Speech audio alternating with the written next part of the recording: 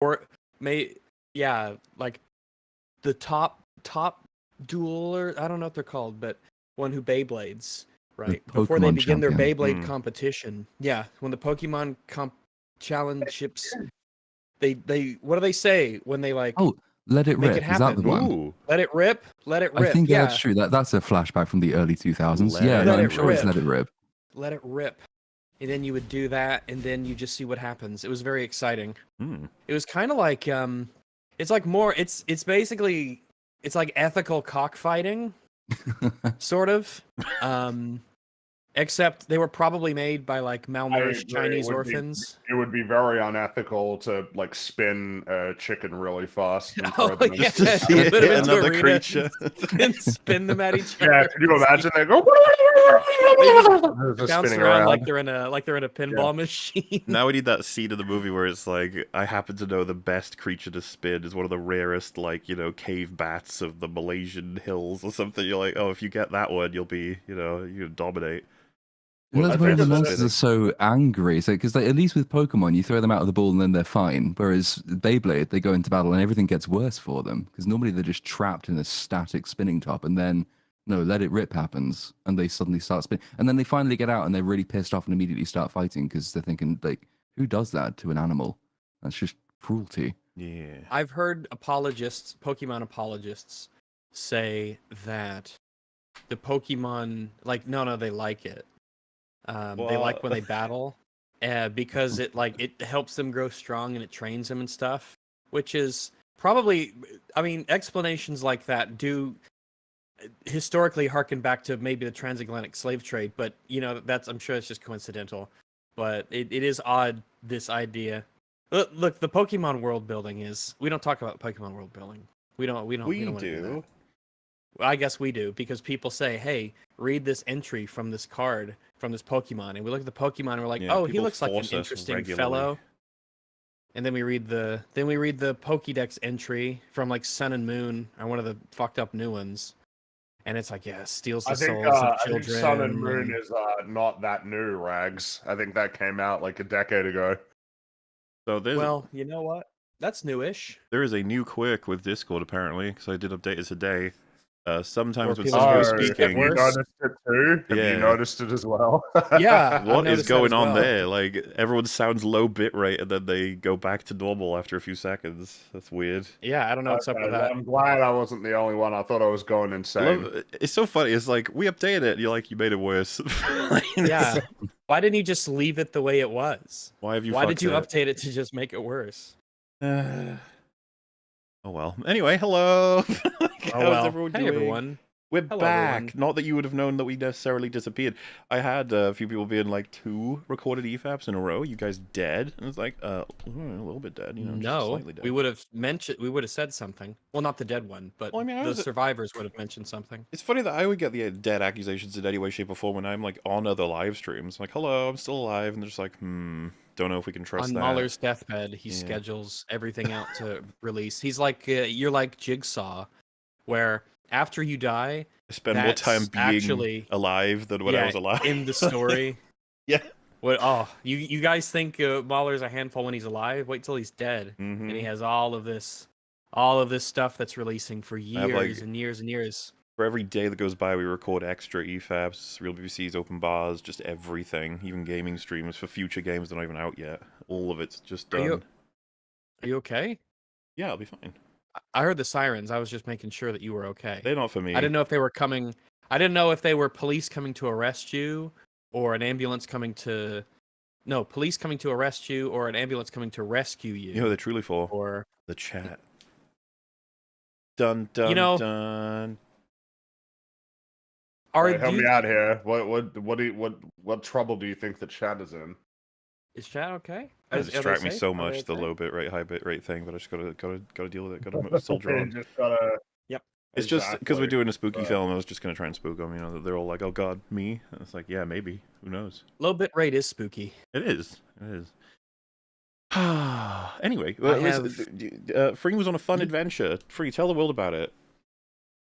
Oh, what? I went on a trip. Now I'm back. There you go. What fun things did you do?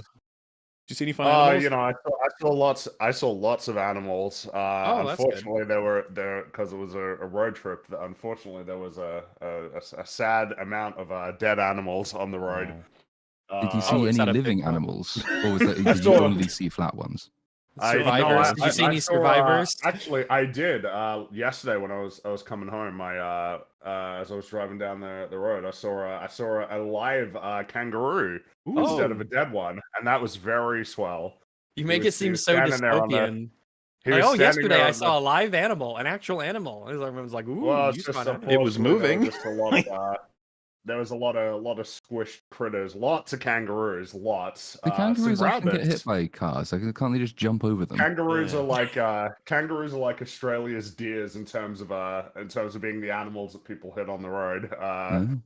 Yeah, We have they're a lot not- of warning signs here on the highways that have like Yeah, we you have know, them too. deer. Like, watch We out have for kangaroo deer. on them. Yeah, we have kangaroo on them, and We wombats and also- koalas. A lot of people don't know this, but we do the inverse as well, where the forestry service, they'll go out into the woods and they'll do the same thing. They'll put out the yellow signs, the yellow diamond signs that have a picture of a generic automobile on them about 50 feet into the woods on either side of the road, so that deer know as well that, you know, they need to watch out and be careful. And I don't it works know. pretty well. All right, okay, that's Yeah. interesting. You don't I see don't know. that many animals on the side. If you do, it's mostly little things like squirrels, possums, the occasional armadillo, a raccoon here and there. No, it's mainly yeah, kangaroos, or foxes, or some rabbits or possums. But I did see plenty of living animals, so that was swell. That was That's really good. swell. Yeah, that's good. I saw a lot of critters. That's good.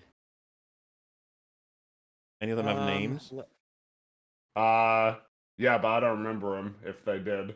Okay. You don't want to name them, especially if you're about to hit them with your car. If you're driving down the road and you see a kangaroo or whatnot, you don't want to give him a name right before you kill him, because that's No, like that killing would a be- pet. Yeah. Once you name Yeah. it, it's basically your pet, and it's your responsibility. Makes it sadder. Yeah. Did you visit I- any the- fantastic landmarks? Yeah, I went to a few national parks. So that was really cool. Yeah, like yeah, but basically a few national parks along the way. Lots of driving.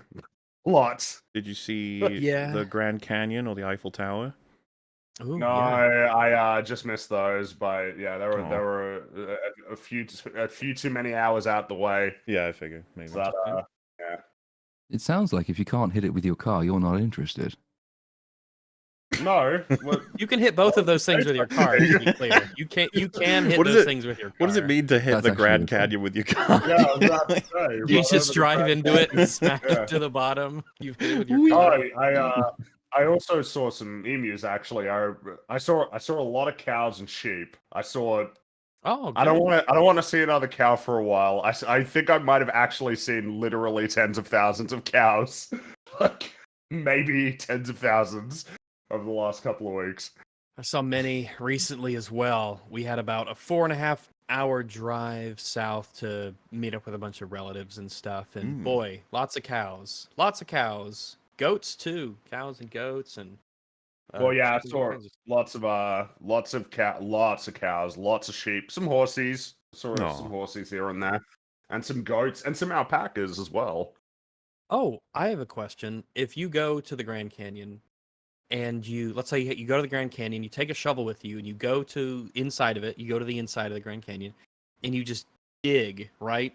You're not digging a hole, really. You're just making the one that's there bigger, Huh? right? That is how it works. Is this like a phenomenological question? Can you dig a hole inside a hole? Is that I mean, basically the question? I would if I started digging a hole at the Grand Canyon and someone said stop digging that hole, I would say I'm not. I'm just making this one Extending the bigger. hole. I'm just making the one we're in even bigger, even larger. I'm making it even more grand, you might even say. Would they say that you're making it grand, or is it grand just the way it is? Oh no, you wouldn't be making it bigger because all of the dirt that you take out, you would you'd have to like get You it have to out of the Grand Mm. Canyon somewhere. to Yeah, actually make it bigger. And you So you'd have being to there has have, already like, made the hole less whole, you know? that's right. that's because technically there's true. person You in filled it, up. People wouldn't say the hole is smaller, but they'd say there's less room in the hole. So you'd which have to have thereby like makes it smaller, surely. mules or burros, and they'd have to have big sacks for dirt and take it up, as they do there. So, anyway, Anyway, Hercule now that everyone's Poirot. We never talk That's about right. that guy. Do No, we? we oh don't. yes, Hercule Poirot, the famous Belgian detective of Agatha Christie's. Are there any other creation. famous Belgian detectives, or is it just him? Oh, there's I don't know of Rufus? any. Who? Rufus? Rufus? From? Belgian? Antwerp. No, oh, I meant from what? From what piece of media? Antwerp? The Belgian mysteries. Rufus the Belgian detective. Rufus the Belgian detective. Is that Except his name? Yeah. he's got to be an animal then. He has to be Rufus the Belgian detective, and he's like a badger, and he puts on his little hat. He's like the frog and toad. I would watch it, and it would be fucking great. And where do we?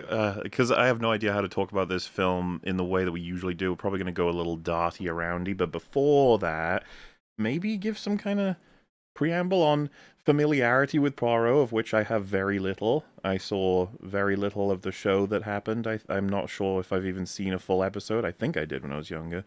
And then just cultural pieces of knowledge. And then I saw the 2017 Murder on the Orient Express. I saw Death on the Nile with the famous Gal Gadot. Or Gadot. Oh boy, she's a very Yeah. talented actress. She's Gadot. very good. Mm, And I The saw the beginning- new one. beginning of That's why everything people say realizing- when she is in their movie, they say "Get out, get out." Nice. That's why they call her that. They say "Gal, get out," and she doesn't. Casting director did a great job of getting her in that movie. And so, Someone, she's got an insanely good agent. yeah, that's actually probably true. Like the way I see it is that the Murder on the Orient Express didn't like it very much. I was like, eh. And then Death on the Nile was like, eh. And I thought this one would be the exact same experience, but it wasn't for me. And then I expressed interest in discussing it with these fine gentlemen, and they have all now And me. seen it. So that's my preamble. Would anyone else like to provide some backing on their familiarity with Mr. Poirot? I have Sure. a thematically relevant one. It's like relevant to the previous EFAP though, on the question of unjustifiable or justifiable murder. And it just popped into my mind when you said we were doing this. In the last ever Poirot, which I think is just called The Last Poirot, it's not called The Last Poirot, but it's The Last Ever Poirot. Directed by plot- Ryan Johnson. Yes, it is. It's the sequel to Age of Belgium. But it's the last thing that he Oh, I ever thought you were going to does say is The that Belgium Awakens. The Belgium Awakens. Oh. And then The so Rise of the Germany basic- would be the third one. Oh no. That would be the very, very dark third one. Yeah. Yeah.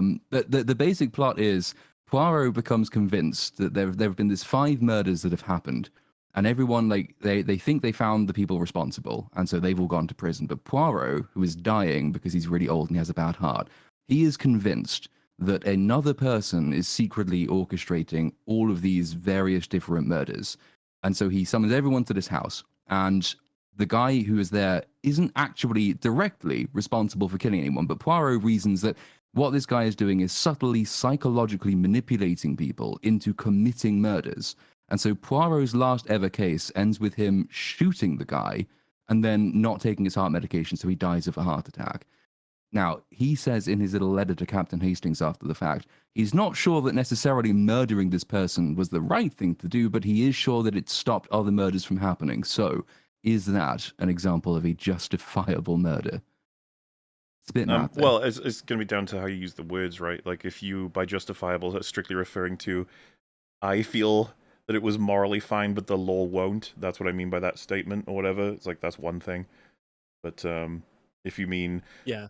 Will it be justified as murder? Like, will it justify a murder? As like it can't, as in like you can't. If it is a murder, then it's non-justified. You know, like law. It's definitionally, I think if it's murder, it is an unjustified killing. Because there are plenty of murders that I think all of us are going to be like, yeah, that was probably okay. Yeah, like Yeah. there could be bad rulings, or there could be a really weird or unjust law, like drink in the freezer's done.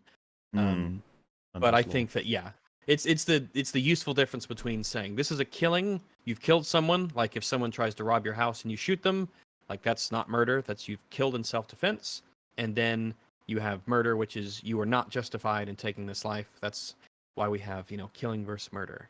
It also sounds quite Which- controversial for Poirot, though I suppose that would be the kind of thing you'd expect to Yeah. happen in his final story. It is, and like I just quite like the idea that the guy's actual crime is just being a troll, and Poirot can't actually pin evidence on him, so he just shoots him. That's the end. Like, I is don't that think that's- controversial? I've Like, had enough. Are people He's like, upset I've with had that as enough a of this story? shit. I I feel wonder. like a lot of diehard Poirot fans might be like, "Ooh, Yeah. this is very unlike him to do this." I think that was my impression because I think it was one of the it might even have been the last one Agatha Christie herself ever wrote, and so like I think the general consensus was that she was going a bit off the boil toward the end anyway. But like my entire familiarity with Poirot comes with the David Suchet one, so the TV show that ran for however many years that was. But just as like background entertainment, because my dad likes it and my nan likes it, so it's that, Miss Marple, Jeremy Brett, Sherlock Holmes were just kind of always on, without necessarily ever paying attention to it. But it just makes it really weird seeing anyone playing Poirot who isn't David Suchet, which is why I haven't seen Kenneth Branagh in the role until this film. Did you Oh, see like the other two or someone- just this one?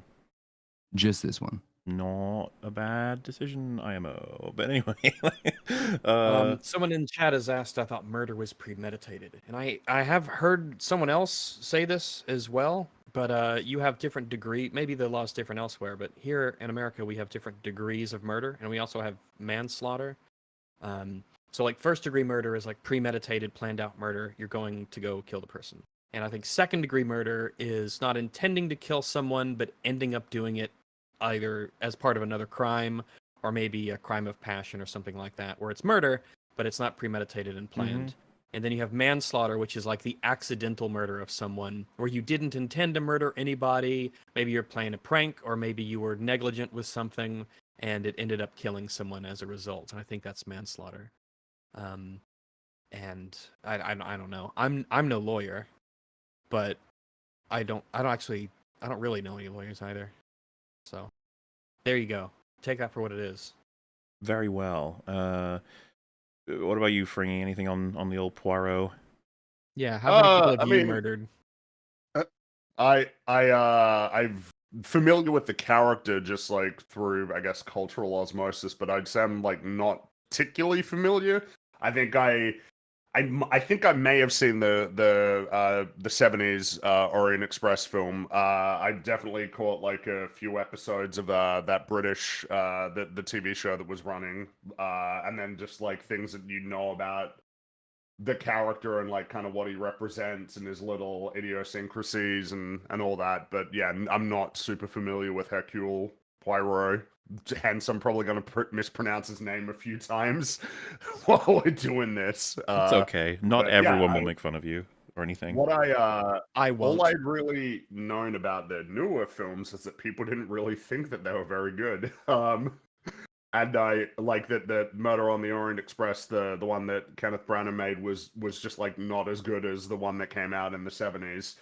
And then Death on the Nile, all I knew about that was everybody making fun of it because Gal Gadot can't act, She can't which was really speak. funny.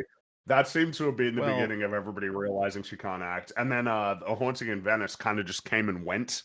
It seems Yeah. like it came out and it just sort of disappeared just as quickly.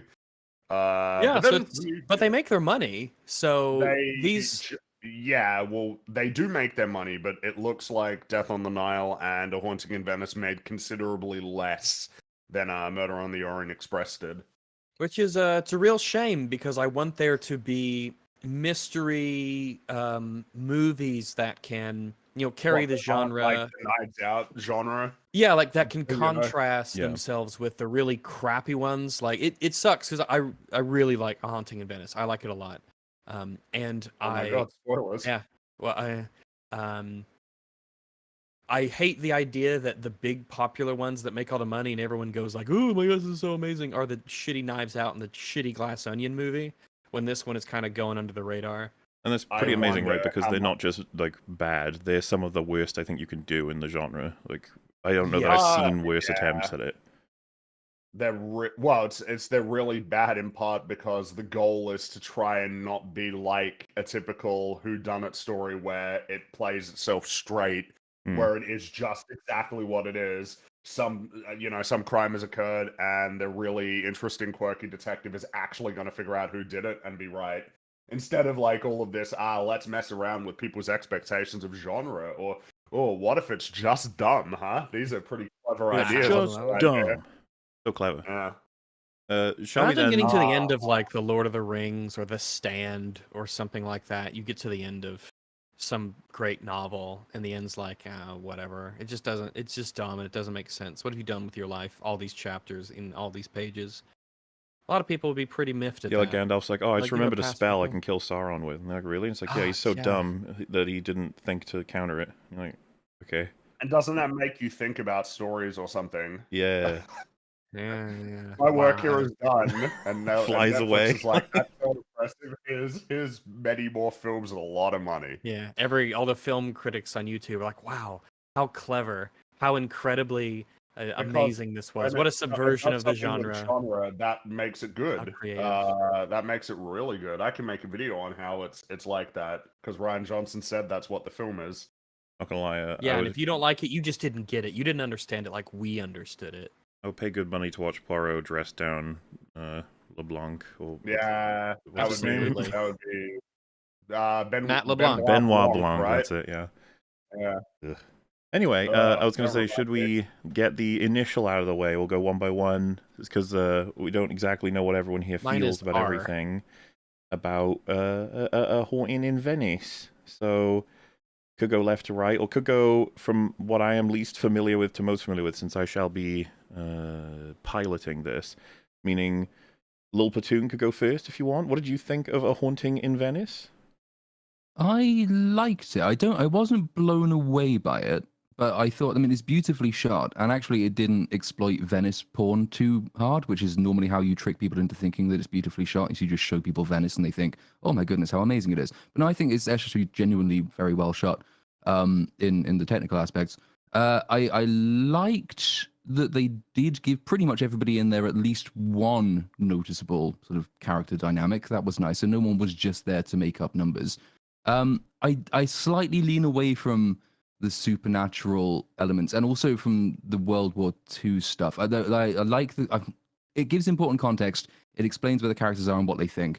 I lean away from that kind of thing though, because and the originals kind of deliberately lent away from it as well, in that it's kind of it can be too easy to get away with if you're doing supernatural, and also the World War II thing, which just brings in sort of a very shorthand, or it's a shortcut way to establishing sort of background character trauma, which is it's done quite well. It's just a bit too easy. And I quite like the fact that certainly for the entire TV show run, for example, they deliberately avoid all of that because it puts Poirot more out of place versus the run-of-the-mill people around him. That he's this ambassador almost from an older, more civilized age, and he's not necessarily been dragged down into the mire, which is really the excuse for a lot of the characters' bad behavior around him. So there's more he does contrast by doing explicitly that. talk about how going through 2 wars has changed his perception. Oh no, of the no, world. I'm not saying that's not accounted for. I'm saying that I don't necessarily like it in this context. I don't necessarily like it for the character. Like, it's not that I don't think it works. It's just that I prefer stories that don't necessarily lean on that as much. But that's just really a subjective point, as opposed to a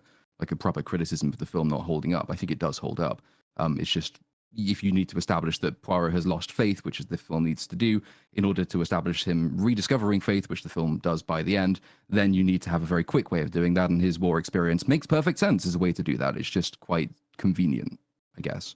But it's not like a strong criticism by any means. Would you say the same about Godzilla -1?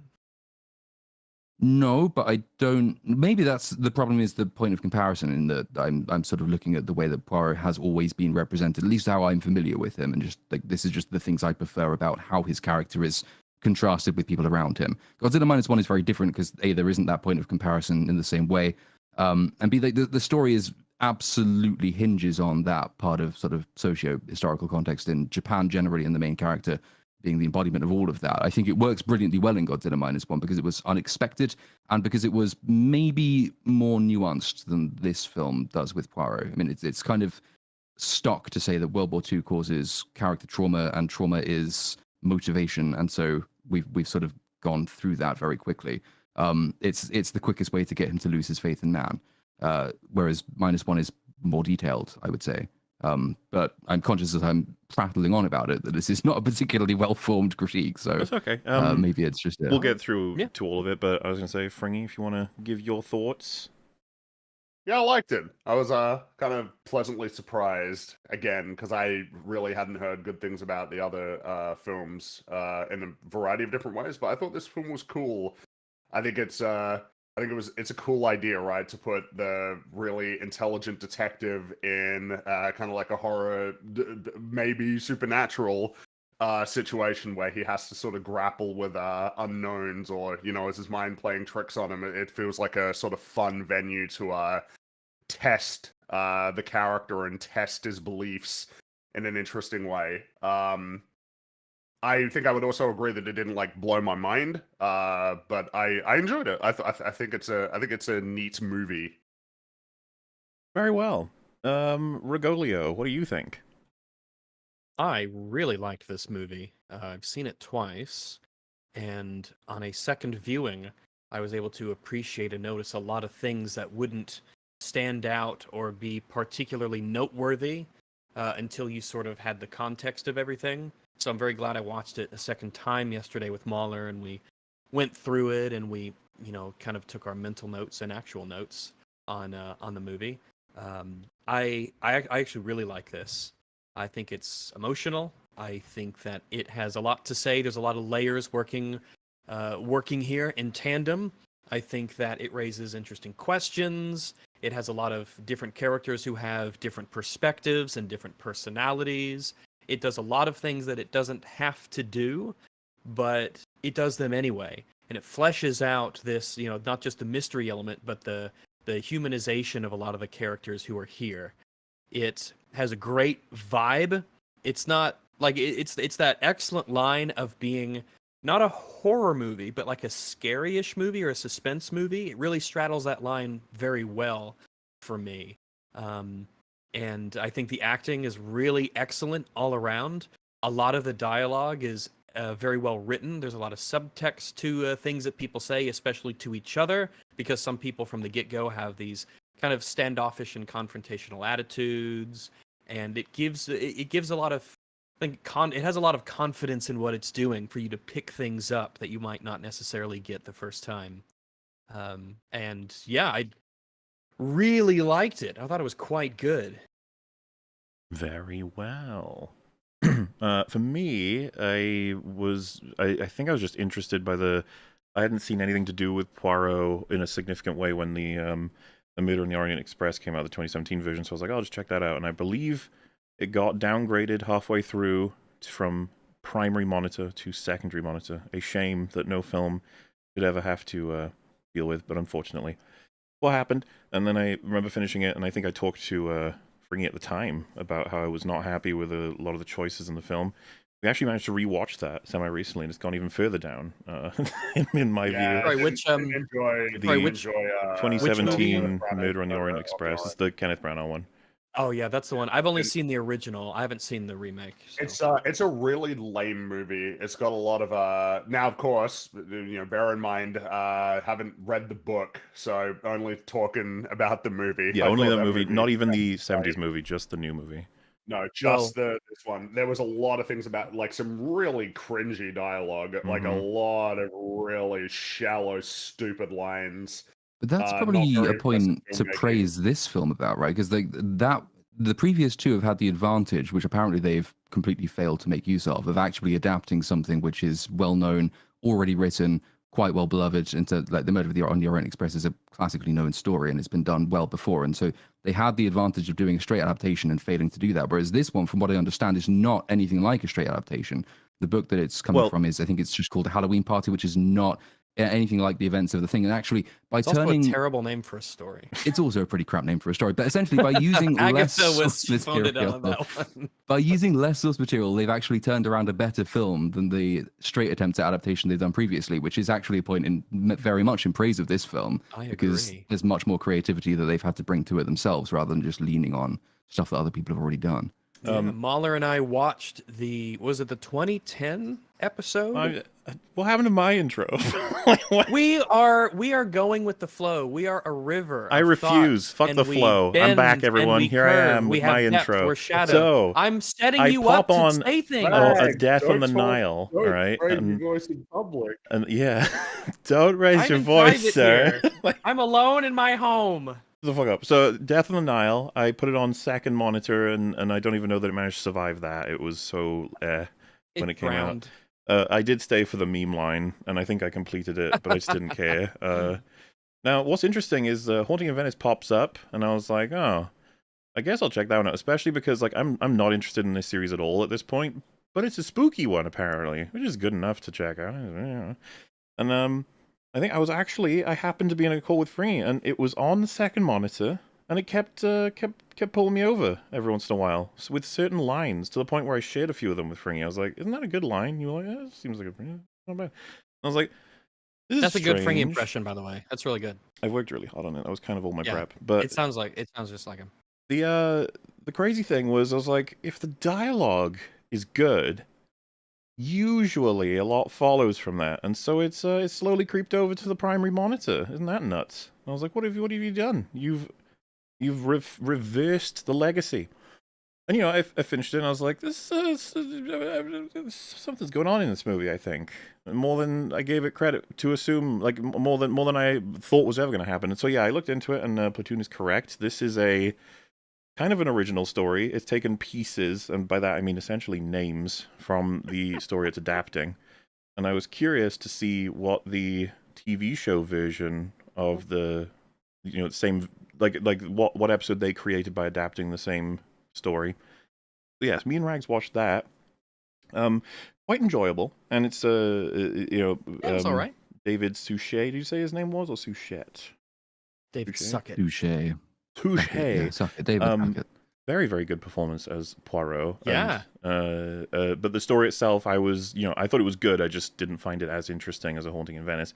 It's a lot more flat. Of which straight. Yeah. I gave this a rewatch with attention to detail, and I have all kinds of things to go over, things to appreciate and criticize. I think that this was surprisingly done by, as far as I can tell, the same team that did the first two, but it is noticeably an improvement from the other two. I don't know what happened to the writer, I guess, because I mean, Kenneth Branagh has been directing for so long now. It would surprise me if he, you know, learned, quote unquote, like how to direct a film better between two movies, but it's not impossible, I suppose.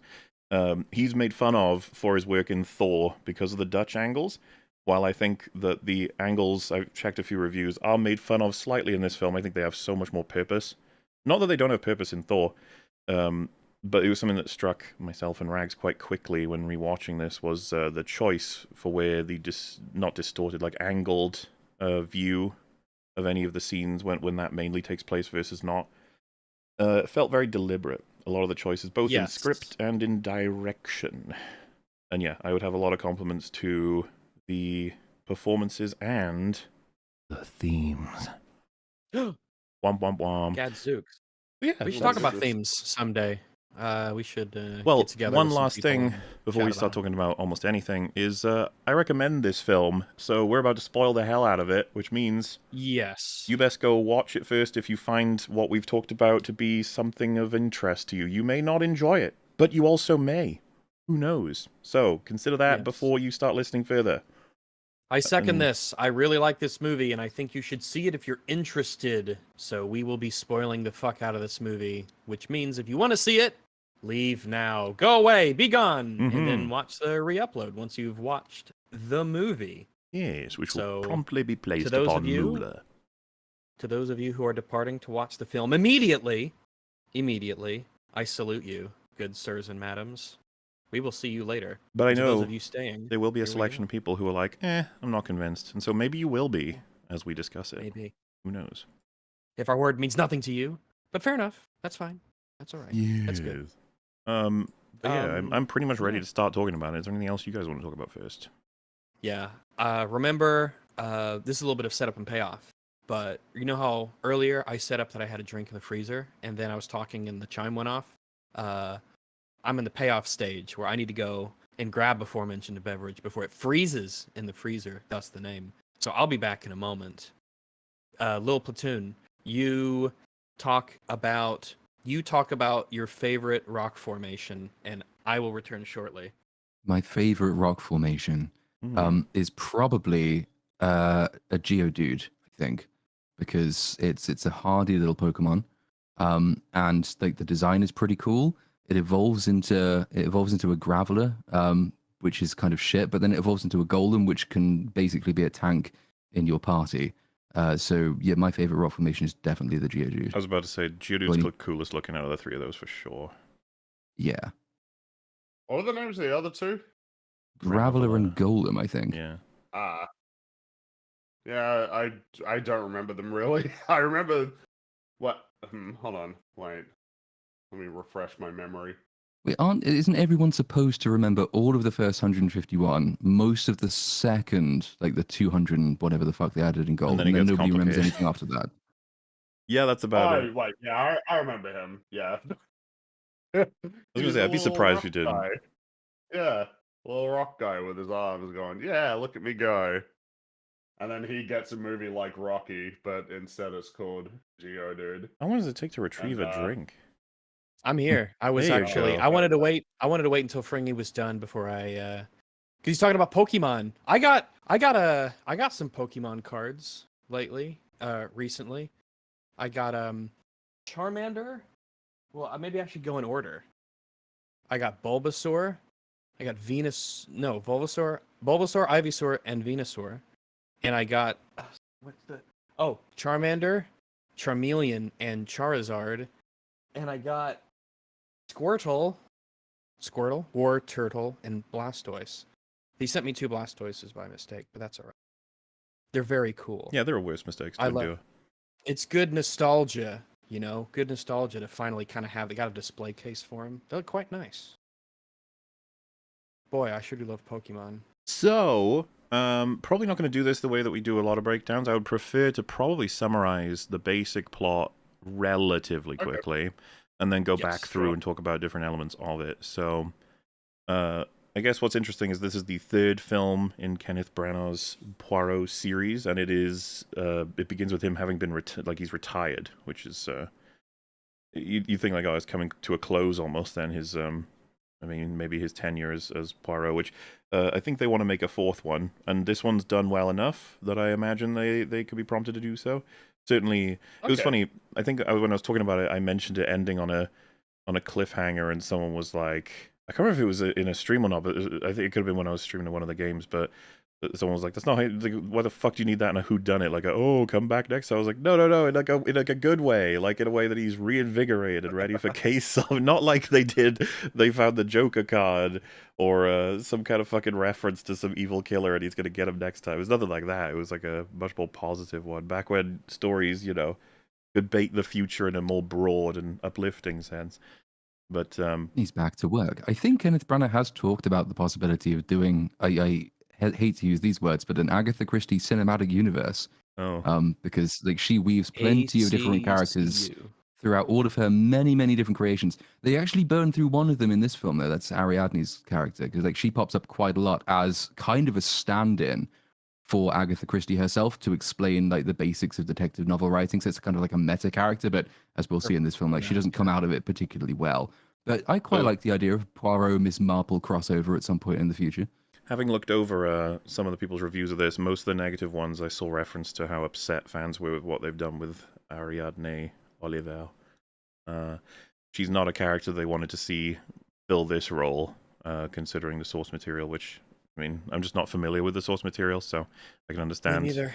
But I quite like her character in this. Obviously, the role she fulfills. Also played very well by Tina Fey, who you just don't see in much drama stuff. More comedy lady, at least as far as I know. I don't see her in much at all, actually. She's in 30 Rock, right? Yeah, she was. I feel like I haven't seen her in a movie for a while. She was in Mean Girls. Yeah, and I guess that means that she would have been in the remake one that they did, right? Oh, maybe, yeah, that could make sense. Oh, that came and went, didn't it? Yeah. Yeah, I think it made a lot of money though. So She Oh, wrote Mean Girls? That's cool.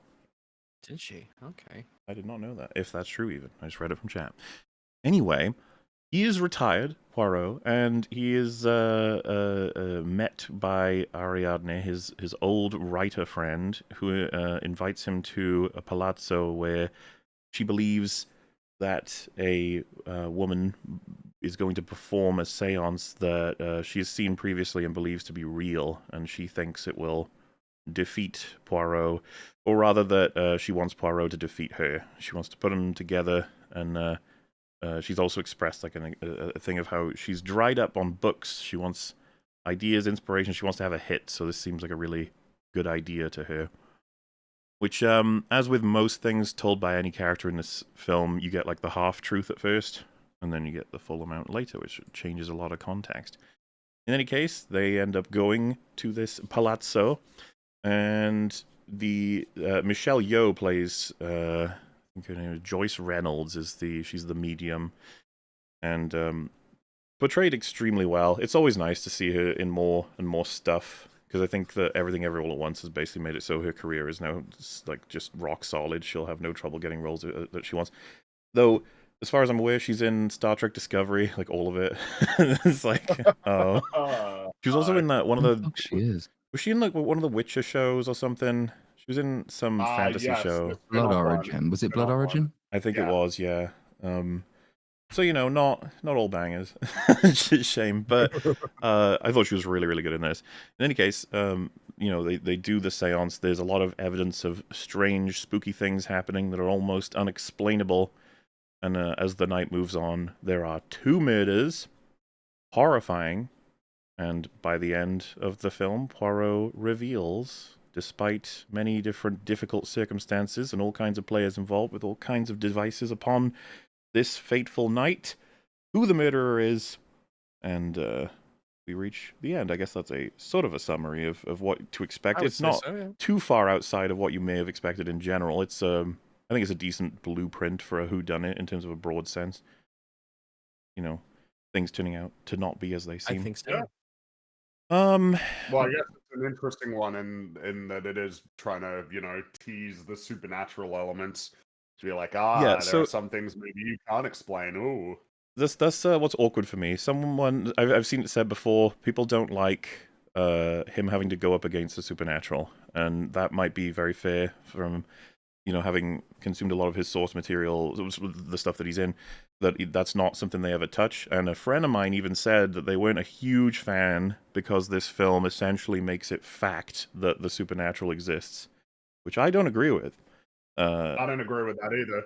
And I said that to them, and they were like, oh, well, I guess you could interpret it that way, but him going up against it at all just doesn't seem like the kind of story you should be having for him, when it's the complete opposite for me. I was actually more interested by this story because of the fact that you're putting someone who's definitively lives in reality against stuff that he can't quite explain, and makes it much more challenging to him. A fun idea in its core of if you have a character who is very intelligent, and you put him in and the many characters are kind of looking at the situation like, as a viewer would look at it, which is, I wonder how he will handle something that is dealing with elements that are sort of by their very nature more difficult to explain logically, that just don't appear to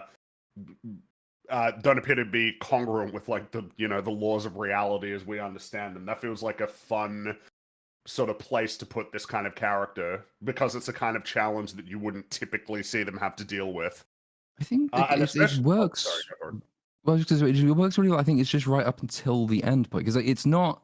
It's more of an Arthur Conan Doyle type story in the sense that the supernatural is involved at all. It's something that Arthur Conan Doyle quite liked doing and had no real trouble putting Sherlock Holmes against things that seemed to be supernatural and in some cases actually were supernatural. I think Agatha Christie did it a couple of times with Poirot, but the whole point of it was always supposed to be that He's so intelligent that what seems to be supernatural ultimately is revealed not to be. This is just people being very, very clever and also very, very scummy. So he can see through it by the end. But like, there's not a complete absence of supernatural ideas in there. It's just that they are in fact grounded in reality. And I thought that worked pretty well in this one because it's a fairly commonplace in detective stories. This sort of thing happens. It's just right at the end when they do broach the prospect, at least, that the supernatural is real, which is when I sort of slightly switched off. I didn't hate it. It's just that I could think it would have been more satisfying had it not been. But that might just be like over familiarity with the way these stories usually go. For me, that was the furthest they can possibly go without breaking. And, you know, that was the thing that the friend referenced, actually. They said that it becomes fact that there is a ghost that kills someone at the end. It's like, well, no. What we have is the perception of an unreliable narrator, right? He was drugged. We don't know what he actually did see. It could very well have been her backing away from him and she falls over the edge, but he interprets it as the ghost chucked her off, sort of thing. We saw that a couple of times throughout the movie where he was seeing something that wasn't there. They very overtly explain it.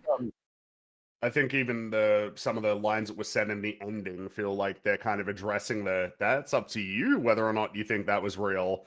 Yeah, which I think is a bit more preferable. Just yet. I totally understand and appreciate a definitive no, there is no supernatural. It's like, okay, you could tell that story, but I also like the angle of just being like, we've got all the explanations for the people who want it to be absolutely real, but we've also left enough room for the people who maybe want to believe a bit more in the supernatural that you can. It feels like a bit more fun to be slightly open, but I really do think that if I was forced at gunpoint to choose whether or not any supernatural should exist in this film, I'd say no. Likewise.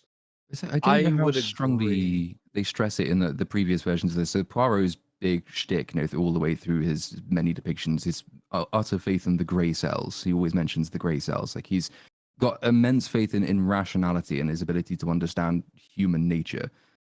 So I think I get leaving it ambiguous at the end for the audience's point of view. I think I don't know how well they stress the grey cells shit in the Kenneth Branagh film, so maybe it's just not as big a part of his character in these, but leaving it ambiguous for him, I think, is maybe slightly out of character, because they also tie that into his, rediscovery of faith, don't they? So it's like he's seemingly accepting of the possibility that there is a supernatural explanation for it. I don't know. The Poirots that I've seen probably wouldn't be in that way, but yeah. I think by the end, the ambiguity can work. She does say, right, you saw something, and he says, I was under the influence. My subconscious mind assembled facts ahead of the rational, which is something I think this movie does very well. Like, actually uses a rational, normal, human, sort of mechanical thing as a way to imply the supernatural, but it isn't. That's, I would actually argue that's a prism of this whole film that I'm actually pretty appreciative of, is that a lot of elements are trying their best through writing and directorial aspects to convince you that they present normal things in a way that makes you feel like they're not normal at all, which I quite like. Because by the time you hit the end, a lot of it makes complete sense, or can be explained, which he does explicitly say is the thing he's here to do. And I feel like by the end of it, it's reaffirmed even just by moving that cup and saucer on the table, symbolically. Things get put back in order by Poirot, is what he does. There is I think the film does a really good job at establishing that. And obviously going into these, you don't necessarily know exactly what to expect, but it really puts you into the space that the characters are in, where they're in this palazzo, it's night, it's Halloween, spooky stuff is going on. How could there possibly be a rational explanation for it?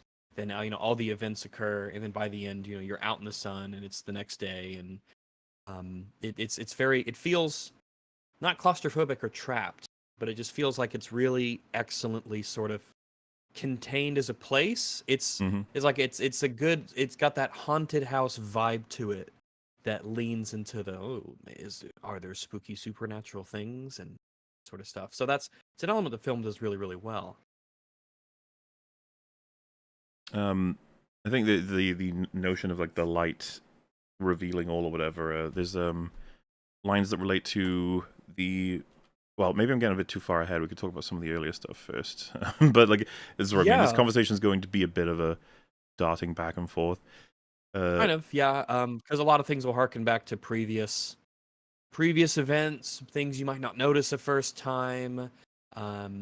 You're not gonna. I don't think you're not gonna be able to pick up everything on a first watch through. And I think it was kind of definitely designed in that way. There's a deliberateness to the way that this is shot, and sort of, I guess, structured as well. Even from the first seconds of the movie, you're treated with this very off-center, dreary, uneven, things aren't quite right imagery. Yeah, which is taking sort of place more sets us up so for what's to come.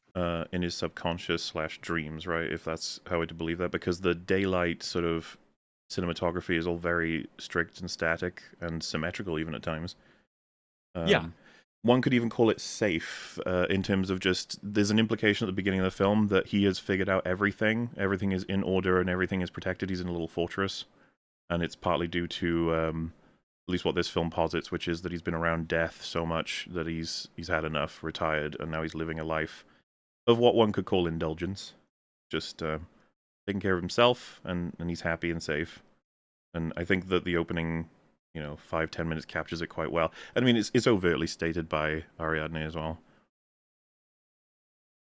She says, happiness is not satisfaction. Yes, I like that. I thought you would like that as well, Fringy. That sounds like a line that you'd like. Yeah. There's a lot of... it makes you think, don't it? Hmm. But I mean, it's right at the beginning of the movie, so that was it's kind of like, if it was like in the first portion of the movie, whatever sort of lines that pop up like that, it's like, oh, we're setting up theme here, aren't we? Well, being in Venice, as she describes as a gorgeous relic slowly sinking into the sea. Like, it's like his protecting of himself is slowly killing all the potential he has. Yeah, like the potential he has as this agent in the world for good. Yeah, and of course in that scene you have her explaining her desperation to get a good book, because hers have flopped recently. And that's, again, like something I was trying to imply earlier, was that she gives you good reason for why she's so obsessively trying to get him involved in this whole thing, but she simultaneously is running essentially a whole project on him to trick him and to then write a book about how she successfully fooled a man who she helped build the profile of into being a genius, which he clearly has a bit of a bitter resentment for that, because he's still famous, he's still sought after, while she's slowly faded away, even though she had 27 bestsellers, I think she said. 27 bestsellers, but the last 3 flopped. They were not so good. Small beer is the way they were described. She wants a big beer book next. I like that misdirect. That was quite well done, I thought. Is that you kind of get used, once you've seen enough of these murder mysteries, you get used to the scene in the room where Poirot stands effectively on top of everybody else and just relays exactly how things are, and then you kind of think, oh, okay, so that's the mystery solved. But the way that they do sort of the preemptive version of that, which is that it actually is not quite that. He's correct, but this is not the crux of the mystery.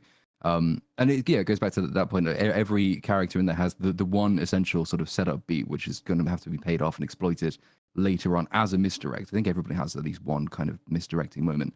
That's quite satisfying. Also, like the little things when he's writing down lists when the investigation has started, and he gets slightly frumpy and affronted when like the people he's speaking to assume that he's copying the version of him that she wrote. Yeah. That was quite a nice touch. I like that. Yeah, because a lot of it also influence is presumed that he's like stolen it from her books, when a lot of what she's written about, at least in this form of the fiction, is going to be inspired by what she saw of him, which she does explain at one point as well. And to contrast between this Poirot and the awful Benoit Blanc from the terrible Rian Johnson movies, I do not believe for 1 second, as should no sane person also believe, but there's no way that I believe that this is actually a famous detective that anyone would give the time of day. Whereas this movie very early establishes that he is a well-known name. People do know who he is. People wait outside of his house hoping to have him solve their mysteries. And then, as Little Platoon sort of set up a bit, I suppose the quote-unquote faux reveal at sort of the near of the mystery, it lets you know his process and how he looks at things and his way of going about stuff. So you can very quickly respect this character and get into that by believing he can really exist. you believe the reputation. It's It's kind of not funny just a that you certain. explain that because the beginning of the 2017 Orient Express begins with him solving a mystery, but that one's plays out. It's obviously meant to be like, oh, look at how impressive he is, but like it was kind of cartoonish. A little bit, yeah. At least in that movie, like it was silly, but it was essentially trying to achieve the same thing of establishing that he is good. He is good at what he does, and you can see that for yourself rather than essentially just having it be asserted by the writer. And he's got an actual personality. This is which is fine. It's becoming sort of, I guess, a discussion on our protagonist, you could say, Hercule Poirot. But I really like him in this movie. He has a personality. He has mannerisms. He's not cartoonish. He is a person that you can believe is a real person who's been around for decades. He's an older man, an older gentleman, and he has this incredible talent for logic and picking up on details and connecting dots. So there's never a moment in this movie where you're like, that person couldn't really exist. This is just the silly detective trope. They do a lot of work to establish and get you to believe him, as they do all the characters, I would say. But particularly important for your protagonist, who's doing the mystery solving. Yeah, I think there's a sharpness to him that's never lost, and I quite like how much like self-doubt he has, but mostly in the scenes where he's alone, which he does sort of recuse himself to the bathroom a couple of times to have a moment, because this case is incredibly stressful and he's been drugged, which he doesn't know. So nothing is quite as it seems, sort of thing. But then when he's in front of other people, like you have Ariadne almost throughout the film undermining him, first in a friendly jabbing way, and then later as like an actually aggressive sort of tearing him down kind of way, to help cover up her role in this story.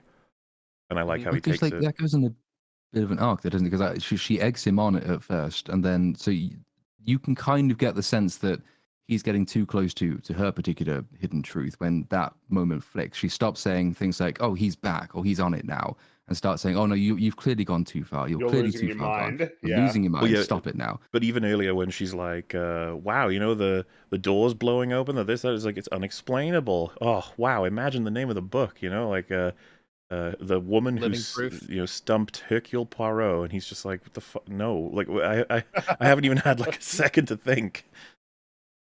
Like, you know, because she's so desperate to get to that, which is the medium, and her plan wins, like it actually defeats him. Which, yeah, that's another compliment I'd pay to the film. You have three characters, being the cop, Joyce, and Ariadne, running their own sort of racket here. Then you have Leopold and everything he had with the blackmail, and his father running. Then you also have Rowena's attempt to get rid of the blackmailer. These are all significant like designs upon what's happening in this house, but they all aren't necessarily dependent on or aware of each other. And they're all happening at the same time with different clues and different motivations and different lies.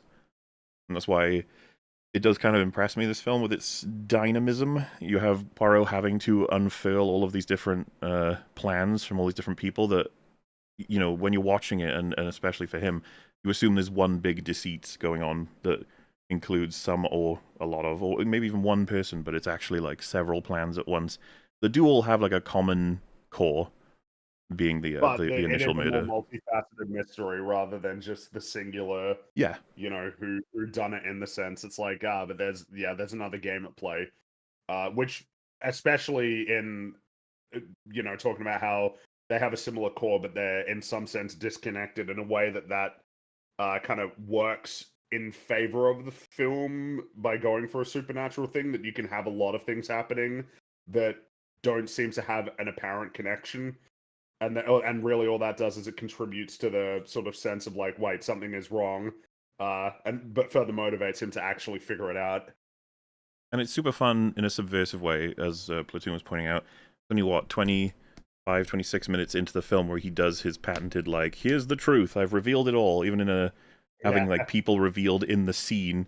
And it was on a second watch through that I started to really appreciate, and I actually think it's better than the other two films. His performance as Poirot, I feel like you get a big sense of his frustration with being tricked, and like how good he feels to be able to point out what is true.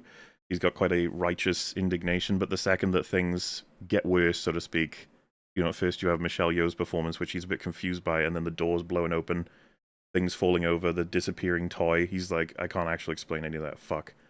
Like, it's a cool way to undermine Poirot earlier in the film, to have him be like, right, I've got all my pieces, I'm done, and then a whole bunch more of the jigsaw's revealed. And he's like, shit. Yeah, it's cool, and then having like the line sort of address it, but the response kind of like from the film broadly being, well, yeah, but just because I can't explain it right now doesn't mean that it's, like, give me time, let me figure it out. Because he, even though it shakes him, he's still got the belief of I can figure it out by doing what I normally do. Yeah, it kind of keeps you on your toes, keeps the tone uneasy. There really isn't that sense of, as he is solving things sort of that first time, you get virtually no time to sort of enjoy the cathartic element of, the detective has done it again before things, sort of ramp up once more. You don't really get that until the end. You're constantly kind of on your toes, looking around. Things are, shifty. And I think it does a good job of making the audience go like, whoa, whoa, whoa, whoa. What is going on then? Wait a minute, yeah. Because I like, oh my God. it's like that was clear evidence that the medium is fucking with us, but simultaneously is she fully fucking with us? And again, as with a lot of what I believe, I essentially think that they work to do all of it, everything in the film have an underlying mundane explanation. Maybe mundane isn't the right word, but the fact that she believes she is absolutely hearing voices and translating, trauma from the dead to give them peace, to let people know what happened to them, that whole thing, while the film offers that she's a very traumatized that makes her woman. feel better. Yeah, it does. She does the way that that. the way that she gets over her, I guess we'll kind of bounce around character to character as we sort of progress, but when you listen to people give their reasons for what their histories are, how they feel about things, what gives them satisfaction, you can sort of understand all of their actions better, which is, it's like good basic character stuff, but it's really nailed well in this for everybody. And the way that I kind of had mentioned earlier, it's not at all necessary for all of the characters, because you have a good, basically like a dozen characters, and they're all distinct and different, and they have their own motivations and reasons for things and relationships with different people involved in the story. So it's just all very neat and flavorful as a movie. There's so much more flatness in other stories that focuses too much on maybe just Poirot or just a couple characters. Mm-hmm. Whereas in this, I think they go beyond. You have this big, rich cast. Well, we could start with talking about Joyce, because she does, she's only in the first act, so to speak. Oh, yeah, of course. Something I was thinking about while we were talking about, I guess this includes her, is the idea that like every character in the story is given, they're provided an actual explanation for why they would be more inclined to either believe or disbelieve, or present believing or disbelieving in the supernatural elements, which is cool. Because it feels like you could get away with just having the characters believe it just because, it's like, oh, well, I just think there's more to the world than that or whatever. Instead of having there be either reasons that are rooted in, like the more fundamental philosophical beliefs, or things that they're trying to present as part of their own personal schemes to kind of cover things up. And I guess it's interesting. Yeah. Well, it's the setting itself. It lends itself well to this, to the attitude that a lot of characters have. Takes place in 1947. This is Venice. Venice is in Italy, allegedly, and you got the Vatican City in Italy. It's Europe. It's the 1940s. People are very religious. It's that part of the world. So it's not unusual for a lot of characters to just have this sort of attitude, and it's not unusual, just the same, for other characters to say, nah, it's all bullshit. Or for people to take the fact of like, oh, I might be, religious in this element, but dealing with ghosts and spooky things, no, don't do that. I'm not about that. So we do get that good, a diversity of opinions here regarding that. Yeah, we even get, like, not just different reasons to believe or to not believe, but the people lying about whether or not they actually do, right? Like, Leopold spends the whole movie trying to fan the flames on the ghostly element, somewhat, and discredit Joyce as well.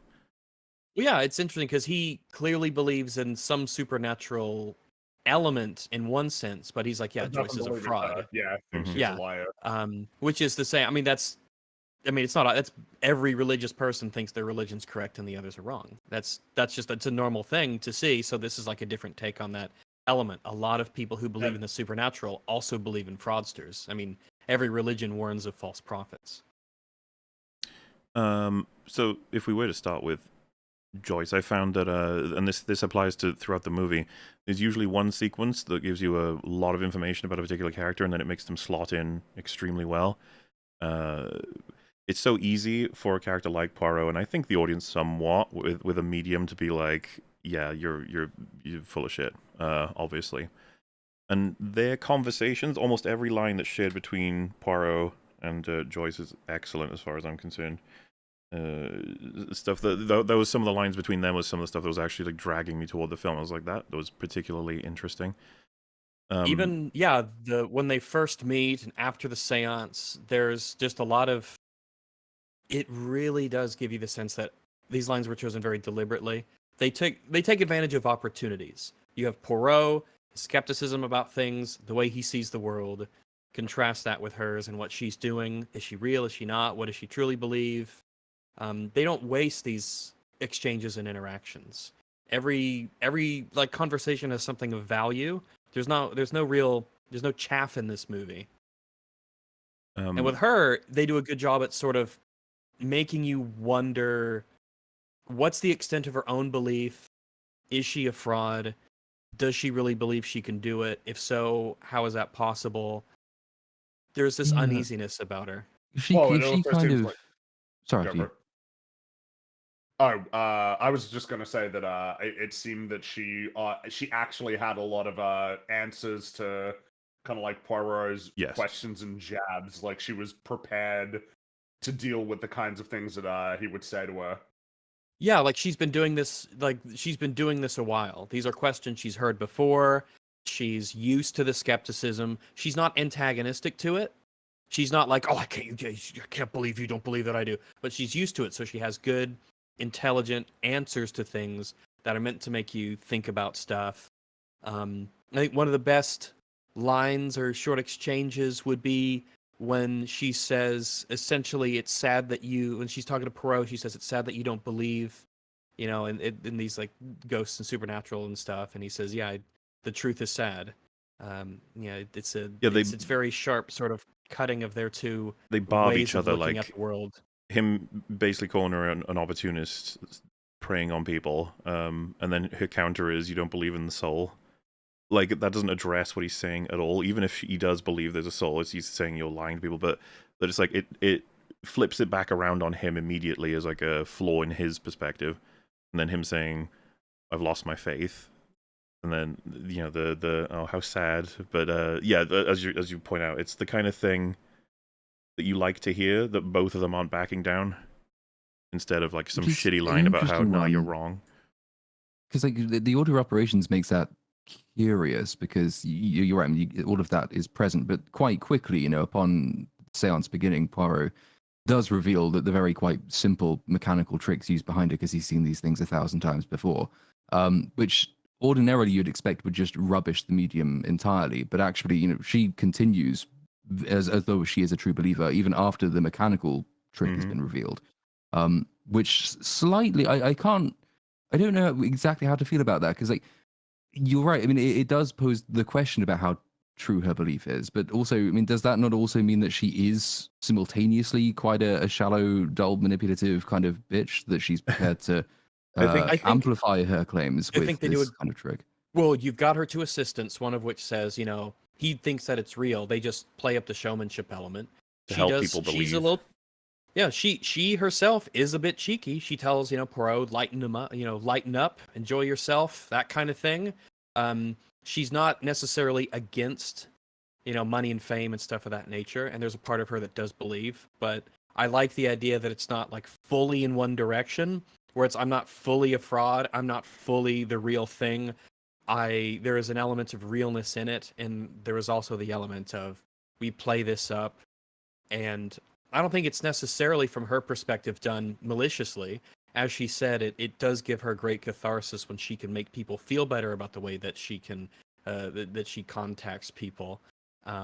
So it's one of those. It just sort of it seems like an organic kind of, well, it works out for me. It works out for them. We're willing to not lie but bend the truth because she doesn't think she's lying. So I like that element of that middle ground that we have with her. I just had flashbacks to that South Park episode though. Like, who's the medium guy, the biggest douche in the universe? Oh, damn it! I can't remember. Oh, Edwards, something Edwards. Damn it! Jonathan Fuck. Edwards, crossing over with Jonathan Edwards. That might be it. It's an old Yeah. show. Yeah, it's a show. And then the where excuse is, he- oh, but I'm bringing happiness to people. Like, I'm making them feel like their relatives are still out there. It's like, no, you're being a dick. Life is difficult. Stop doing that. You are the biggest douche in the universe. Well, we Well, have the yeah, they do have we that back get and forth. recognitions. We get from multiple characters too. Recognitions of, like, oh, I'm making this person believe that the daughter's soul is still here, and someone's like, yeah, you made her believe that the soul is there and in torment and stuff like that. So there's a lot of exploration into the reasons why people disapprove of things. You have the purely religious element from, at least the mostly religious element from what's her name, Olga Semenov, and you have the more like it's just a cruel thing to do to people to make people believe certain things from Poirot and the chef, forget his name. Gosh, so many names. There's a lot of characters. But yeah, well explored stuff, and I was like, no one's like 0 or 100 in this. Everyone feels real, because real people typically aren't like super on the extremes. They've got that personality that mixes with what their goals are, and that's where you get a good character, where Well, I all guess those what's, things mix. It's balanced in the sense that it feels that everybody, even if they line up on it's real or it's not real, the permutations of them believing that it's real or not real are slightly different, as though to kind of cover all of the bases that you could have of like, it's real. It's real in the sense that it's real and isn't that cool, and then it's real and that's bad. Like this is not something that we should be doing. Or that she's was Olga. a charlatan, like she's just full of shit, and I'm like it's just bullshit. And multiple characters have that perspective. That's the thing. It is that permutation element of multiple characters have the same general perspective, but for different reasons and in different ways. Exactly. So two people could think that she's a total fraud, but for completely, different and unique reasons. This person might have a connection to this. This person might be deeply religious in this other sense. This other person could be like, no, she's just in it for the money, blah, blah, blah. So it's not just two camps of it's true and it's false. There's all these places in between. And some people you can imagine are clearly willing to be swayed more than others. It's I mean, an interesting way to, I guess, contrast it is in the case of the son of the doctor, his view being I think I believe that there's supernatural elements, but she's a fraud, versus Olga having the view of I believe it's real and therefore and it's what evil, she's doing it's evil. bad. It's like that's kind of cool that you could have them, both essentially believe in the same thing, but that it manifests in one of them believing that she's real and doing something wrong, or I guess on a like spiritual sense, versus what she's doing is wrong just from a more normal sort of human day-to-day interaction sense.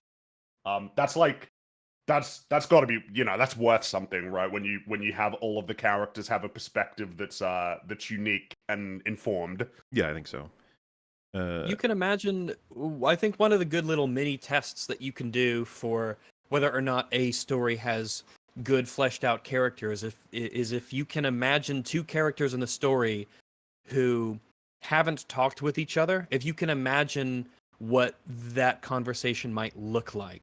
So in this, even though everyone kind of interacts with each other in their own ways, if you were to take something like The Lord of the Rings, can you imagine, I don't know, can you imagine Pippin and Faramir having a conversation? It's like, yeah, you can, because these are well fleshed out characters and they, converse and talk. So it's kind of like a good little Why'd you choose two people who did have a conversation? I know. I was just pulling names out. There's a lot of Lord of the Rings. Okay. Just choose like Gimli and Sam. I was about to say Faramir and Sam, and I was like, fuck, they talk too. And Gimli and Sam, yes. You can imagine Gimli and Sam talking. You can imagine Legolas and Frodo talking. Legolas says, "And my bow," and then the conversation ends. As it should. As it should. He's a man of few words.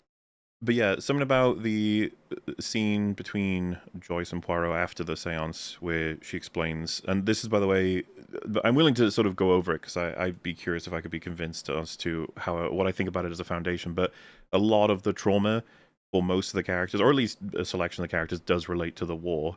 But of course, the era does imply a direct connection, right? And that part of her trauma is that as a war nurse, she would have been surrounded by people dead and dying days after days, and it like destroyed her brain, for lack of a better, more psychological term. And she would have heard all kinds of screams and voices in her head, and until she started to share them as actual like connections to the dead with people, she didn't feel coherent, right? And so like, but it was at least somewhat accurate, and then would have caused a lot of people to feel better, make herself feel better. And as she explains this, because Michelle Yeoh's excellent, she's crying. Like it seems very much real from her perspective, and she can't see anything but positives coming out of it.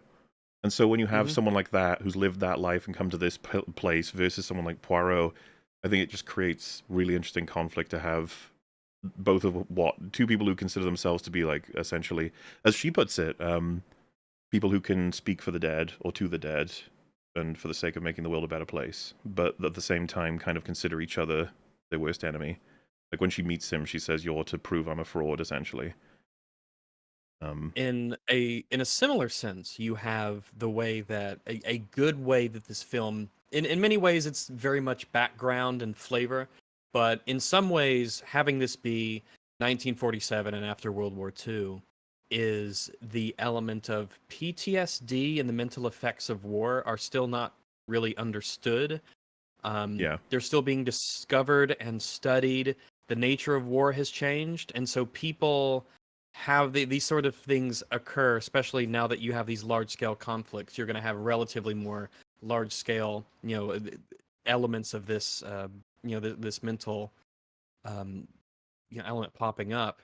So if this took place further into the future, then you might not be able to have the same excuses of it's not necessarily a misdiagnosis, but you have two characters here who have elements of post-traumatic stress disorder in some way. They're not specific about it. You have obviously the medium, and you have the doctor, and you even have Leopold specifically saying they call what he has battle fatigue, but that's not what it is. He's not tired. He's broken.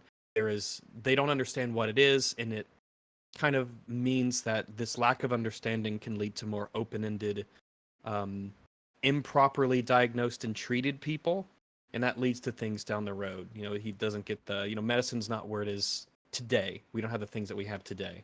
Well, I think that one could refer to the whole thing as like the ghosts of war, right? That's the haunting element of it. I think that's kind of the thing Mike Flanagan tries to go with in his haunting stuff. It's all past traumas that are actually experienced between humans as opposed to spooky ghosts just going boo.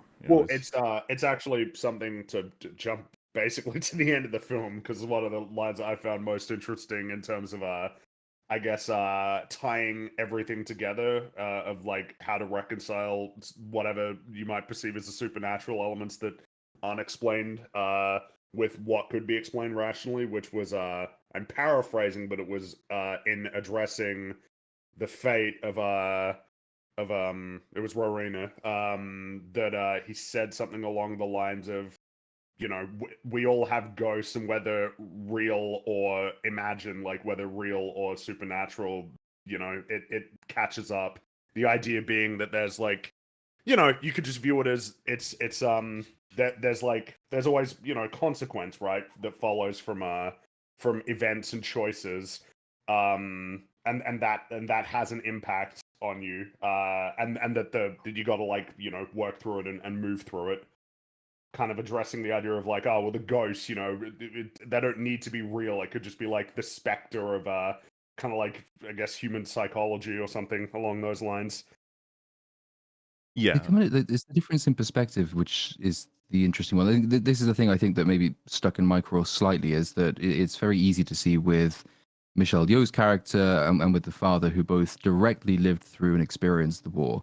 and their form of PTSD is therefore born of very personal experience, effectively inaction. Even if she was technically a doctor, but that's still inaction if you're in war.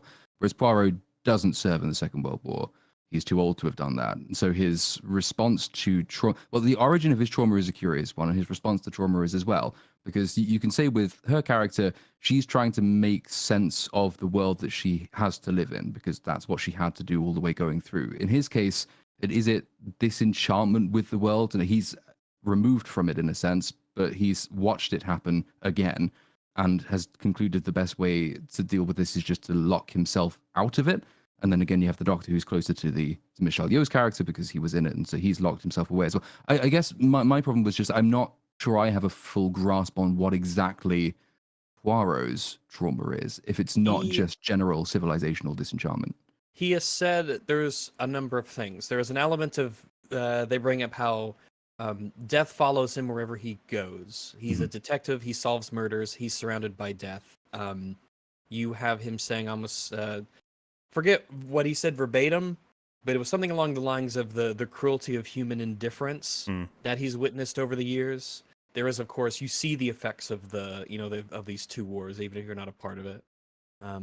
And even in a similar way, him and his bodyguard used to be a cop, and the bodyguard said he quit the force because he just finally saw something and he was like, nope, don't have the skin for this, and he had to essentially step away. Even in Poirot was a police officer as well in his past, so that's a line that they sort of connect as well. Like, you understand, you just see things and it's just a bit too much sometimes. I think he serves in the First World War, I think, so he's seen action on the front lines. It's just, I mean, again, maybe I'm carrying in like things that don't actually belong in this analysis because they're not part of this universe of the character anyway. But he serves in the First World War, which is an incredibly deeply traumatic experience. He also has this experience as a policeman, as you mentioned. Then throughout the 30s, he's the Poirot everybody knows. He goes around solving mysteries, happy little detective chap. Second World War happens. I mean, that's the cue for him too. It's murders, and like the way that he talks about it, there is an element of, it's. I think it's really intuitive to sort of look at his character in terms of he sees a lot of people who have been killed, a lot of people who have been murdered, and he sees the effects that it has on the people around them, and that probably takes its toll. And I think the way that he talks about it is, I mean, I think it's pretty well established in this. The biggest effect I think that's had on him is that all of those events have made him stop believing that a god would have any control over this universe. There's no, as far as he's concerned, no order, no justice. But I think the key word he uses is there would be meaning if we had a god. That's what he says, that there's too much. We would have of everything. The opposite in the world, right? Like the crime, the wars, the indifference, that he concludes no god, no ghosts, and then with respect, no medium that can speak to them. And these elements are often part of different conversations, but they all kind of slot into well, their own place. My assumption is that he's lost his drive and instead will indulge in life for his own whims until the end. But by the time you hit the end of this film, that part of that theme is him understanding that he's running away from his ghosts, right? That he's not addressing them, he's not understanding them, and he's not moving on forward from them. And that I imagine his meetings with Joyce would have changed his mind too. That her, despite the fact that he kind of hates everything she represents, her explicit goal is helping people. Like, which was what his goal was. And it's like, even if there is no God, that's not exactly not meaningful. But at the same time, I do think that a lot of things are put back in place by the time you hit the end, not because he believes in the supernatural, but because everything that he goes through in this film reaffirms the notion that all these different characters are in the pain that they're in. So many people died because of the fact that they're not addressing the things that they haven't understood in their own histories. I would argue that a lot of the effort in the script writing is to try and connect every character, and I think that Joyce is like one of the best sort of foil representatives of mirror opposite to Poirot, while also existing in a similar fashion to him. That's why like their conversation, I think, probably got to him quite a bit. But that's sort of the point of the end scene. Actually, is in a way to redeem the spirit of her character, in that she's wrong maybe in her methods and maybe in her beliefs, but in taking action in the world to help people understand their situation, he comes back and says, well, the way I can do this is restart my life as a detective and help make sense of these crimes. Is that what we're saying? Wait, sorry, was that a question? I missed that. Yeah, no, I'm just trying. Yeah, I'm just trying to make sure because I'm still working through this. Yeah, one, no, so I saw it like 5 minutes before coming live. But so would that be a fair summation then? So he effectively is redeeming the spirit of what she's doing by going back and recommencing his work as a detective. Is that? I'd say it's more so focused on him than like essentially. I guess in a sense it could be that, you know, like whether her methods or whatever, she is like an active participant in the world and doing it in her way, and he has a way of doing it, which is being a super smart fella and solving cases. It's like the whole story. The kind of purpose is to reinvigorate Poirot to help people again. Sure. Okay. It's almost that I'm not saying you can't do a story where Poirot has a crisis of faith, but that sounds very close to if bad thing happened, why God? Reddit atheism. Dude. That's not very fair, is it? I think the film does a pretty good job of putting him through, possibly, especially with what time we're in. It's like, what would he have had to have gone through and know about to have his faith in God questioned? Like, well, we know where we could start. And yeah, the supernatural then being a vehicle for him to really question exactly what is correct and incorrect about his decisions that he's made. I thought that the film was filled with very interesting quotes that made me think a little bit that I'm surprised I hadn't heard before, even though it's something I think about a lot. For example, in the another element of this film is that the Palazzo is a place where during, I think they said, was it during the war that it was doctors and nurses took care of children, and then the plague. Oh, the plague, yeah.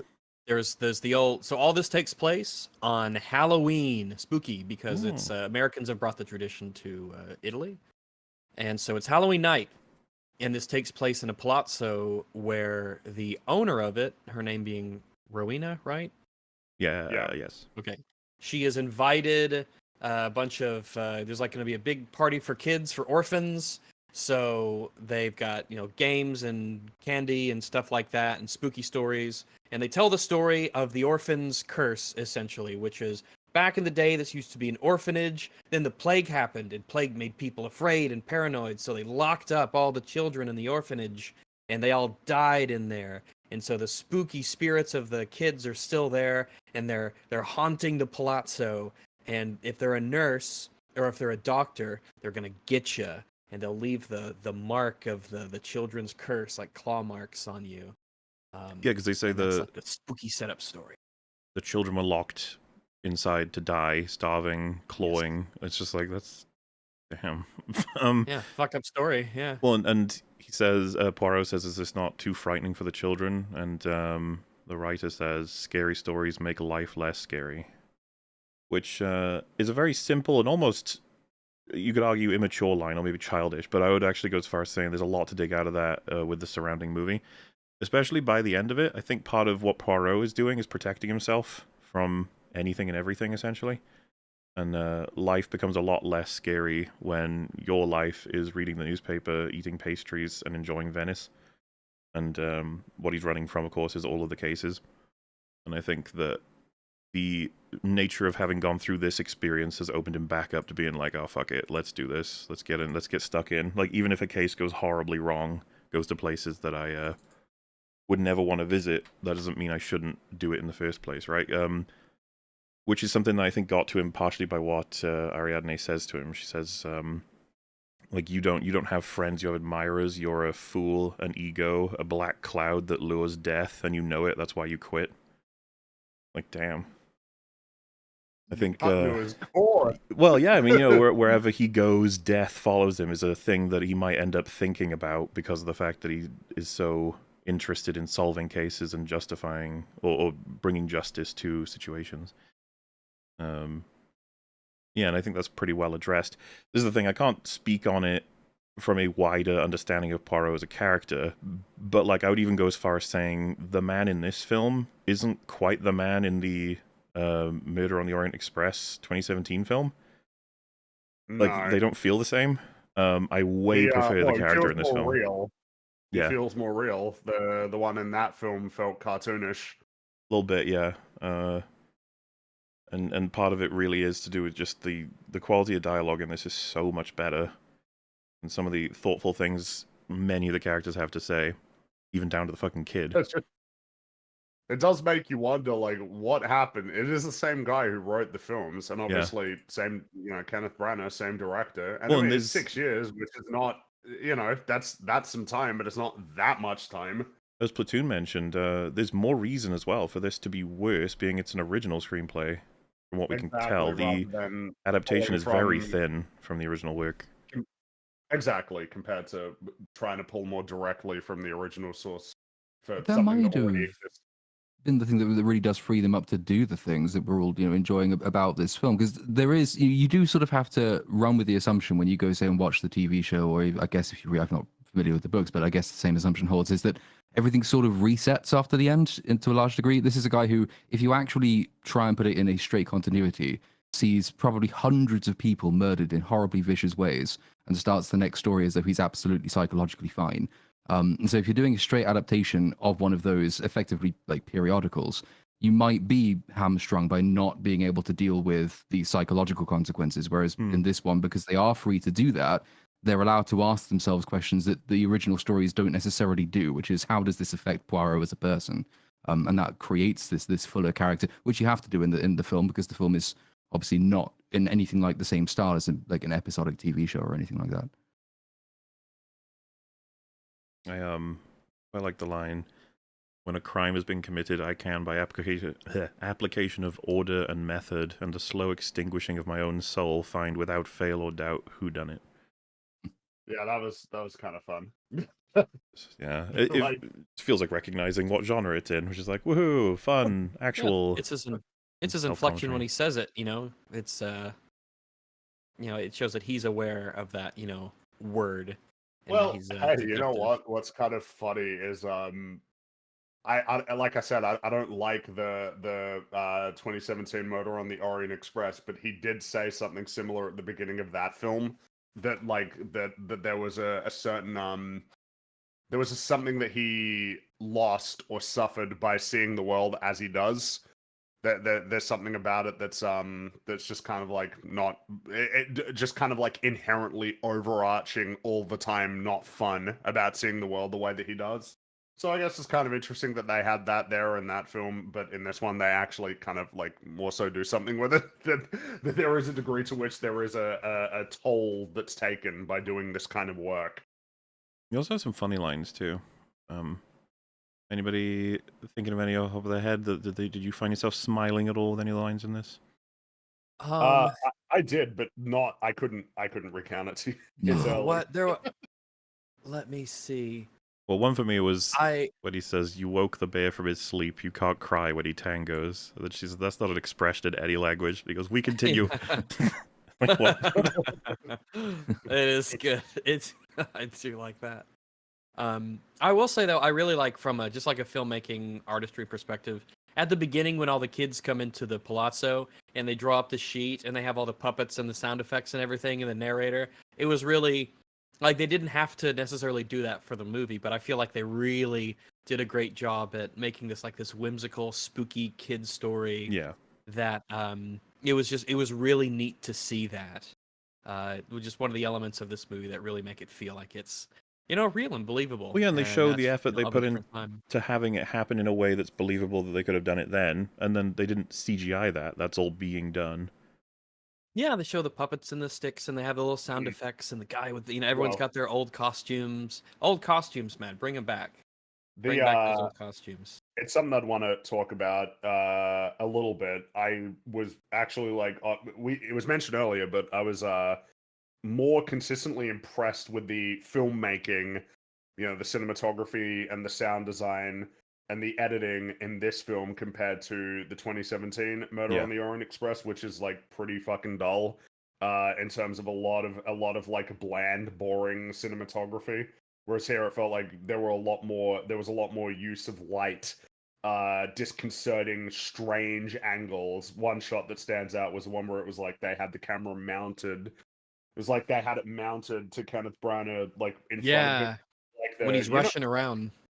Like when you get if you go like in theater mode on Halo 3 or something, and you have the camera that sticks to the player, like that kind of. I'm not sure what the name of it is, but yeah, I know what you mean. Yeah, it's really focusing on his expression and his perspective as he's sort of hurriedly moving around, and he's in some kind of, not necessarily distress, but I guess worry, or he's under a lot of strange kind of angles that you don't see a lot. And it just felt that this film was actually utilizing the filmmaking a lot more to bolster the story, whereas it didn't really do anything for the Orient Express. If anything, no. it kind of there were times where it looked pretty bad, like some really shitty green screen. Whereas, as you mentioned before, like in this film, it's a really cool practical set. Lots of cool props and everything. It's apparently called a snorri cam, by the way.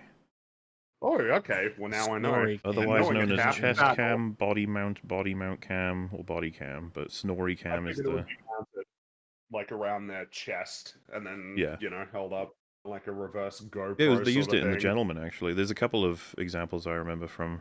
It really creates a sense of disorientation of everything around you except the focus of the character in specific of where they want to go, what they're experiencing. And similarly. Go ahead. This part of the film, I think, is one of the couple of times where he doesn't know what the fuck is going on. He's so confused, especially with it helps bring you into the actual very much disorientation that's going on with him because of the like the hallucinogenic honey that he had consumed. Yeah, it's like actually messing with his mind. It's like it's kind of bringing you into his headspace. It's just like it's a filmmaking like helping build the story rather than just allowing the scene to pass by just normally. It seems to me that he very reasonably assumes, like the audience does, that the most likely person at first with the basic information we have is probably Maxime, I think his name is, the boyfriend, and it's very much the obvious red herring. Then we get to the assistant, who he almost like pushes at a confession out of, like she runs away, and it's like, oh, that's pretty sus. And then we move to, could it have been Ariadne, considering she actually had a whole bunch of lies. She set up the medium. It's like, oh, this is a big old deceit that's happening. And then, once the film gets closer to its climax, it's actually, which is a fun reveal, I think, the one person that no one would expect, but simultaneously has no motivation that's been explored. Well, this, something that is important, I believe, to the genre of whodunit is the ability for the viewer or reader to reasonably conclude who actually did it based on all of the information that is available to them, rather than doing any crazy shit where you like reveal this brand new information that the viewer couldn't have possibly been able to glean from what happened before to figure out who did it. Yeah. And I felt while watching this, because it was about, I think it was like 2/3 of the way through, was when I was thinking like, you know what?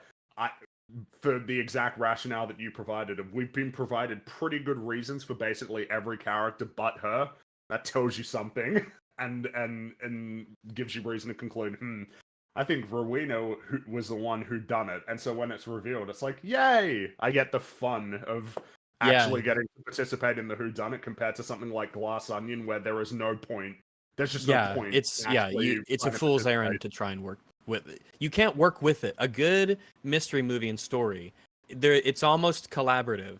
That you want to have, you don't want to hold the hand of the viewer, the reader, but you want to have this element of like you like, here are things for you to notice, here are things for you to pick off. You don't want it all to hit at the end. You want to set up the things, and you want to set stuff up. You want to have things that are hints dropped here and there, and this film does a good job at that. You notice the little things, It's not like it's a film that rewards you for paying attention to the nature of for the things that you should be paying attention to in the whodunit story. Who was where, when, and why. what reason would they have to do the crime? Like how could they have managed to do it? All of these sorts of like little. If you're paying attention to these elements as you're watching the story, it's providing you. And then, of course, thinking about the whole idea of misdirection, which the film, obviously, in this case, it deliberately did. It was trying to direct it very quickly. You know, early on in the film, they try to rule out Rowena as being possible because of the alibi.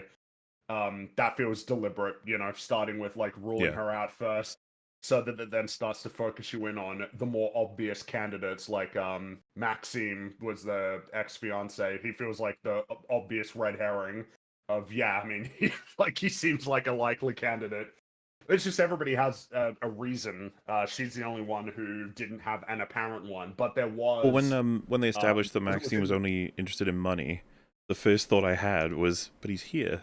Why would he be here? Yeah, exactly. Yes. He's here. Well, the first time we meet him, he says, you know, I lost too, Rowena. There's that line of him saying like he's emotionally invested in this, and that's an important one to actually, because it was when he said that essentially the reason it fell apart is because Rowena couldn't handle the idea of like him being a part of her daughter's life, like that her daughter wouldn't be all hers. It was that line where it's like, you know, that's the clever thing with his character, right? Like, he's introduced specifically to to both introduce the motive, but also lead you away from putting the motive on the right person.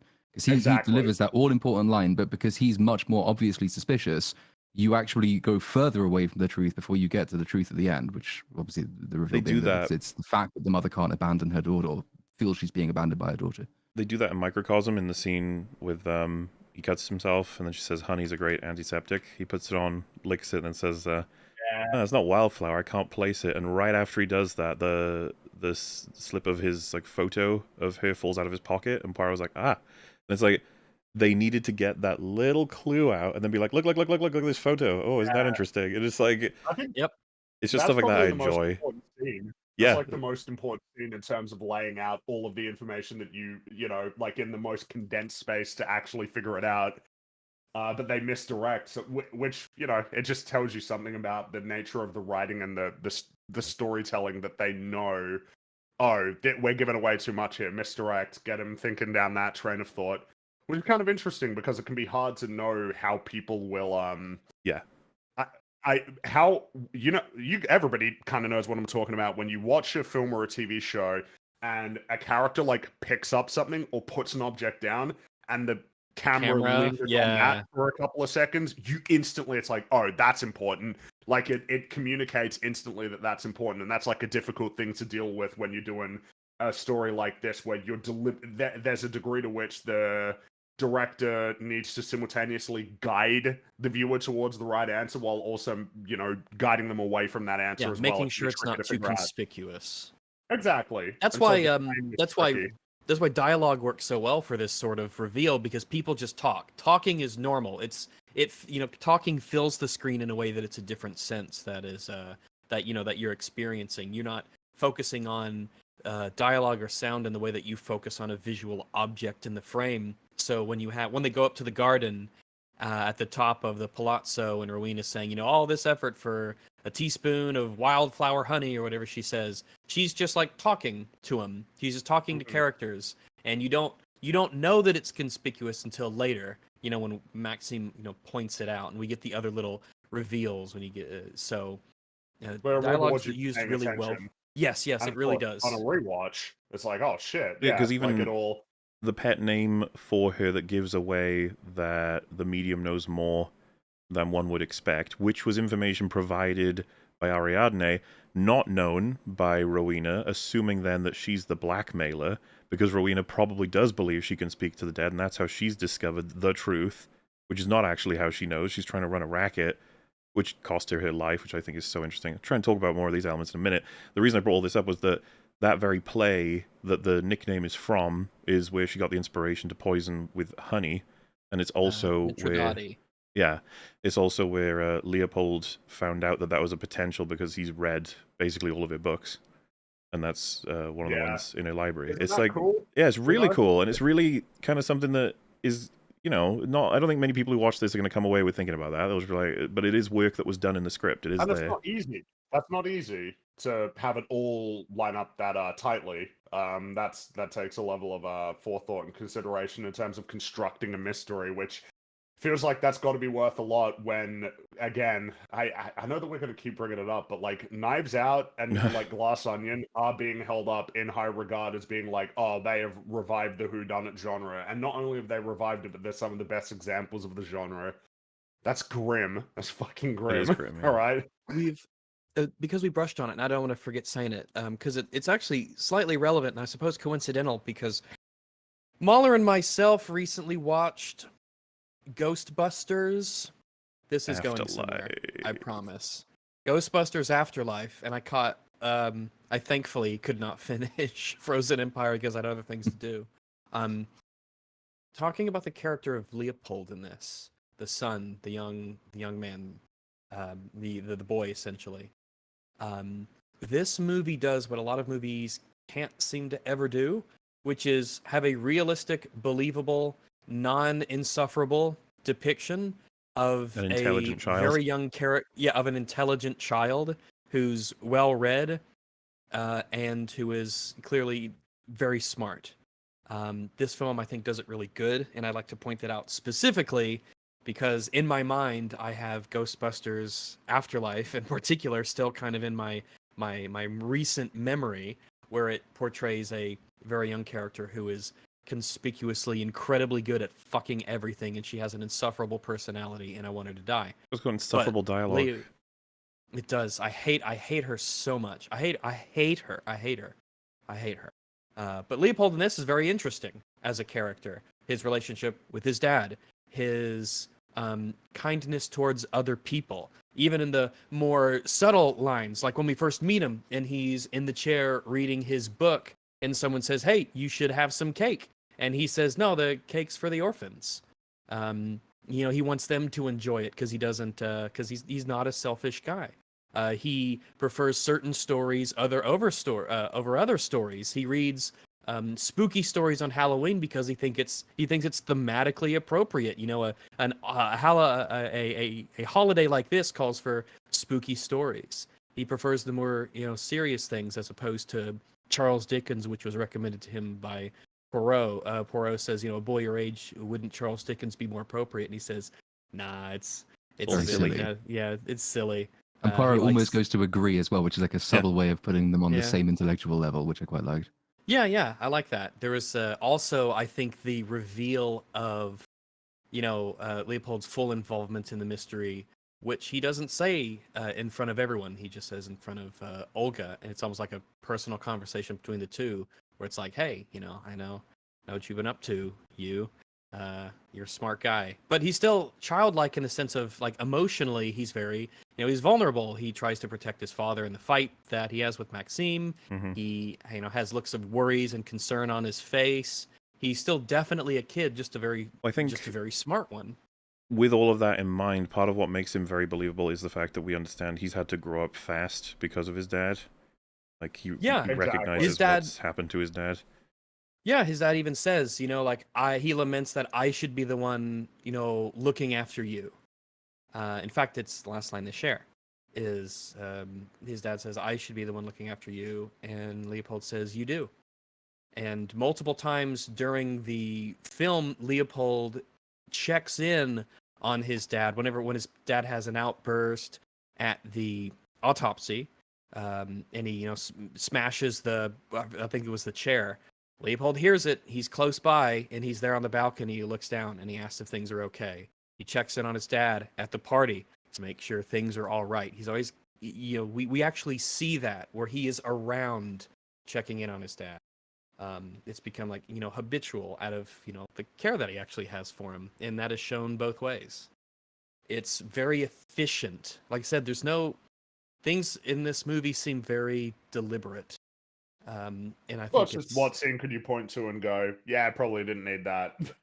Everything establishes, either tone, sets a scene up well, a character, a motivation, a detail. It's all in service to something. Yes, everything's in service to something. It's not wasted. This is the anti-Snyder movie. Mm. It is there's just a point to Rebel everything. Moon Part 2, the Scargiver is coming out soon. Oh, you're Oh right. boy! Rebel Which is Moon. Somehow When I does it imagine come out? everyone's gonna want us to 2 give our opinions on weeks. that one. Yeah, I Yep. think it's coming out middle of April. No, Yeah. I'm If not it's that ready. soon, And Get the ready. director's cut for Rebel Moon Part 1. Oh A Child yes. God, it's not gonna be six hours or 12 I think it's hours 4 or 2 hours. I days. think it's Oh 4 hours. no. Both of them Yeah. together, I can though. put What it- would that be? Oh God.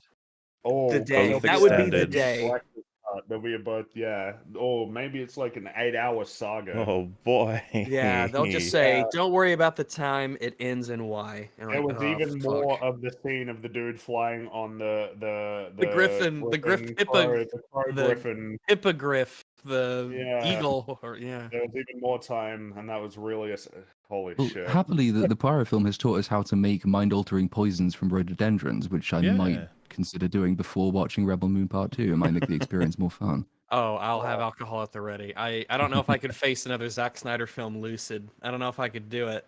I got my limits. I might draw my line in the sand here and say, "Listen, You know, no more." It's enough. on the note of just yeah. listening to people and what they'll say and stuff, after the attempted thing on his life, right, where he's almost drowned, which I like as well, by the way, on the supernatural side of things. Even Leopold says, like, you died even if it was just for a second, so now you're like, you know, connected to the other world. So He says if there are spirits here, they'd be wise to, be near you and use you. yeah.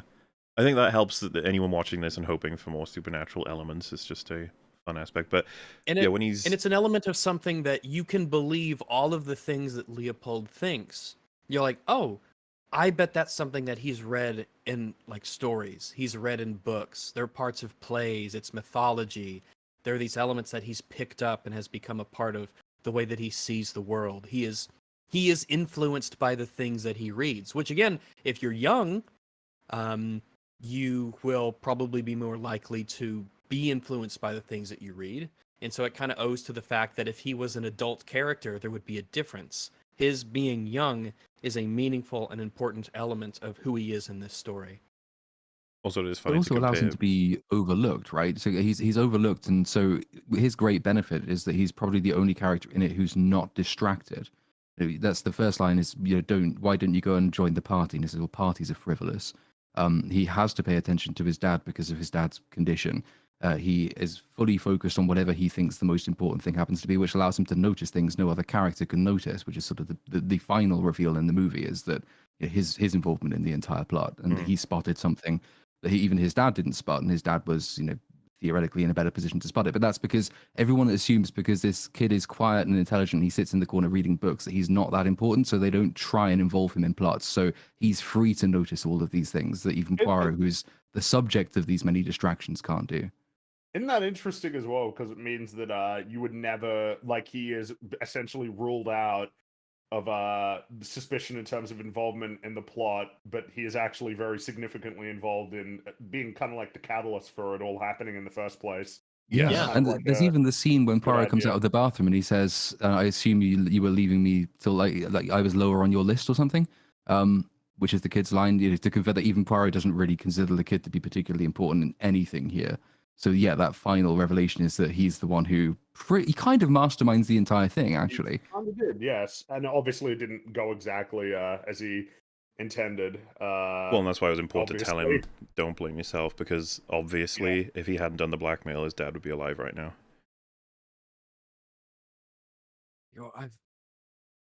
Yeah, it was. Which sucks, How was it? but he couldn't have known Basically that. I'm trying to remember the line. Yeah, it was like at the bathroom. It was Leopold. You'd mentioned it earlier. I wish I could remember it. Basically, Poirot was like, everyone's on my list, but he wants to be thorough. It's that way of not like saying, yeah, you're specifically on my list, not being that open about it. But there's this element of you got to be thorough, and then he still uses that to gather information, find out what's going on, writing things down. I like him. I like just really good exchanges, kind of everywhere. Well, what I was bringing up about the way Poirot absorbs information, right? Like after Joyce is killed, he's just sitting down, nursing his head, and just looking around the camera, keeps panning back to his eyes, like just following around each person who's talking. You have like the notion that Joyce killed herself because she was that type, and the assistants are like, no, she's definitely not the person to do that. And Ariadne said she talked about a murder. Maybe she knew something. Just to, it certainly spices it up and could be a motive. And then you have Maxime say, you still think she's real? Like, she made up the whole thing to impress the author, to bait the hook on a new income stream. And then she goes, well, why is she dead? And he says, gravity. Like, obviously meaning he thinks it's suicide. Like, it's the kind of shit that, he's just paying attention to what everybody is expressing they genuinely believe right now. But it could be a combination of something they're claiming to cover themselves up. It's just keep listening, just let everyone fucking keep speaking. Because obviously the second you find someone dead in this place, everyone's a suspect. Yes, I mean, it is Poirot who locks the doors and says, nope, no one's leaving. Yeah. And because you brought it up, and I think it is worthy of a bit of repetition, the camera work in this is very good. There is very little, if you were to watch through this movie, there will be a point for a lot of people where you realize things are off. There's an uneasiness, not just in the tone and in the music, which is actually very good, subtle, it's not overbearing, but people are constantly to the side of the frame. There's always empty space behind people. There's a shadow behind them. There's a shadow to the side of them. Their faces on the left, their faces on the right. The camera angle's a bit too high, or it's a bit too low, or it's from the ceiling pointing down, or it's an odd angle that a human couldn't possibly have from like a corner or something like that. It'll be off kilter a little bit, like the camera's been rotated just slightly.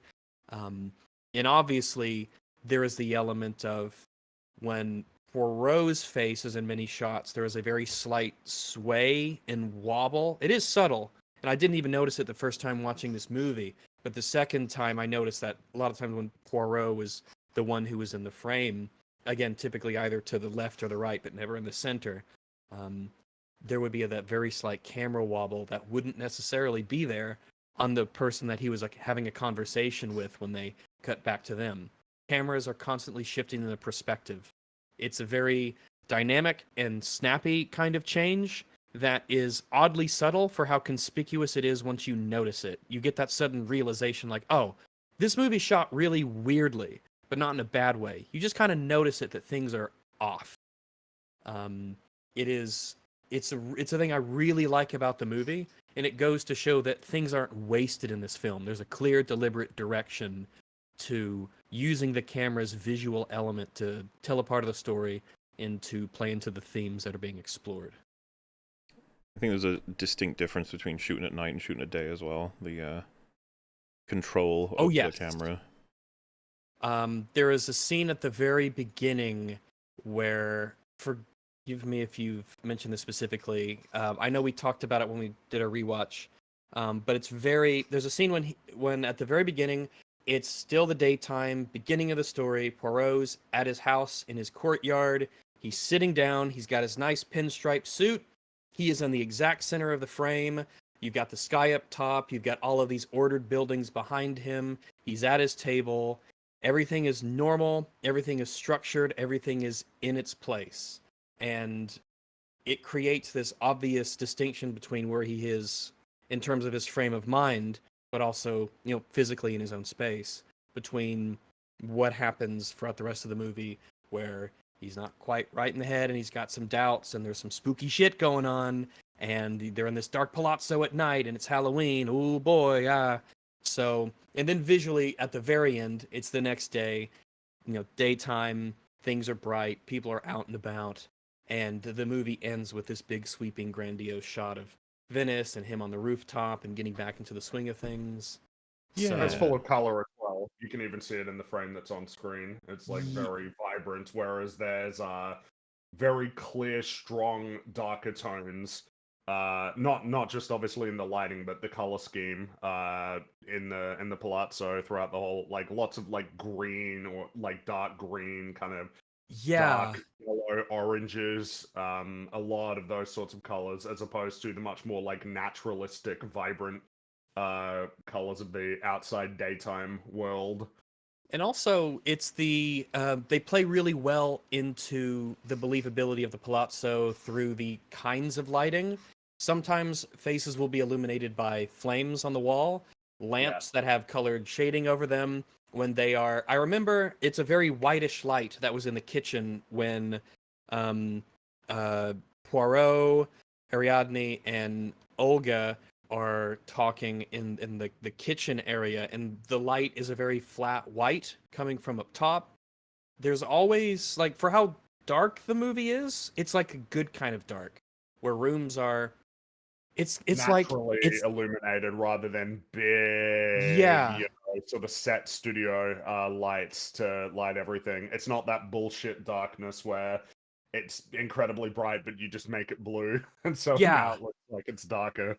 It reminded me of Resident Evil 4's remake, where how the lighting in Ah, that was really good. yes, it was. There were different colors and light sources that would give off different moods, and as you progress through the game and different, like the castle in particular, certain levels and certain areas, depending on how dank and dirty and well used they were, they might have completely different just vibes and decor and lighting sources. You feel like you travel in this movie when you don't. This movie basically takes place in a manor, in a palazzo, but you feel like you go to a lot of different locations because it's shot dynamically and because they make use of many different light sources and because it's decorated well. The Alicia's room, for instance, high ceilings, painted with trees. You have the bathroom, small, boxy, painted a different tone of green. You have the like the library rooms that have all the paper and it's more reddish and brown. There's a lot of, you just feel like you go to a lot of different places for being in a house. It feels real, and it simultaneously feels big and small. And it's Yeah. I'm sorry, I gotta mention it because I saw it earlier that I was really fond of the cockatoo. That was a good meme. Yeah. He was I, really uh, good. The I cockatoo. saw, I hope to see man, him in more stuff. I saw maybe thousands of cockatoos over the last couple of weeks. You see them all the time, but they're really neat birds, sulfur crested cockatoos. They're Super just smart birds. yeah, they're just pets over here pretty much. They're not wild, so Well, yeah. I mean, a lot of pet birds come from Australia. Budgies are from Australia. Cockatoos are from Australia. From different parts. Look at that bird. He's so majestic. Don't let him shriek into your ear though. If that might actually make you deaf. Yeah, they're loud. They are very loud. Look at that, and They're it's a yeah. fun reference to dude, that jump scare, the original jump scare in Citizen Kane. Mm-hmm. Like, It's a good callback. Yeah, I like keeps it. you up and awake. Which it's fun. It's the first thing I thought of. Well, I figure it's got to be a reference to that, right? Because it's the exact same bird making a loud I think noise. it's about 1% likely that it's not. I guess I guess it's possible, but I would doubt it. I assume, especially being Kenneth Branagh, right? He's an artist that's been working fucking like his whole life. Well, I think I mentioned it to you yesterday that I got the impression distinctly that like this must have been his passion project, like doing the Poirot films. The fact that he's done 3 of them, very quickly. Well, yeah, and he's open to 4, so I'd be curious because obviously he's doing another one now. What's funny is if he does another one, I will want to check it out when it comes out now, as opposed to I might look at it. I guess. My expectations will be high, so certainly higher than they were before. When let me see, when I'm just kind of going back and thinking about a lot of the shots, it just sticks out to me that this is such a visually interesting movie, and you mentioned it being a passion project. So when I see shots like near the end when they're looking back at the palazzo in the house, they're clearly off to the side, off in a corner, and you get this just lovely kind of ground view of the canal, of the colors of the buildings, of the water and its reflections. You see the physical location of them having these worn stairs and the worn stone and brickwork. And I can't help but think, like, man, when they were there, how do you not shoot this? How are you want to tell this You want to tell this story, and you just like show up to these, relatively mundane places in Venice, but it's like, wow, we're in Venice. We can make Yeah. so much use of this as a setting. Having So been there a couple times, there's no such thing as a mundane place in Venice. It's like it all looks like this. So you it's the have- Venice porn thing I was talking about earlier. It's like you can't not use it in a sense. But the thing that impresses me most about the film is that it doesn't over rely on it in a way. I like the interior stuff in the house is more interesting just because of the really innovative and creative angles that they choose to sort of exploit the sense of mystery and dark alcoves and corners. Like wherever the camera is, some little ghosty person could be hiding there watching you from, just to drum up that sort of sense of paranoia and the sense of the unknown.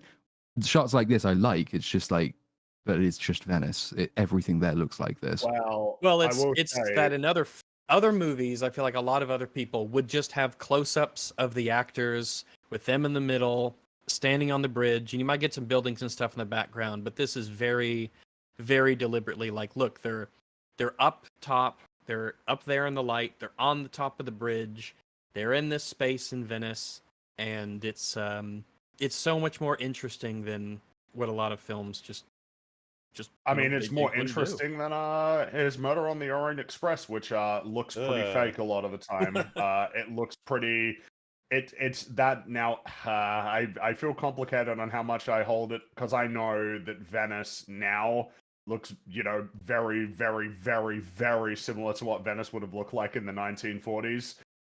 Whereas, Istanbul now compared to what it would have looked like in the 1930s by comparison. But there's like a lot of pretty bad visual effect shots for like environments. In Murder on the Orient Express, a lot of really bad blue screen. Like they didn't even bother it seems like they didn't even bother making like a snowy set that they could just sort of be on.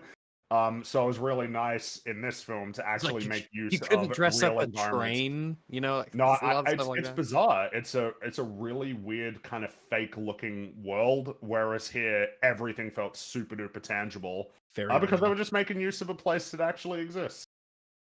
Yeah, there was a good period, I assume it's period accurate stuff. Nothing stands out as being wrong. You see the nuns earlier on, people in the streets, all the like the Halloween masks and stuff were clearly old timey stuff. You had some soldiers still hanging around. You have I think in the beginning there's a scene. It's when Ariadne and Poirot sit down on a bench and she tells them about, come to this seance thing after the palazzo party for the kids. And you have like this little wall of old photographs that probably relates to this war. You have this old monument with it had this, I forget what it was specifically, but like this little Italian colored thing placed on this little monument.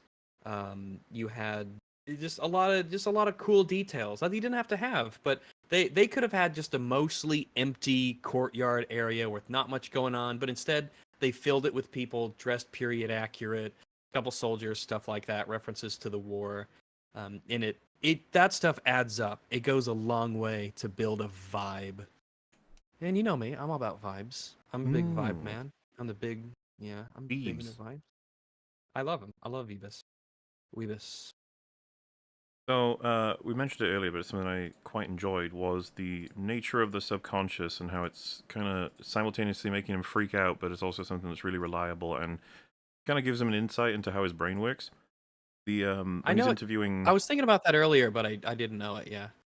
When he was interviewing Maxime, he looks at the invitation, right, which we eventually find out was sent by Ariadne, and because she thought that would just be a really good sort of addition to the situation. He's like a little bit of TNT to throw in to make it more dramatic.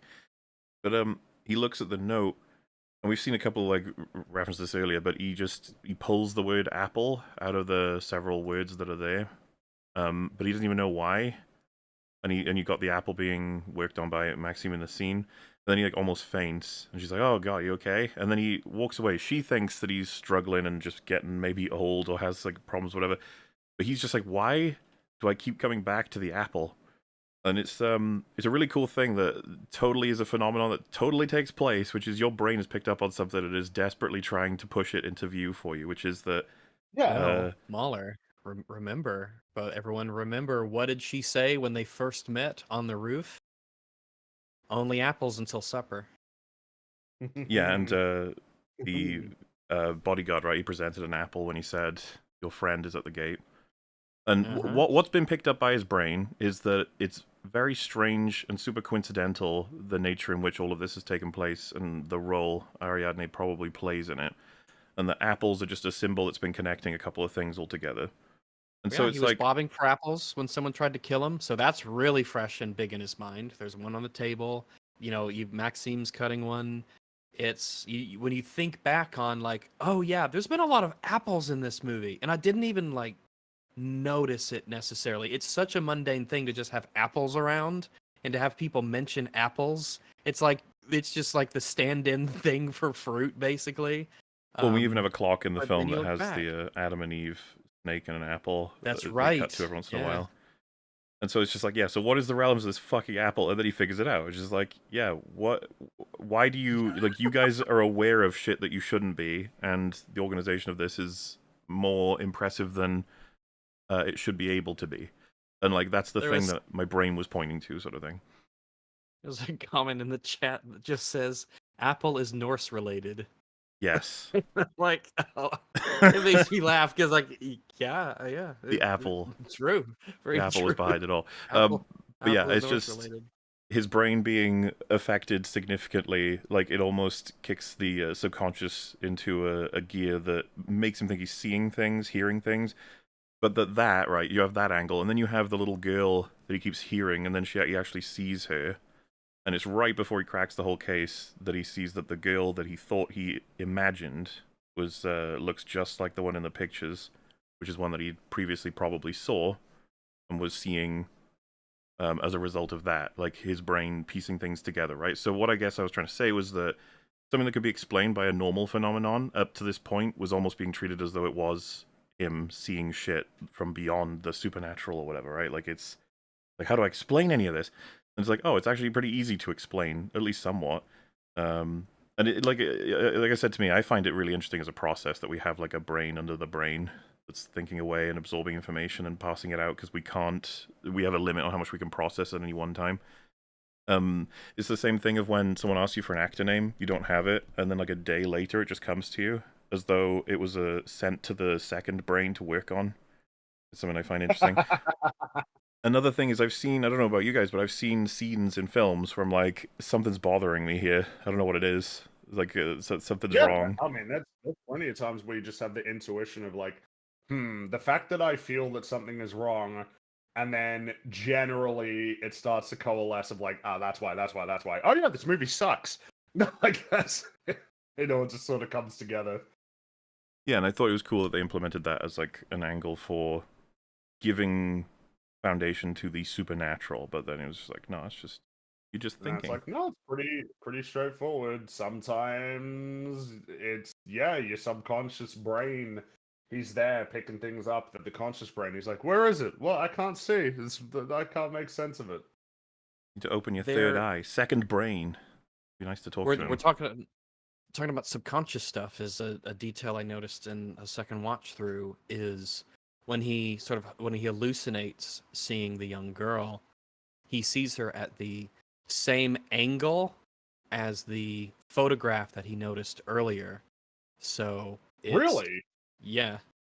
So That- the photograph That's an is of attention to her detail. Well, all right. kind of from behind. You see her face where it's kind of like over her shoulder, but she's looking to the right, and it's extremely similar to the only angle that he gets a close up of her in his hallucination, to the point where it matches the photograph very very neatly, which is a really interesting kind of piece of detail that he's and I think this recollection of the memory is so like, that has to be so reassuring to close. him, isn't it? Like, oh, that's why I saw that in that way. Because in that scene, right, Ariadne is like, there's no girl. Like, you're seeing shit.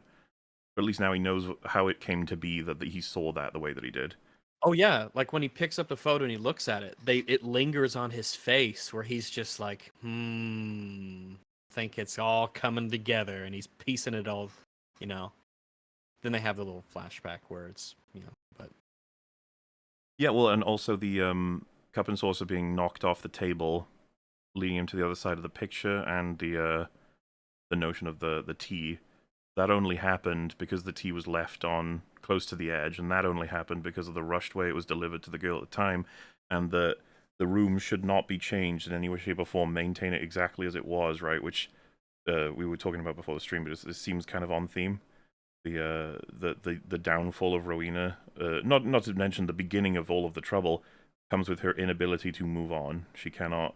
Yeah. She remains with her ghosts. She can't like deal with the trauma she has to, and so, in a sense, her inability to allow the death of her daughter to really sink in and to move on from it, keeping that room the way that it was, allows clues that existed to maintain existence, and that allows Poirot to have slightly more in, clues to work with, which I think is the last thing he sees before he basically unveils the entire thing. There is, also, I don't know if it's intended, but I believe in the half of the photograph that had Maxime in it was the one that had the vast majority of the flowers in it. Behind him, because they took the photo in the garden with all the flowers and stuff there, so all of the those particular flowers were there behind Maxime. So I don't know if that was to mean anything or anything, but the half Quite that possibly, had yeah. Alicia in it didn't really have any flowers behind it, but they were very prominent in the half photograph that had Maxime. But I'm willing to believe that a lot of stuff in this movie, I wanted to just go give this film the benefit of the doubt that things are deliberate and there is a reason why, and that there's a reason for things, essentially. Well, so much does seem to work, right? Like, I find the second bit quite. I mean, all of it is tragic to an extent. It's just that, like, the nature of a man who, when he describes his story, right, the trying to nurse skeletons back to life and accidentally killing them because you gave them the wrong food and drink without realizing it, to the point where he wants to kill himself, fails, and then lives with the trauma and the guilt, combined with, if you notice, like, he's got a conflict with Maxime, and Maxime says that he would never kill him because he has a son, and that later on he says, like, don't break down in front of your son. I think he's very insecure about the fact that he's failed as a father. And then the fact that, like, he wrote a letter before he was going to kill himself, right? Or even tried. You got all of that, and Rowena would know all of this, and so uses it to kill him, which is really fucking sad when he wasn't even blackmailing her, he just loved her. Yeah, it's pretty sad, I know. He's a doctor, right? So he's going to know exactly where to stab, and probably how to as well, and then all to save his son. Because, he just believes that that's the case and everything. And then just the fact that he's dealing with suicidal thoughts anyway. I forget the actor's name. One sec, I think I wrote it down. Oh, it's, isn't it Jamie Dornan, right? That's the one. What was he in? Yeah. Was he in something cringe? I don't know. Like when he was much younger, because the thing is, I've now seen him in this and Anthropoid. Anthropoid, that's right. He's excellent in both. Oh, he was in 50 Shades of Grey. There you go. Also, that's interesting because, like I said, I haven't seen any of 50 Shades, but I've seen Anthropoid in this, and man, he does his job very well. That's hey, look, alright. It's hard being an actor, okay? You gotta take what you can. It's funny how many actors have to break away from the thing that got them other jobs, cringe, yeah, that's right. The cringe was just the launch pad. You go from 50 Shades of Grey to Madam Web. Oh, yes. You propel yourself into a masterpiece of a movie. What we call an upgrade. Dude, Madam Web exists. That's the film that exists. It was made. Came out not too long ago. Guys, remember Madam Web?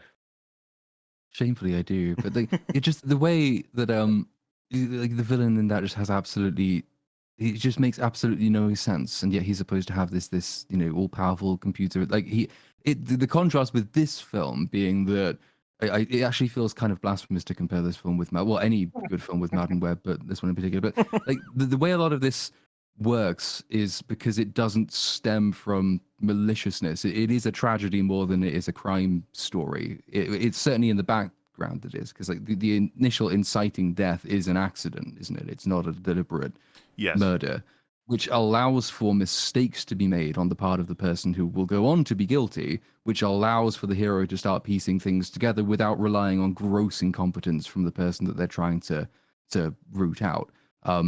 which was by way of contrast with Madam Web, where the complete like opposite is the case because the villain is just an absolute clown. Actually, I was going to mention something that I think there are a couple of stretches in this film's plot. One of them, it might just be me not understanding exactly how the events go down, but the mum is feeding her essentially a poison to keep her in a more childlike state. And what kills her is overdosing on it, which happens because she relinquishes control that night to the housekeeper, who doesn't know about the poisoning and so feeds her more of the tea, which I'm all fine with. But then they are a little bit spotty on exactly how everything happens next. So the housekeeper hears voices, and she walks away out of fear of, like, she wants to go and inspect, see what's going on, if the spirits of children are around. And at that point, because she believes it. Yeah, Rowena wakes back up and goes to check on her daughter, who she finds is dead, and then quickly enacts the plan of putting the mark on her back and then throwing her into the water and then pretending as though she ran off herself and did it. I was thinking to myself, so Rowena waking back up, which isn't unrealistic, I suppose. It's just that she had to wake back up in the time frame that the housekeeper both was away, but also hadn't realized the daughter had died, which, body goes cold. It's a bit of a stretch, isn't it? There's a very specific amount of time. I don't think it has any cause and effect. It's more so just that was lucky that it worked out that way for the story to happen. Was Olga maybe getting up and leaving? Maybe her stirring might have woken up the daughter. You mean the mother? Who was maybe? It was yeah. Sorry, I wakes up to discover what's happening. They don't give you a lot on how it all happened. I think the best faith assumption we can have is she heard voices, ran off to inspect them, and her running woke up the mum, who then checked on the daughter. The daughter's dead. She fakes her death, and then the housekeeper comes back. That's probably the most reasonable way that happens. Yeah, I'd say there's a level of coincidence there with being being some of the timing. Well, there's one other thing too, which is the housekeeper is described as carelessly putting the honey in the linen closet. Had she not done that, there's a good chance that the honey would have been gotten rid of by the mother, and thus would not be given to Poirot, which would not tip him off as to the nature of the honey having done this. At least not from his point of view. He could still have surmised that from the flowers. He wouldn't need the honey. Yeah, we still have that element. The bees in the the basement, the old hives. What she'd said about wildflower honey. Because remember, she says, "I thought my closets were bare," or whatever. I think it's the idea she was trying to get rid of any and all possible links to anything related to the poisoning. But yeah, that's pretty tight upon thorough inspection. I'm surprised at how much is actually functional, considering the amount of varied dynamics we've got going on here for different people doing different things for different reasons. Who, I never would have assumed the person who wrote this wrote the first two, and by that I mean just screenplays. No, that's wrote those and wrote some other films that are not. Yeah, no, so his great. history is not reassuring. He's written a lot of bad shit. He wrote Green Lantern. He wrote loads of Blade Runner Heroes. 2049. Heroes beyond season 1 is absolute shit. Yeah. Jungle Cruise, the riveting Dwayne Johnson Jungle, and Call of the Wild, the one with Harrison Ford that nobody watched. And he's apparently he's going to be writing a BioShock. So yeah, I mean, we'll which see. is interesting because it's like one strong screenplay out of. Well, what's funny is Penny, if someone said, like, could the person who wrote this film with no other information whatsoever, do you think they'd be a suit for writing a BioShock film? It's like, potentially. With only this film, but, maybe. Yeah, only considering this film. Yeah, because I think right. if I sense an underlying and clear element of passion for what you are doing, that gives me great optimism, because that passion for writing can be applied to all kinds of different stories. The worst thing is probably, it's not just what's a clear lack of talent, it is a clear lack of caring.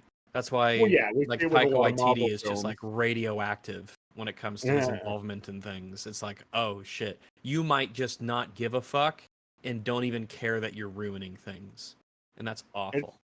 Yeah, it's really bad when it's one thing to write something really bad, but you cared a Yeah, lot versus like Zack your Snyder, right? indifference. Yeah, Snyder, he's one of those types of people. Like he probably cares a lot about Rebel Moon. Yeah, there's a Didn't work noteworthy out. badness to it, which is at least something. Well, it's Yeah. compared to the kind of empathy that you get from a lot of writers on Marvel films, for instance, who write stuff that's bad and seemingly aren't like passionate about it at all. Like not even just like not passionate about, you know, the Marvel stuff, but don't seem to have much of a passion for storytelling in general. It's like really lame and off-putting. And I guess it's interesting because I don't know that you write something like this if that's the case where you don't like care about storytelling. You know, it's I'm not sure. I mean, so, you know, and look, sometimes a really great filmmaker makes a bad film, and sometimes a really bad filmmaker manages to make a good film. It's hard to tell whether it's a fluke or if it's like all sort of the product of very deliberate, thoughtful, considered writing. But the thing Yeah, is that this film is it's a little too tight to be the kind of thing where I'll just be like, ah, well, he just locked into it. it's I don't weird. Yeah, feel this that one's way. like weirdly good in the sense of how much attention to detail and care and passion was pretty much in every single part of the filmmaking, arsenal here. The sound design and the visuals and the script writing and all the story stuff. It's a complete package in terms of giving a shit. So obviously, as Mahler said, the next one of these I will be interested to see when it releases, and my expectations will be high. I'm like Anton Ego after the Ratatouille. I will be hungry for more, Oh and my my god. expectations will be high. But that's good because like I'd look. Rebel Moon is it is what it is. There's nothing more or less that could be Rebel Moon. But I know that the next one will be shit. I would wager a gajillion dollars. It will be shit because there is a clear pattern here. How But dare you? But the thing is, makes if me a it is little good, we'll be uneasy. ready for it. Like, If it is good, we will If it be. is good, I will be stunned and I will be happy. I will be happy and stunned. Yes. I'll be like, wow, you made something that I liked for the first time I'll be this confused. decade. I'll be shocked. Oh, it actually will have been more than a decade oh, because the last thing I haven't seen Watchmen, but the last thing I liked was clear up 300. some confusion. Some people are saying like, surely the director is relevant too. So Kenneth Branagh directed all three. Two of them, as Yeah, far as I'm concerned, are bad, and one of them is good. What does that mean? It's like, well, I guess it could mean a lot of things. I have no idea whether or not the writer did a better job, or if he did a better job, or if because the fact they weren't working from an adaptation, or maybe they have more time. I can't know. All I do know is that this film strikes me as having been made by a different set of people, or the same people with a different set of principles. Now, another question was, wait, do you think Kenneth Branagh is like a bad creator? And it's like, no, I have a huge amount of no. respect for him, both as an actor and as a director, but I can't deny that some of the stuff he's made I think is shit, but some of the stuff he's made I think is pretty cool as well. So I'm fine with that being the reality. It's just curious to see this combination make three films in a series, and one of them is just so different than the other two as far as I'm concerned, both And I suppose directorially and screenplay.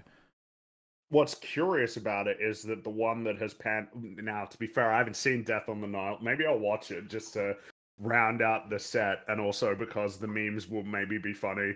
But what's interesting is that the film out of the two that I've seen that is the best one that he's made of this set is the one that is based on a far lesser known version and not very directly compared to the adaptation of probably the most well known and well regarded Poirot story, Murder on the Orient Express. It's just interesting how it's a very bland film, that one is anyway, and just like a lot of the way that it's made, it almost seems like having a much more distinctive and clear twist on the formula of taking the detective story and injecting more of the like horror and supernatural elements into it. Like doing that just openly calls for a different approach to it because you're trying to create feelings of like suspense and horror and like dread, apprehension, these sorts of things, and it's like it invites a different approach perhaps. rather than playing it very conventionally. Or it could just be that it's like, he's starting to get his mojo. He's getting into a rhythm. He's figured out how to do his version of Hercule Poirot.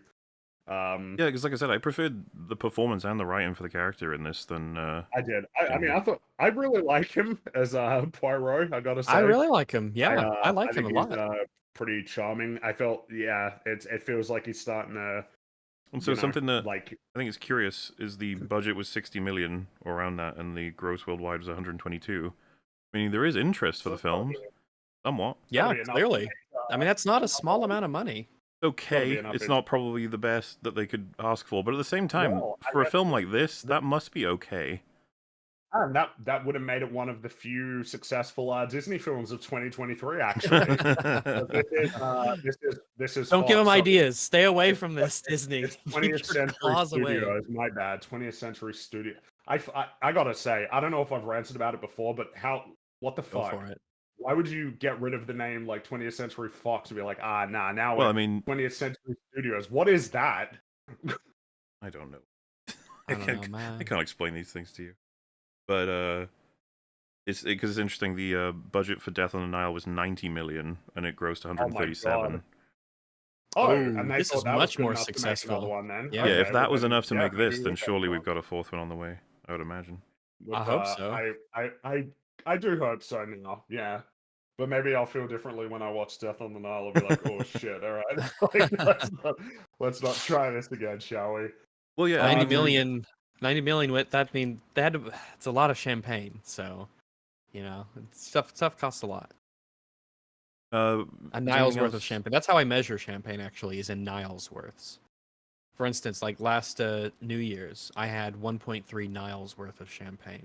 It's very it's quite a lot, but it's a special occasion. It only happens once a year. Things went well. Things went really good. Is there anything else you would like to say about this film before we wrap up? I am sure there is. But I'll throw it out as a minor complaint. The jump scare in the mirror with the loud noise, that was a little bit cringe. It would I have been agree. better if there was no noise at all. No sound. Yes. No sound. Instead Have it be quiet. It's not just the sound too. It's the nature of like everyone knows this is coming. You know it's coming, Kenneth. Everyone knows. It's the I look in a mirror and then I look away from it by kneeling down or whatever. Then as I slowly get back up, you're like, oh, don't do it, don't do the thing. And it's like, blah, blah, blah, blah, and you're like, okay. If you're trying to get into Poirot's state of mind, you want to have it be like it would be in real life. Like if you look over and there's like a bug next to you, all of a sudden you make that little jump, like, oh, there's a bug right there. Or you turn around and maybe there was just someone standing there and you didn't know, and so you jump just a little bit. There's no sound, there's no and there's no like suit camera focusing in. Everything is totally normal. You aren't expecting it. That's the whole point, that you aren't expecting it. So just play it, straight. Play it like it would be from Poirot's perspective, where he sees it, his eyes go big a little, and he turns around and there's nothing there. And there's no music, no stingers, no bazingas. No, it's just, wow, that was really weird what just happened. And you can have his expression. Please do more of that. Also, I don't like sudden loud noises. No. I just don't. I don't like sudden loud noises. Well, the thing is it's I recently rewatched The Shining, which has fucking excellent sound design, and there's a lot of I guess what you could call like loud noises in there, but it's kind of like there's a difference between doing the whole silence and then like suddenly a loud noise versus the soundtrack and like sound design throughout the film has like these sort of not sure like how I would describe them. You know what I mean when I'm talking about like the music in The Shining, how there's a lot of like weird disconcerting like strings that come in and out of it that are constantly like, oh geez, all right, I don't know about that. That don't make me feel comfortable. Those sorts of things. As opposed to the much more conventional silence, and then and then just back to normal. It's kind of like at this point, can we stop doing that? Everybody knows how it works. Everybody knows. It's an annoying when movie you get thing. Really quiet. Yeah, it makes me think of your movie as a movie and not like the story experienced. Yeah, for that moment, it kind of pulls me out of it, and I'm like, don't do the movie thing. Because it's It quick does. and cheap and easy to do. It's the same thing. This is the problem with like modern horror generally, is that it goes way too much on the guaranteed sort of physiological response to stimuli. Like horror is gore and jump scares, as opposed to unsettling or like super even like the vague supernatural things in this film, which get you sort of uneasy in yourself, which has got much more in common with an old style ghost story than it does with what a lot of the modern horror genre has become. Yeah, slower paced, quieter, and actually be clever about what you're doing, and don't just say, it's disgusting, therefore it's horrible, or made you jump, lol. That's not Well, yeah, very scary. it's not like you earned any. It is normal. It means that your brain, your body is working properly. When if you hear a sudden loud noise, you kind of like jolt. That's just like that's just something that you do. It's not. It doesn't mean that you were scared. It means you were startled, which is a very different thing. Yeah. And it's easy compared to the idea again. If you think about a film like The Shining, right, the gradual building of a sense of unease, turning into like a persistent sense of dread. It's lame to just do like the, which I guess is interesting because generally this film does do a good job of building a sense of unease. But it's a much more like natural and I guess for lack of a better word, a likable sense of unease. What's funny It's is why it stands out. That's well, yeah, perhaps that's an equally the thing stands out. sort of nitpick level. Just I didn't like the one obvious use of CG in the skeleton that reveals the bees. It's like it just looked bad. Yeah. And it's like couldn't get like get a real skeleton, but not real bees. Yeah, you don't get have a to real bees. child. Yeah, just kill a real child. Kill a and real get some child. bees and You have just, to wait a few do hundred it. years to make sure it rots the right way. You know, I'm just saying, make sure you get it right, and then bring everyone back. I feel like you need to maybe help with like making better horror films. Obviously, there are great horror films, but there's a lot of there's a lot of bad ones.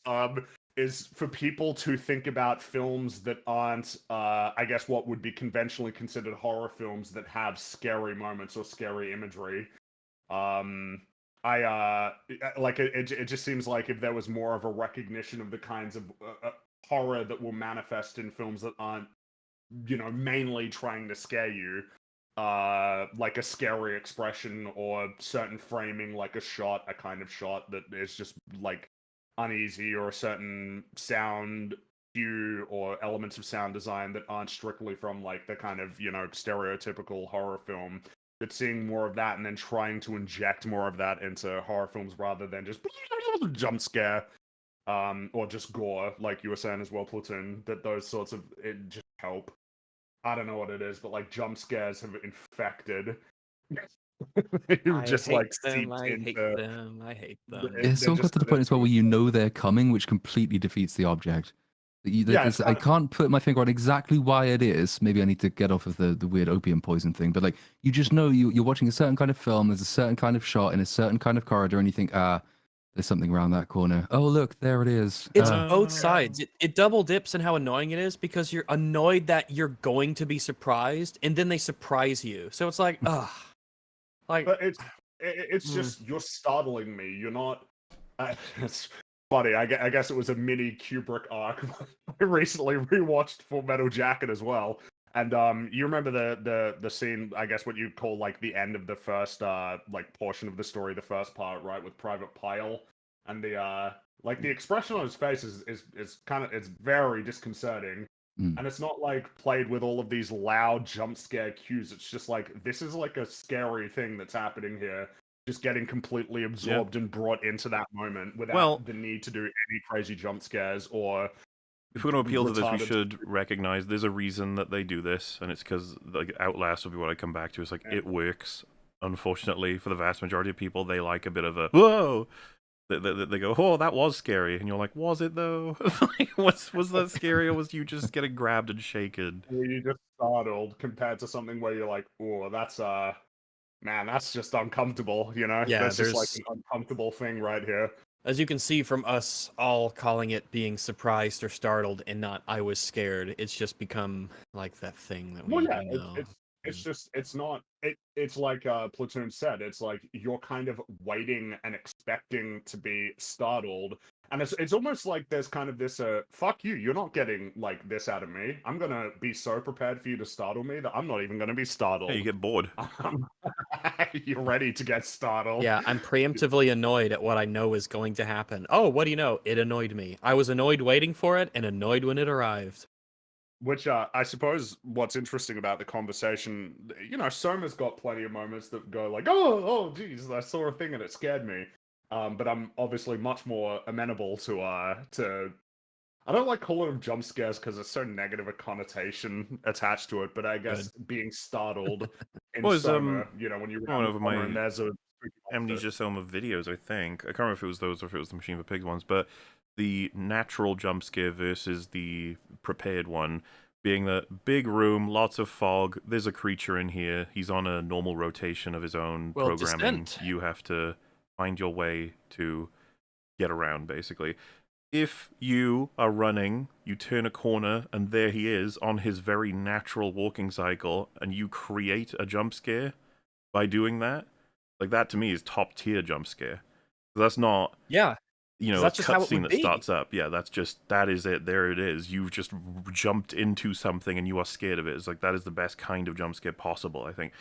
Hence why Because you can have a similar. you want to have that like happen because it's terrifying. So when you force it to happen by locking, With a say fair in the flash. game, it's like make sure move this thing that's in your way, and your character puts his hands on it and goes ugh, and then some guy grabs you and goes and you go, oh my god, it's like, yeah, that's a jump, and it's like ugh. It happens in a lot of games that aren't even like spooky, where you'll be playing a game and your little soldier man's running around, and you'll turn a corner or you go in a direction, notice like a horde of enemies or a horde of something, and you're like, nope, and you just turn around and go the other way, and you're like, different on the same level, but it's the the same concept of just that's what would happen. You look over and you see a bunch of bad things, and you nope out of there because Outlast, when there's a part where the floor's given way so that you can only shimmy across a very small amount that's across from, it puts you in reach of a whole bunch of prisoners in cells. And you can start moving, you see some of them aren't moving at all, some of them are kind of close, some of them look unhinged, and then the oogly boogly man grabs your penis, and you're like, oh my god, and he's scary, and you just go, the camera shakes, and you fall over, and I'm just like, yeah, I knew that, what else was going to happen? You guys don't do anything else. You just go, oogly boogly, There's is it the basement in The Last of Us Part 1, that basement? Is it the hospital basement? Like it's all flooded, it's really dark. Oh, that's true. Part 2. No, because I've not played Part 2. There's definitely a basement thing in Part 1. I think you're right. There is, yeah. And that always sticks out as a fairly good example of what you're talking about. Like, you know that there is some horrible, dark shit here, and you know it's going to fuck you up in some way, but you don't know precisely what or when. And it's the dread of anticipating it which makes it horrifying more than the actual, being mobbed by giant mushroom creatures. Like, that's a pretty good example of diegetic jump scares, I guess. I think The Descent has a really good one the first time you meet the Crawley boys. That might unironically be the best movie jump scare in history. I think it might be. It's kind of my go-to for just perfectly executed one. Oh my god! Fits so well, it's so good. Someone in chat mentioned the flood, and now I'm thinking about Halo Season 2. No. Next week. No, we could talk about in Halo Combat Evolved the steady reveal of the flood, where you're just walking through. That's right. It's not a jump scare. With video games, it's super interesting because of environmental storytelling and the fact that you can navigate the environment at your own pace, but walking through in a labyrinth of Halo and seeing all of the this weird goo on the walls, the tonal build-up, the swamp, this disconcerting sound. The fact that all the Covenant were running away from the place that you're going into, and as you're going in, all of these breached containment facilities and this weird pus on the walls and everything gradually building up. It's really. It's patience, man. It's seriously, you will. There's a reason why we remember it when that game came out 36 years ago, and we still remember how we feel when we play that and why it works even on a real replay, where you get that appreciation of, oh, we're playing a different video game now. Yeah, exactly. Okay, it's a great twist. Oh boy, I sure do love Halo. Yeah, next week. Okay. Yeah. Gee, Fringy, don't. You're making me so eager to All right. No, it's good. Well, it's gonna be great. Look, it's fair. We talk about something we like, and then the next week we talk about something that we despise with every ounce of our soul. It's just a little bit. It's nature, balancing everything out. It's give and take. Mhm. There is a lot about A Haunting in Venice that no doubt we have skipped over, didn't talk about, it hasn't come to the forefront of our minds as we have these ambient, mostly unguided discussions. There's a lot of stuff in this movie that we just haven't brought up. I would highly suggest you give it a watch if you are interested in a suspensey. Yes, suspensey, dramatic mystery kind of movie. Estimation. I did like it before watching it, but the conversation has brought me over to it is definitely in the category firmly good, firmly in fact very good territory. I think I'd be tempted to say it's it's quite impressively good, yes. constructed. Yeah, it's a lot of work went into that screenplay. Absolutely. It's just you're just full of appreciation for it, and you're so glad that it exists. As I said, not just as a foil to the god-awful Rian Johnson movies, but it was just a really fun experience to watch the movie. I'm actually going to be curious. I've recommended it to my parents, so I'll be curious what they say, because with people's parents in movies, sometimes it's the grab bag of who knows what. So we shall we'll see, but good stuff. A Haunting in Venice. Let's hope the next one is a real banger. Yeah. I hope it is. If there will be another one, which it seems like there probably will. I hope so. And now, the first time in a while, perhaps we should we can read some super chats, since this episode is not quite as long as it can be when we're talking about something that's absolute shite. Wow, a live super chat. This takes me back. I mean, to crazy. me, they're all kind of live to us in a way. But in a way, this is wow. Huh. I like this. Reminds me of. And of course, I want to give a chance to Mr. Platoon if he would like to eject, since this is an intermission of sorts. Completely up to you, sir. Unless, of course, you had anything else to say about A Haunting in Venice as well. No, I think I'm going to go give it a second watch. I think I was probably slightly cooler on it going in, but actually, it's the great thing about being here is that you learn things about it that you didn't pick up on. So I think I will go and give it a second try. Hooray. But very much enjoyed it. Yeah, but no, I'm happy to stick around. It's EFAP. You can't quit after less than 3 hours. That's just wrong. That's right. And some people do. They end up in jail. That's great. Well then, I shall get started. The first message is, this is what I love about EFAP, listening to 4 men talking about playing with their chickens. True. Yes. We have a bit of a, expectation of that, and we didn't want to upset anybody by not including it. Boy. Love chickens. More Stellar Blade is a girl's game. You should have played MGR. The main protagonist, Raiden, is a man, or Raiden, right? Is a man. Probably also High Dog. Hi. Oh, well, Raiden is the one from Mortal Kombat. Mortal Kombat. Raiden is Metal Gear Solid. Correct. Raiden is Metal Gear Solid, yes. Yeah, and that's right. And he chops him up with his sword. I have played spicy. Revengeance, right? Rising Revengeance, is that what it's called? Yeah, Metal Gear Rising Revengeance. Great name. Garbage title. Metal Gear Rising Revengeance. I played a bit of it. I should play it again someday, like to finish it or whatever. Should play it, 'cause you gotta see Armstrong. You gotta fight Armstrong.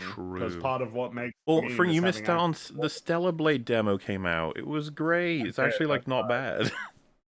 Well, I saw the state of play. They showed some gameplay for it, and it's like, yeah, it looks like a sort of fun Devil May Cry-esque action game. It's not just boobs or ass. Yeah.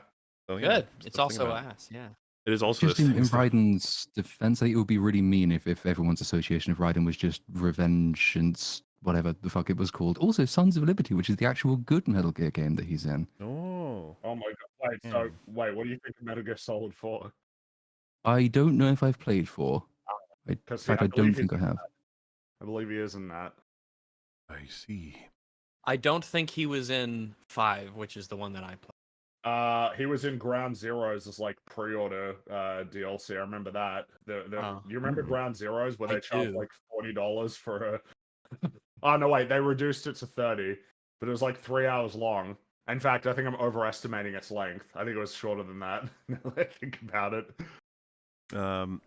Opinions on Smiling Friends season 2 premiere. I haven't seen it yet. I really enjoyed it. I thought I it was haven't awesome. seen it yet. I got The ending joke with Mr. Boss. Wait. I haven't seen it. I won't say it, but The joke was funny, right? It was I know. really I want to funny. experience it naturally. You're like spoiling that there's funny a in it. jump scare. It was really funny. It's a good joke, and it was a good episode. I enjoyed it a lot. I'm really excited for season 2. I'm a big fan of Smiling Friends. Right? Yes. I'm very impressed by it in general. Would like lots more directly injected into the brainstem or whatever. He'll be great. Yeah, that would make me oogly goo. Now let's be real. The chat is guilty of being epic. Also, Mola, I believe I deserve a banning now that I've subbed in double digits. Oh, they mean because of the Hassanok. This is actually a reference to. No, once you get to triple member digits, that is, we don't just ban you. We hunt you down and kill you because it's just inspired by Hassan himself. Working class Andy. Yeah. For an update for anybody who's not aware of this in the EFAP fandom, he's been losing his mind because his audience is shrinking and nobody cares about the creative things, according to him, that he wants to do. He's very angry that there are subreddits that make fun of him for losing. What in a mind like Hassan's, what constitutes a creative thing? I don't know. He went out and swam. He swam in some Swum. place. Swum. Yeah. Well, like he jumped in the water and did like some like freestyle or something. Yeah, there's an exchange where someone suggests he should go out in the water and swim, and then he says, "I fucking did that already." It goes to show none of you pay attention to what I'm actually doing. It's he is like really big mad about losing viewers though, isn't he? Jeez. Yes. Didn't he he's starting a podcast with iDubbbz or something? Like, man, you had a... The amount of videos about the fall of Ida. Dude, some people don't even know. He was once upon a time the most invincible person on the internet. He could literally do anything and he'd be fine. Like, iDubbbz could be the poster child of fall from grace. Yes. I suppose Boogie has that title, right? Boogie's sort of there, but because of iDubbbz was just like super funny, edgy, people were constantly quoting him, the memes and the gifs were all over the place. You had the content cop stuff. He was just this kooky, crazy guy that everyone liked, and now things are different. So, not good. Main villain of the Deus Ex guy is a guy named Bob. Yeah, Paige. Good. That's right. Could be William, he's right? A wacky guy. William Page. Well, I guess it'd be full name, yeah, I suppose. Will I Am Page. Quote, spiders are like weird oracles, Jabo Ragsons. Interesting. There's some wisdom in that. Oh, I thought of a wise thing. Ooh. The other day. It was sometime yesterday. I forget when. I was thinking, and I had a thought, and my nugget of wisdom was, you cannot clean your butthole if you clench while you wipe. And I thought, there's a lot of wisdom in that. All right. The more you tighten your cheeks, Tarkin, the more shit will slip through your fingers, like that kind of thing. Something like that. That's I think okay. I think that is a really good phrase that a lot of people can draw something from, and I'm gonna leave that there because there's a lot of wisdom. A lot of themes. There's a lot of wisdom in that. A lot of themes in that. When will we get EFAP Gaming Helldivers 2? Not impossible. I don't know, but I'm definitely down for it because I'm a big fan of Helldivers 2. We have Fringy, Mahler, myself, some others. We have played the Helldivers 2. Yeah, rather fun game. I'm definitely down for the Helldivers EFAP gaming. Hey guys, I'm turning 21 tomorrow. Gonna try some alcatisms. Wish me luck. Good luck. You'll have plenty of fun. Congratulations, you made it to 21. You avoided death for 21 years. Hooray. Good job. Yeah, good job. Have fun. Bringy Soylent Green Goo is people. It's people. Bringy, is this true? No, it's not. Nope. Okay. Not true. People? Okay. I'm glad you addressed the allegations so quickly. We have it on record. Definitely not people, but They not are impossible. not people. Shout out to Ross Scott's efforts to stop games from getting killed. if you purchase the crew at any point, do your part to help stop games from getting killed. Stop killing games. What's the crew? That's to do with the crew was a racing game by Ubisoft that was like one of those sort of shared world. Like how Destiny, the Division, they're all interested in like the shared world thing. I think it was like a shared world, always online racing game that I think recently got its server shut down and delisted, I believe. So Yeah. I presume maybe it has to do with like the idea of making the game still available or something along those lines. Well, yeah, I mean, keep gaming alive. I am on board with that. Game's pretty cool, but I think they're probably not in trouble in terms of staying alive, just staying good. It's just game preservation is starting to become a big that part of the conversation, especially with always online games. My GF and I just broke up. Thank you for a very welcome distraction. I'm sorry to hear that, man. Sorry to hear that, dude. Yeah, that's all right though. That's it's what happens, Part of the thing that we're able to do. Escapism. part of life. We can get you in a position where maybe you can just be thinking about a spooky haunted house where a Belgian detective has to solve a mystery. I don't know if I would recommend this movie for the situation you're in, but it certainly may very well be gripping, and it may give you a perspective on life in some way, shape, or form. I would hope, in a good way. Take away the wrong lessons from this film, though, right? Which is that if you can't let someone go, you should definitely poison their tea. Oh no! Maybe that's not the right lesson to take away. Yeah, we'll avoid that one. Hello there. Has anybody watched HBO's 6 Feet Under? It's a family drama set at a funeral home. Sound familiar? Great character work and ending. Never watched that, I'm afraid. No, I haven't seen it. Nope, that's a no from everybody. Hello all. Will there ever be a Chernobyl breakdown / praise? I think it's one of the best pieces of media ever made, yet it gets no EFAP attention. To be fair, 99.9% of media gets no EFAP attention. Yeah, I really like Chernobyl a lot. That's right. We've talked a lot about it's recommended come up it a lot, yeah. With praise, yeah, and especially when we watched The Last of Us, it would have come up a fair few times because it's Craig Mazin. Yep. I agree that it is excellent, but that we have given it attention compared to a lot of other stuff. There are things that we think are amazing that we haven't even mentioned on this show, probably. That's right. Name one, Mahler. Here I go. Are you ready? All right. Ready? Yep, Right? I'm ready. I'm about to say it. The Man Who Would Be King. I am. Oh yeah. I like that movie a whole bunch, and I don't think movie. I have ever mentioned it on EFAP before. I don't think you have either. I also really like that movie. So there you go. All right, Fringy, now you. Oh, what a film that we've never talked about on EFAP that I really like. But it's like top tier media. Well, something excellent. Yeah, something excellent that we have not mentioned. We've never discussed. Hmm. Like ever in any capacity. Can I feel you come like up it with would have come anything? up at least once.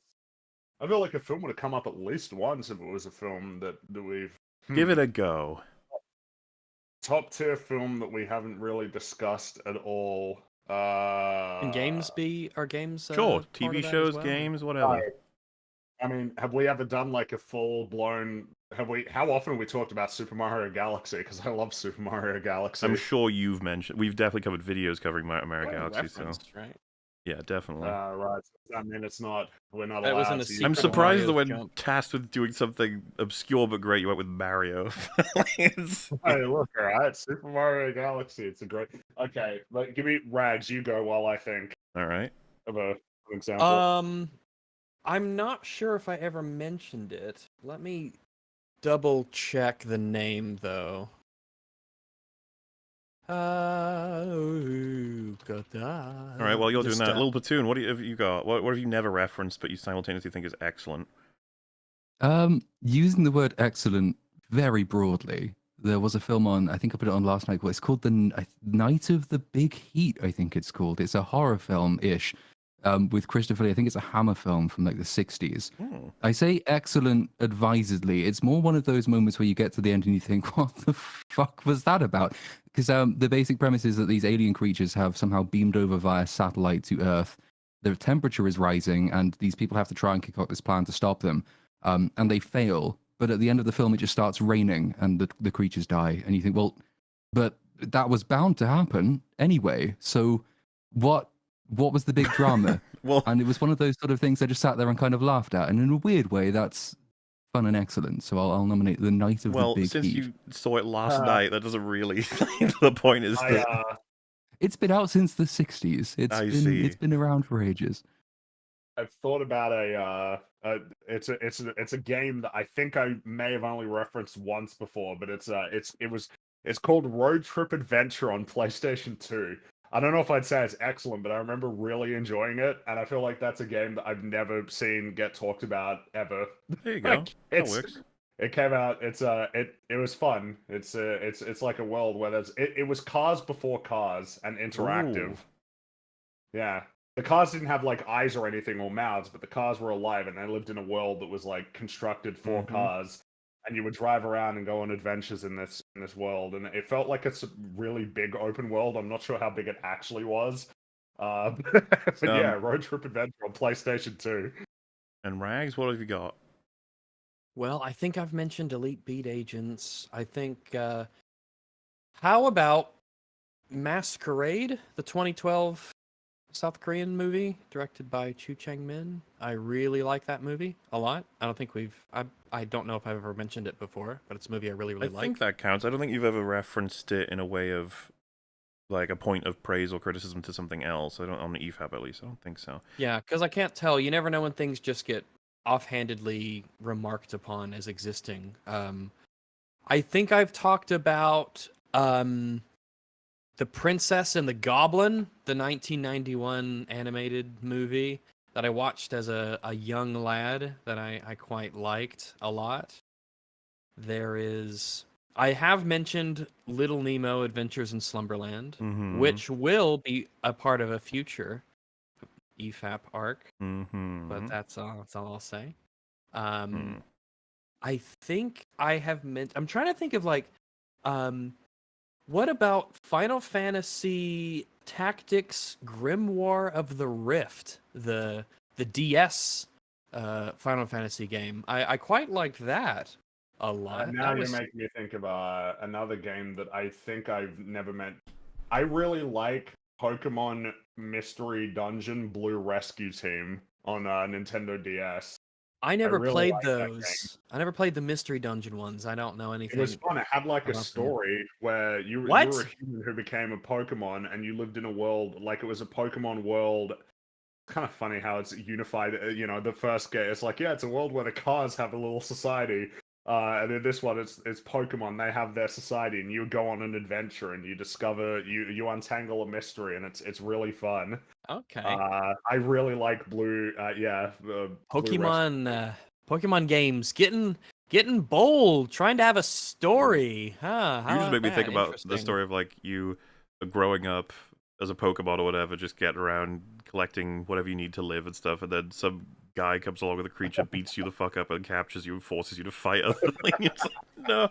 Well, think about it from this perspective. What if you are the lowly, Pidgey or Caterpie, the level 2 fucker, and you're just like a Pokemon trainer's first Pokemon that they catch, but then over time you grow up to be this really strong, powerful Pokemon who's got like fame, because in the world it would be that Pokemon would be basically as famous as the trainers a lot of the times. So you would go from just living in the grass, just being a Caterpie or whatever, and then your trainer beats the Elite Four, you become a Pokemon master, you've got fame and fortune and bitches and all that stuff, and it's like this from zero to hero journey from the Pokemon's perspective. That's certainly a way to look at it, but what about the really heartrending moment though when you realize that your time is up and you've been sent to the box on the PC forevermore? yeah. You've been replaced by a fucking Dude, Dragonite that's or sober something. levels, because it could be simulated that It you're really happy, and is. it's like, are we? Where are we? What is this? Is this real? Like, what I is joked real? about it at the beginning of the EFAP, but the Pokemon world is a world of horror, really. So we just, look, I just buy some cards for nostalgia, man. You know, that's. You're not trying to just abuse look nothing. Up a Blastoise. Just gonna look at Hydro Pump over here. A brutal Pokemon with pressurized water jets on its shell that are used for high-speed tackles. Level 52, number 9. If you got hit by Blastoise and his cannons, that might actually just like tear the flesh from you if it was really powerful blast. Some things that I've noticed, especially looking at these original 9 cards, I'd have to go to the case and pull out the specific ones, but like you would have a trio like a Squirtle, Wartortle, Blastoise, and you'd hit like the 3 evolutions, and you'd have different illustrators. It wouldn't be the same illustrator for all of them. So you'd have like Ken Sugimori has done a lot of art for Pokemon, and he would do like the first and the third, but the middle would be someone else, or like the inverse of that, or he'd only do the first 2 or the last 2. So the way that they kind of organize this seems odd. You think you'd want to have the same guy, do all 3 to keep an interesting sort of visual style for the evolution, but it's not something that often happens, and I wonder how those decisions are made. By the way, there's a lot of really good Pokemon art. While looking around for cards, shopping for cards, there's a lot of I think Magic has Magic has the best card art that I've seen. But there's a lot of really cool, fun stuff, because you can't really have the same style of art on a Pokemon card that you can on a Magic the Gathering card. It's just totally different vibes, So there's just a lot of great Pokemon art. I just want to say shout out to all the different styles and things that they try. They can get downright experimental sometimes, and I appreciate that. Anyway, that's why we haven't covered Chernobyl. Oh, look, Blastoise, how high is he? Because now that I've got the card in my hand, how high is Blastoise? Do you know? You mean how It says tall? the height and the weight. Yes. Aren't they all like deceptively Now, how- small? Because everyone's idea comes from the cartoon show where they blow them all up or something. Not literally blow them up, but blow up their size. Explode. It's like lob grenades in their mouths. No, aren't they like way smaller than you'd think? Like is he like 1.8 meters or something? What is that in feet? I It has I feet and don't inches know. listed on the card. That's a sensible thing to use, but I don't actually know what the corresponding thing is. Let's go meters to feet. You said 1.8? Yeah. 1.8 for Blastoise. Let's check. That is not too far off. But it's too high, too tall. It's too big, isn't it? That's 5 too foot big. 10. He's shorter than 5'10". 1.8 meters is 5.9 feet. So you're off by a bit. Not too much, but you are off. You think he's taller than he really is, which I don't blame you. I was a little surprised when I looked at it too. Officially, I'll tell you, this is official from the 1999 original printing. So yeah, he's 5'3". Blastoise is 5'3". He weighs 189 pounds. Pretty sure They're my actually- mum is taller than that. That's They're actually not right. specific. They said 188.5 pounds. So we got decimals for our poundage here on Blastoise. Good that they've done that. 188 point. It is good. It's world building. Do you know what kind of Pokemon he is? Or What they is are, that? I suppose? Yeah, type. Not element or type, but like kind. So not just water. No, not water. But what type is he? Like kind. I don't even know what it's actually called. Like for instance, I think I know what you're talking about, right? Where like the different Pokemon, Yeah, it's like- there was their type, but there was some other description of the kind of Pokemon that they were that wasn't. category. So like a Feraligatr is big jaw category. Oh. Oh, okay. I was thinking hard shell. You are one of those words is correct. Ooh. Shell cannon. Not a bad guess. Is it big shelled? No, it isn't big shelled. Okay, but that wasn't a good It guess is. then. It is shellfish. Oh. Okay. He's a shellfish. He's clearly a turtle. Turtles Yeah. aren't Clearly a shellfish. fucking turtle, but they call him shellfish because Okay, well, a turtle Who is not a knows? fish, so that's Yeah. it's very strange, very strange. The world of Pokemon. I like the idea is that the a Pokemon guy wrote that strange here, and he's like, "You motherfuckers, Pokemon ain't real, okay? I can call it whatever the fuck I want." Pokemon's not real, and I know that you can call it whatever you want, but I still object to calling him a fish when he's clearly a reptile. Exactly. Interestingly, Squirtle's category is tiny turtle. Yeah, see, that's more accurate. Yeah, which is like, yeah, it's a turtle and it's small. It's 1'8". So what does that make War I'm Turtle? wondering if that's small for a turtle. I guess it depends on because some turtles are fairly small, but some of them are chongo. War Turtle's category is turtle. You go from tiny turtle to Turtle to shellfish. fish. Yeah. He somehow turns into wait, is a lobster a shellfish? Yeah. Okay, right. So basically, it's just the crabs and lobsters and they're shellfish. I see. Oh, All right. wasn't there the old YouTube video Pokemon but with animals instead? When Monkey evolves into Steve from accounting. I'm sure that's a thing. I think in the first generation of Pokemon, I learned this the other night. Last night. It was last night. I was talking with friends about random things. Pokemon came up. Only one Pokemon in the first generation is is only grass type. He's pure grass type. Only one Pokemon in the first generation is. Do you know which one it was? Dragon. No. Dragonite, you mean? That was close. Not to be confused with Dratini and Dragonair. But no, though it's not. There's only one fully evolved. Tangela or something? Oh, fully evolved. Oh. No, you're right, Tangela. Oh, it was Tangela. How did you know that? Because I remembered it thinking that's surely not. I thought that was it confused me at the time because I remember thinking it was a poison thing, but it never was. Well, almost every grass Pokemon is going to be dual type with poison. I think Executor was the exception to that. With basically every grass one was. Executor. Yeah. By the way, shellfish are not fish.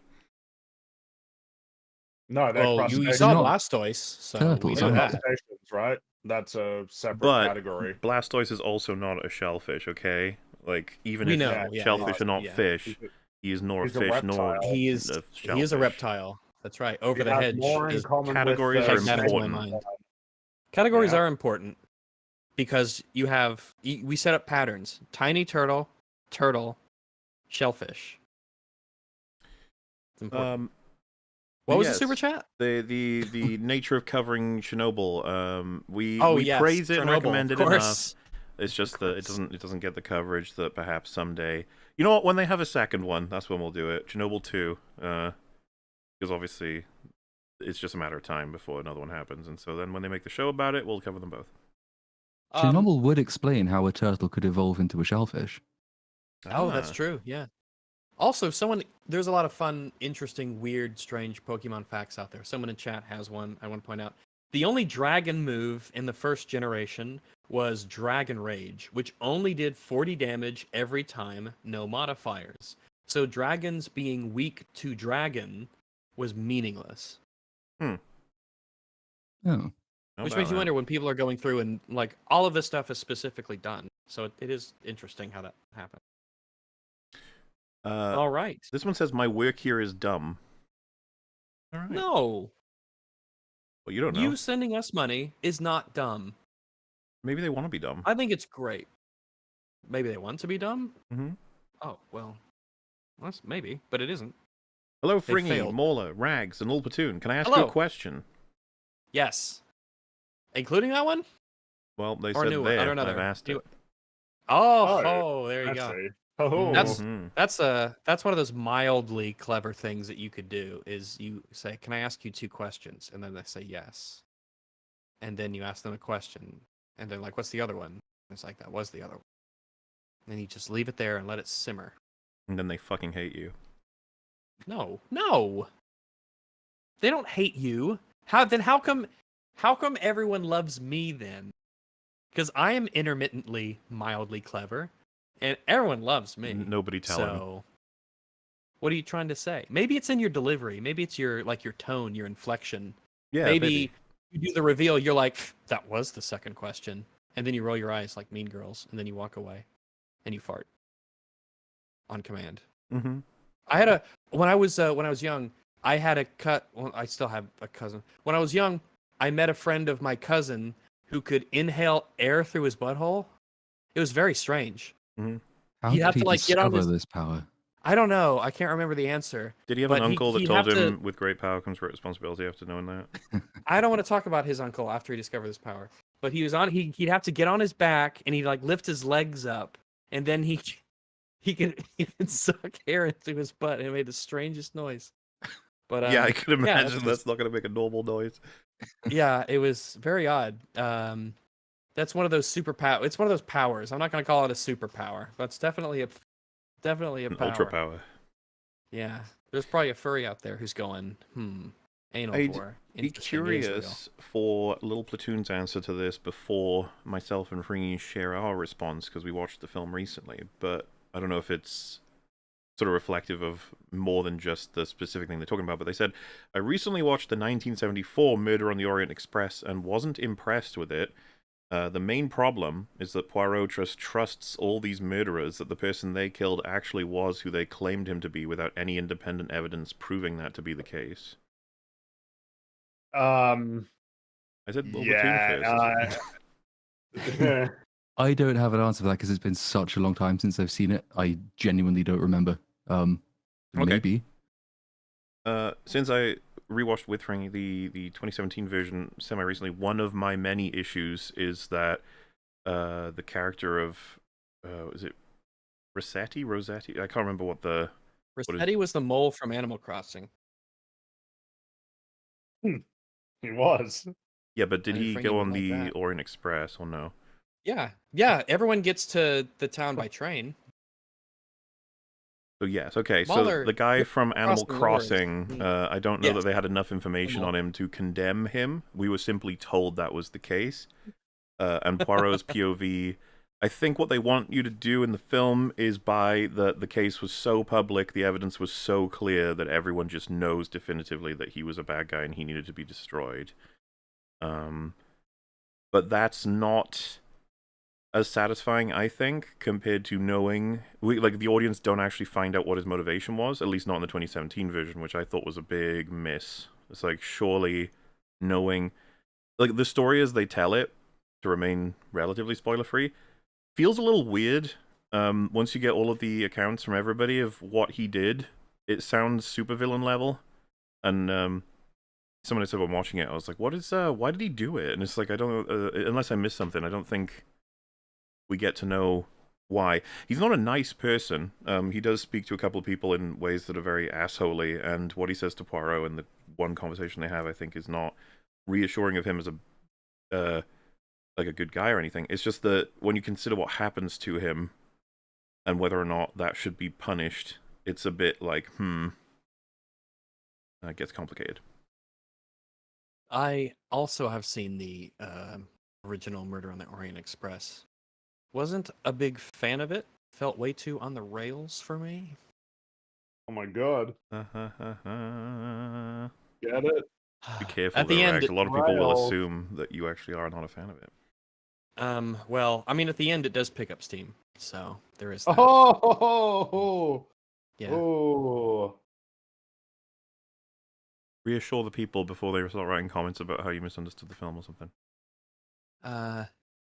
No, I'm just gonna leave that one there. All right, And instead, I'm fine. gonna talk about how Mr. Rossetti in Animal Crossing, if you reset your game without saving, the next They will time tell you you. boot up the game, he would not only be there once you leave your house to play, he would be there and he would stop you and say, "You fucker, right? Don't reset your game. Your progress isn't saved if you reset the game and you don't save. You have to save before you stop the game."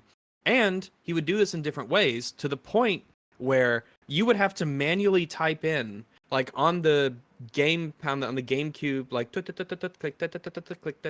you have to type out specifically cap sensitive and punctuation sensitive, space sensitive, verbatim, like the message he'd say, like, "I promise I will not reset the game," like period, cap, everything.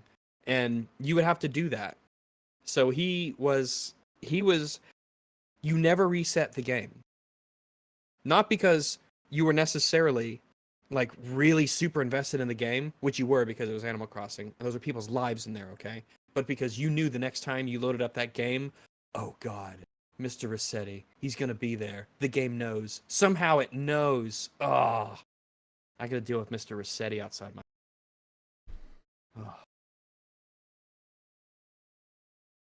He cared about you deep down. He had good intentions, and it would prevent people from resetting without saving. So it worked. It worked in its own way. They made him a character in universe to refer to like a meta thing. I don't think I've ever seen that in a game actually. I think Rossetti is a very unique character in video game history for what he sort of represents and who he is. He crosses the barrier between the world of the living and the dead. Just Psycho Mantis in like, isn't it the first Metal Gear game when he says he tells you to eject your memory card and stuff? So like Yeah, the evolved he'll form of read your Psycho data. Mantis and Mr. Rossetti are kind of thematically linked. Yeah, he'll sell your data to Google or whatever. It's To China, horrifying. yeah. Because he's a mole, so he can dig straight through to China. He can actually get there faster than anyone else because he can go there in a straight line. The rest of us have to go around the whole planet, but he can just do straight lines straight through to China. Or actually, yeah. Please, please, please do an EFAP movies for Iron Sky. It's easily the best bad movie ever made, and I need your reactions to the ridiculousness. Maybe we will. In the Maybe. future. Who knows? Iron Sky. The response to H-Bomber Guy's defense of Dark Souls 2 is an example of a justified, premeditated murder. Also, hi, Dog and Frog. Hey. I didn't Hi kill there. anyone. I just said a bunch of stuff. It's different. But fair enough. Branagh's weird double mustache for Poirot has always thrown me off. It's odd, but it's We had like a triple mustache looked in the first one. It was horrible. it's a really look. bad It's a in the look. first It's one. not bad in this one. 2 is just enough. Yeah, two It's is just okay, enough to but be. It's enough three- to be a thing without being overly conspicuous and like too much. It's not too gaudy, but it's a little just a touch of fancy. Because I'm a shallow dick. Like I think that is pretty much the reason I've never seen a Kenneth Branagh Poirot until this one. It's just I looked at the mustache Well, and thought, nah.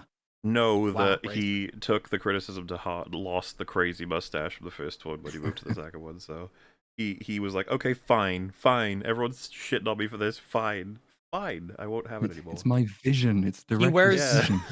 he wears it how he likes around the house. Mm-hmm. But once he gets the knock on the door, he rushes to the bathroom to the mirror to adjust his mustache to something more socially acceptable, and then I already know the answer for this. For possibly everyone here. Hello, EFAP crew. I wish to know what your favorite John Carpenter film is. I'd asked Mola previously, but YouTube flismed when you answered. Sad face.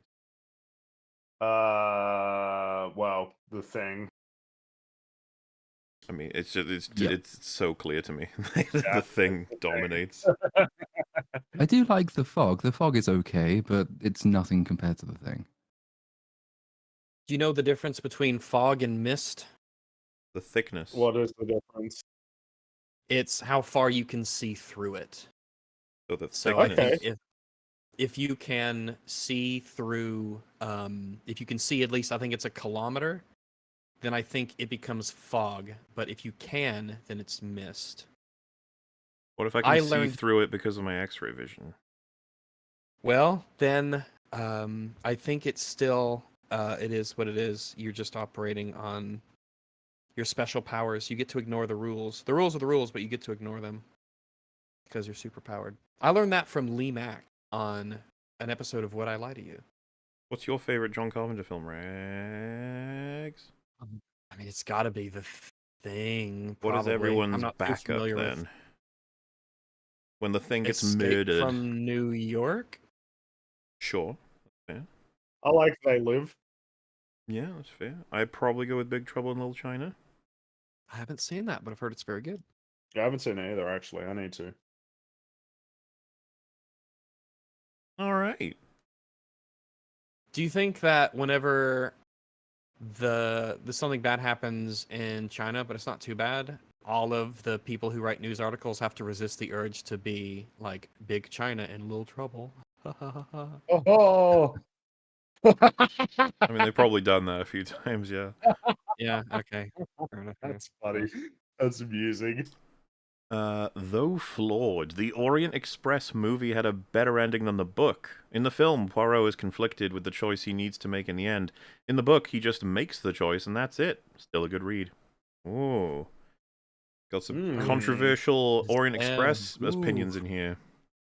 Yeah, I don't remember really walking away from that movie thinking that it was like great or good or anything. I don't know. It's fallen out of my mind. I know I have seen that movie, but I just don't remember it ever being like, "Oh, that's a good one. You should remember." You know, I don't know. Farewell and adieu to you, fair Fleamish massives. Farewell and adieu, you massives of Fleam. This is gay actor Michael Douglas making a reappearance. You have Fleamish hands, Mr. Massive. You've been counting Grumbos all your life. That's a quote from, I assume, the film Chickpea Grumbo. I'm not sure. You've got meme hands. And they also said, I agree with Fringy, breast reductions violate the Hippocratic Oath. Goodness, all right. I don't recall ever making any comments on that subject. Well, Even though, as we all know, Fringy he's the most sexual of the EFAP hosts. But I don't recall him ever saying that. I don't remember saying something like that. No, I don't think I've ever commented on that subject. Smaller breasts can impact the Hippocratic ratio, though. The ratio, what's that? The ratio of breasts to hips. Ah, I see. Yeah, like the hip.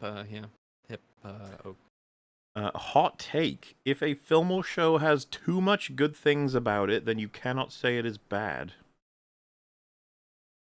I'm not sure what that means. Is that a exactly. hot take? Is it like a quantity of good? It reaches a quantity of good stuff that no matter how bad the rest of the like relative to how much you know what I mean? Like, is he just describing how much bad or good? Is he just describing like something that is good isn't bad? Well, because for it to have a lot of good, too much good, then there's no space for it to be too much bad. I guess I would agree with that. Because I don't think I would describe a movie as bad if it had a sufficiently high amount of good things in it to where I thought the movie was good. Because I'm not going to say a movie is good and bad. It'll be one or the other. But what if it has it does good, and then it completely does not stick the landing and actually undoes all of the good? It can be complicated. Quantifiably, that's one bad thing to a lot of good things, but it means the film is probably bad still. Well, we normally say that things are like mixed when we talk about that. Yeah, trying to go by threads, right? Like individual character journeys, how strong is the theme, how does the plot line look overall? Like, how much damage does this bad ending do? Is it to everything and everyone? In which case, oof, that could have, poisons the entire story almost. It depends. I'd have to have some examples, but I'm inclined to both agree and disagree, because that's apparently my opinion. I think so. Yeah, if there's enough good things, you can't say it's bad because eventually enough good things means that the thing is good and not bad, right? So just reference Midnight Mass. I was about to look. The first 5 episodes are fucking great. Okay, they're so good. Things happen. Oh boy. Even my I was talking with some like I mentioned that family trip, and I was talking with an aunt and an uncle or an uncle and whatever relatives, and we're talking about Midnight Mass and some stuff, and I was like, yeah, Midnight Mass, it started out really good, but boy, that's one of the worst last episodes I've ever seen of a show. And even they were like, yeah, like what the hell happened? God, it's probably worth me never watching it again. It made me so fucking mad. I can't. I don't. That's why I can't recommend it. Yeah, it makes it so hard to recommend it because the last episode is that bad. I can recommend Hill House. I can recommend Bly Manor, but I cannot recommend Midnight Mass. That's how bad it is. Well, that's what you just said is interesting. That you said you could even recommend Hill House. That we've got coverage explaining how bad we think the ending to that is, but still. There's still such quality, yeah. Also, force Fringy to say his Across the Spider-Verse opinions, and they got a little Halo smiley face. Fringy, what is your Across the opinion on Across the Spider-Verse? I think it's got really great art and animation. Oh, yeah. There you go. You got a perspective. Ooh, that is his opinion. I agree with Fringy's perspective. I'm inclined to agree with him as well. So, but I'll be the controversial one here and say that I do not like the look of Gwen's universe. I think it's garish. You mentioned and that, and I'm yeah. not sure that I agree with you. That's Yeah. fair. I know it's totally subjective, but especially when we see all of the other places, I don't agree with the or not agree. I don't like the way that her universe looks in terms of its color and detail levels. I suppose I can find it understand unpleasant. how you feel that way. Yeah. So, All right. My face would hurt sometimes when playing Final Fantasy VII Rebirth because of all the smiling I was doing. Oh, Okay. fair enough. Yeah. all right. Yeah. Hi, I'm gay actor Michael Hi. Douglas, and in EFAP 278, I got a great chuckle out of Rag saying, "Why can't he believe anything?" what is the context for me saying that? He can't believe anything. I don't know. Actually, I'm trying to think. That you've got me curious because just hearing that 278. without remembering the context is funny. 278 was the one before the themes one. I'm trying to remember which Yeah, one so that that was. was. Damn it! I feel like I know what Yeah, it come on, was. brain.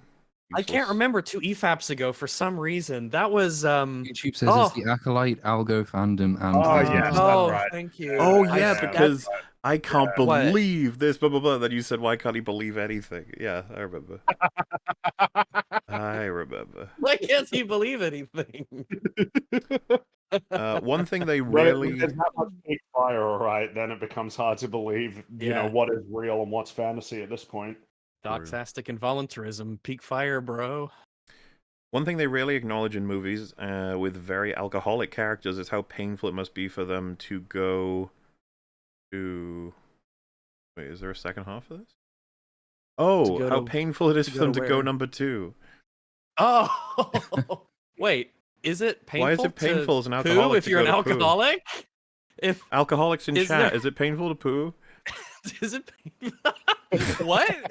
I'm a Alcoholics? high Be functioning honest. You know alcoholic. what's I can't say funny? I've I've ever had never that heard problem. of this. I I've never heard thought of it was this. the way they usually do super chats where you put like, you know, 1 of 2. I thought that's what was happening. So it's like when they go, it's like, where's the other half? It's just like, no, just go number 2.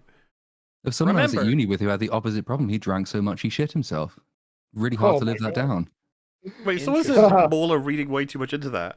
I read what it is. No, that's Exactly confusing. what it I've never said. heard of this. I never heard that alcoholism makes it painful to poo. I've never. No, this is news to me. This is, Mhm. Yeah, this is news to me. think No one in it's my fake family's news, alcoholic, so fake maybe I news just to me. haven't brushed against Maybe it. that's why Randy was having such a difficult time on the pooper. Yeah, maybe. Yeah, that Um, joke is so funny. Just having Emmy award-winning, television series on the screen while Randy is screaming, "Oh, hot, hot, hot, hot, hot!" as he's trying to poop. I will say that every number 2 means a number 1, but not every number 1 means a number 2. I mean, yeah, obviously on that one, I suppose. I'm sorry, I'm collecting images. We got to rate Skeptile and Weevil. Okay, Okay. I'll look up Weevil, and you can do the Skeptile. Skeptile. Hopefully that image works. Weevil, I believe, is the first gen. Oh, I know him. Yeah. So No, here he Weedle. is. Gen 3. That's yeah. Weedle? No, a Weevil. Weevil. Weevil. Weevil, yeah. Oh, Weevil, like he's like a jerk. Weevil. Because Weedle's the cute little caterpillar thing that turns into Beedrill. Yeah. Oh, Weevil this is. guy. I, Okay, I yeah, don't know let me what a get Weevil is, so I'm guessing it's after Generation 2. I'll show you this. Wait, I, this one seems familiar. Like we've I like really this has been enjoy asked how before. smug. I really enjoy how smug he is. I gotta go with what's the first one? Yeah, I'm going with number 1. Skeptile. Yeah, I'm going with I Skeptile. like it. Look at that. Look at his face. Look at He's his like, face. "Eh, He's got an I know expression. things." Yeah, the second one is a bit anthropomorphic for my taste, and not in a way that I like. Like Meowth is my favorite Pokemon. Yes. But I feel like Meowth is like special in that they're most humanish in disposition and kind of like expressions and stuff. The bottom one looks like the face of every animated movie cover, you know, that smug confidence kind of thing. But the first one's a mood, and I like his I don't know. I like him. I like the big I fluffy. like his mood. I like the Yeah. spiny tail. I like how he I like his proportions. I like his face. Sells it. I It love the is, face, and yeah. the bottom's like, oh, you're He's so the. smug. I love it. I really like it. I want to Well, see there we are. what does he come from? He is a He's Skeptile. Greco, whatever. He's Gen 3 starter Pokemons. Oh boy, you can start out with this lad. Well, you Skeptile. don't start with him. He and he's Well, like, yeah, you know, he's. Oh, there's a Mega Skeptile too. So he comes from. From Grovyle, final form of Trico. Oh yeah, I've seen this guy here. He starts off as this. yeah. I That's like right. that. I like him, and then he turns into that. Yes, which is another good look. I At him like go. him. It's almost like Yeah. Raptory. He's almost like a raptor with the wings I on like, his little. I like the Gen 3 starters. They're cool because you got Mudkip and Torchic. And We then talked about this extensively on one of our Yes, we super did. chat catch-ups, Did. talking about a lot of the starting Pokemon for many generations. So some of them Yeah. really good, some of them really bad. pretty bad. Yeah. So mixed bag, but I like it a lot. Yeah. We got an extinct animal of the day. Woo! Macro-Euphratus, the killer armadillo, and this is an artist rendition. Yeah, there you go. Oh my goodness! Look at that Look guy. out for I him. wouldn't Get you. wouldn't want to step on him. Looks like the Like- kind of thing you have to kill in Fallout. It's like an Yeah. armored mole rat. A mole rat with armor, yeah. In brackets, they've called it Armakillo. Armakillo. Yeah, that would be fine for a fantasy setting. Actually, someone has just sent me a message. Alcohol keeps your body from releasing vasopressin, a hormone that helps your body hang on to fluid by preventing water from going out in your urine. Damn. Less vasopressin means you'll need to pee more, but when your body gets rid of more fluid than normal, that can make you constipated. I see. Okay. We know the lore. Then I agree with the super chat. They need to portray that more in media. Very true. This one says, "I love Nathan in South Park. That face." Oh yeah, that's yeah, that's right. He's very smug as well. You remember him, right? I don't think. Shut up. Shut up, Mimsy. Mimsy! Oh, that. Yeah, Yeah. Yeah. By the way, because our extinct animal of the day was the killer dillo, this was posted on my server earlier. This is a pink fairy armadillo. Huh. That looks like it's trying to be about 15 different animals at once. I know, and you know what? Right on, man. Good for him. Yeah, keep trying. You'll get there one day. Fair enough. Thank you for funny shriek on OpenBar89. Also, hi Rags. Hello. Yeah, for those who don't know, I was experiencing way too much God of War Ragnarok is terrible at once. I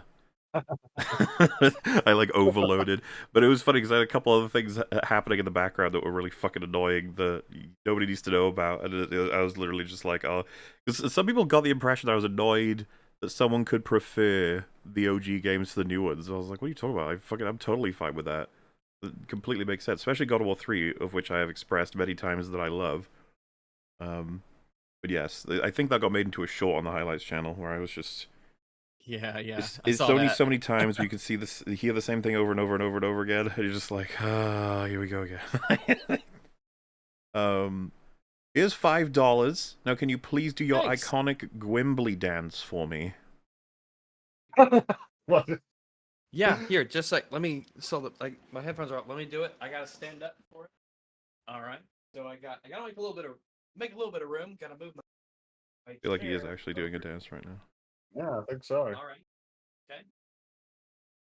Well, You can hear it. There you go. That's the Gwimbly dance. like, while you do that, your foot's gotta be back, but you can't look. He's even teaching you how to do it. You gotta turn back the other way like this. Then, whoa, just to give them about, gotta stick that out right there, and then you spin. Then, oh, You wrap up right there, right where you started. It's not, and there you go. That's it.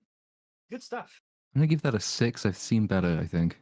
Yeah, it's really good. You've probably seen it before. You just didn't know that was what it actually was. I think that was just a But really it's really, consumable way to learn how to do really it, good. which a lot of people do need. I got a thick rug back there. So you couldn't hear the the tapping, but you'd see it. It's I in. think that was a good Grimbley dance. I do think. Yeah, so. it matches up. It matches up with the way your hands move, which is really it's key.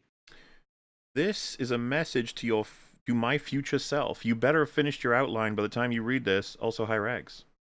Hello. Well, I hope you finished your outline. Good luck. But don't punish yourself too hard if you haven't, okay? Genius takes time. Shilling for the spiritualism seance meter. Well, thank you very much. Oh yeah. Seances don't come cheap. I've hardly seen any marketing for this movie. I'll have to check it out. Well, just after you Dumbos check out DDLC. I mean, I do recommend it, but honestly, like I said, I only was like, I'll watch it in the background while I'm doing work, just so that I get an idea of what they're up to, because the fact that it was like a Halloween-y one, I was like, Yes. I like my Halloween-y stuff. But like I said, it earned my attention the more it's going on. I was like, oh, okay, you're not being cringe. All right, neat. I don't think I would have heard of this if Mueller hadn't, suggested that we watch it, and I'm glad he did, because I saw, it was in front of a movie. I forget which one it was, but at the theater, in before the movie was an ad for Death on the Nile, but I never saw one for this, so who knows? I'm trying to remember how I knew this existed, because yeah, I don't feel like I was marketed about it at all, but maybe it was something somewhere at some point that got me to be aware of it. What's you guys' opinion on the Pirates of the Caribbean trilogy? Are there more than trilogy? Aren't there like There 4? are I guess 5. it's asking up 5? until, Jeez, shows what I know. well, I like the like first one maybe. a lot. Yeah, first one's great. As far as I'm concerned, it goes really good, bad, really then- bad. Yeah. What's weird is that not only can I not remember how many there are, but I only remember the first one, and I think I've seen all 5. But after the first one, they, in my mind, have just been like they've been blenderized, kind of like all the that's fair. Transformers movies. I remember the set pieces, fairly well. Oh, yeah. Yeah, some of the World's things I Best and, remember. World's End. Pirates of the Caribbean, The Mummy, and like Hot Fuzz would be like 3 of my top voted funnest movies of all time, probably. They're just fun. really Everything's so fun. much fun in them. Are they And, still doing that all-female reboot, or? Hope so. I think they're doing a reboot of some kind, but I'm not sure the nature of it. I'm find out. certainly hoping that they go through with it, because boy, I think sure it's time do for love women. money. That's what I think. Yeah, it's time for women pirates. I agree.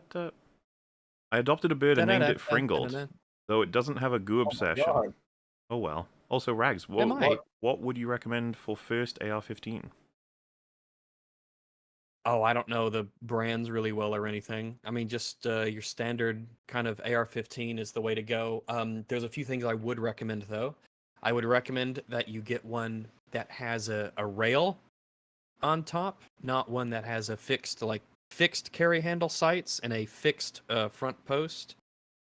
So that later on down the road, if you want to put on a scope or a red dot, you have that option. It's something that I highly recommend that people go for, so that if you find that you're really getting into the hobby and you really like that gun in particular, though putting a scope or a red dot on the gun, it changes a lot, particularly a scope, with what you can do with it and how it feels to shoot and how far you can go. So set yourself up for success. Also, you don't have to pay a lot of money for a good AR-15. AR-15s are very cheap.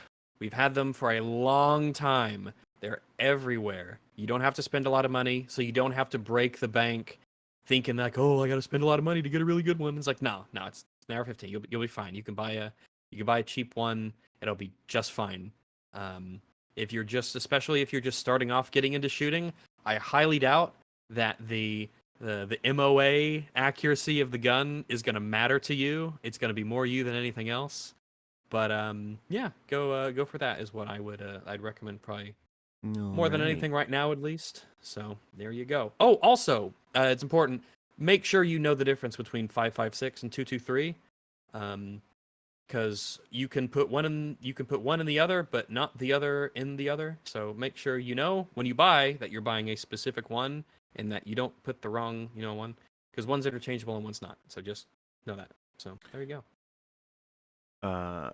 I've got to say, the Pokédex entries you read aren't always accurate. The entries are submitted by the children who own the devices, so they are more hearsay than hard facts. Unreliable narratisms. Listen, if a Pokemon is listed as possibly being able to eat my soul, and it was a troll by a kid, I'm still not going anywhere near that Pokemon. Yeah. And I get these from a pretty good site, but I guess it's I guess I think they you mean have the in element of- universe. They're submitted by the children who have devices, unless they mean it can actually be updated by kids on the websites. In which case, yeah, that makes them useless a little bit. I feel like it would be a big element not to allow bizarre misinformation about Pokemon like that to persist in the world. And you wouldn't want to have like a children's story about how it steals your soul to be the like defining numero uno fact about it on the Pokédex, It's like, what kind of weird ass science? It's like the professor says, hey, go out and discover everything about the world. This is going to be our authoritative guide, child, for how the world works later. So don't make shit up. And then Ash just goes and just makes shit up. And that's just how science now works in Pokemon. Is that really? That doesn't seem believable. I got nothing. There's a lot of things about that. Yeah, I feel like the Pokemon universe started out as a fun little idea for kids, and it had its games and its cards, and then yet there wasn't a lot of planning ahead in terms of how does this world actually function. It just kind of goes as it goes and goes as it goes, and that's just that's just kind of it. And I don't know, in a way, it's just kind of funky, and there you go. It's just a funky world, the funky nightmare realm. The Pokemon world is. Finally, the Blastoises are 5'3", and one of these live for once. Thanks for always giving me excellent content to listen to while I work. You too, Platoon. No problem. Yeah. Glad you enjoy it. You bet. Absolutely. Yeah. Suchet's Poirot evolves through the seasons, starts as a cozy whodunit, the final stories are dark and challenging, and the OG actors nailed the tone shift. Good example of modern audience adaptations. Alright. I'd be interested to check out maybe some of what I consider the best episodes of the show. Cool. Yeah, likewise. Could do that. Funny how what we discuss as writing refers to more than what's written on the script. Improv, directing choices, etc. It all adds to the story. That is true. We do often try to talk about some more things outside of it, including performance, but we usually try and contextualize it as like how it's assisting the story, as opposed to simply a flair of the dramatic or some kind of, element that we just think is kind of neat that they did. We usually try and talk about why it's assisting whatever storytelling choice they're going for. The Dutch angles, for example, like I said, some people have complained about them, but I feel like there's a lot of purpose to them in this story to make you feel off-center, uneased whenever we're in the spookier parts of the atmosphere of the film.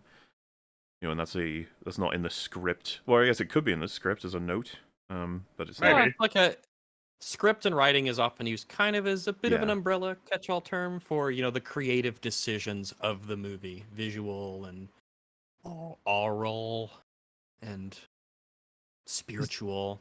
Does that mean it could just have been a really happy accident that he uses the Dutch angles all the time, and it just so happens that in this film they make sense, but they went in the next one they won't? In Murder on the Orient Express. Nope. Yeah, so I think it is something he does deliberately. I remember in Thor, people talked about how the Dutch angles were for times where Thor was confused or when Thor was, not like. I'd have to rewatch it to give a better assessment of this, but Branagh definitely likes Dutch angles, and that's okay. I think that they have a lot of use. Yeah, I do think though that if Ariadne was the one who directed the film, they wouldn't be Dutch angles; they'd be Finnish angles. That's one for the real fans. Funny. Oh wait, that's the one I read. At Little Platoon, I can't believe you spoiled the end of Poirot, you bastard. Oh my goodness. Oh my god. Oh, actually, yeah, you did actually just do that. You did spoil the finale of one of the longest. It was in the back of my mind as I was saying it, and I thought, no one's gonna care. But now I realize I've just ruined 15 years worth of television show has just gone down the drain because I spoiled it. All over. If I had a time machine, then I probably wouldn't spend it fixing blunders like that in podcasts. I'd probably be like, I don't know, I'm probably doing some other stuff. Hey lads, a warning. During the tribulation, don't take the mark of the beast, which will likely be a chip. If you do, you'll go straight to hell when you die. Uh-oh. A microchip? Yeah, I've heard that the mark of the beast could be... It's like barcodes. You know that thing where a lot of like crazy fundamentalist Christian types think that stuff like barcodes and everything are marks of the beast. Well, what about if it's like a donut? Stuff like that. Then I need it. A donut? Like the mark of the beast is like a circle, like a thick circle? No, like a donut that you eat because it's tasty. Oh, I think it depends on how you maybe pay for the item and how your currency is being tracked in the transactional process. What if it's like Ned of Flanders purchasing Ghost, the donut? Ned Flanders Devil that offers it to you? If a devil offers you something, Take you it? should be wary. The problem is, how do you distinguish the angels from the devils? That's the thing.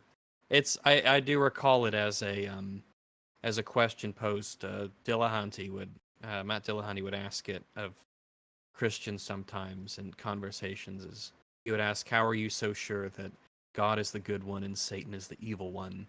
Because we never really get their perspective or their say on things. Yeah, when's the devil going to release his book?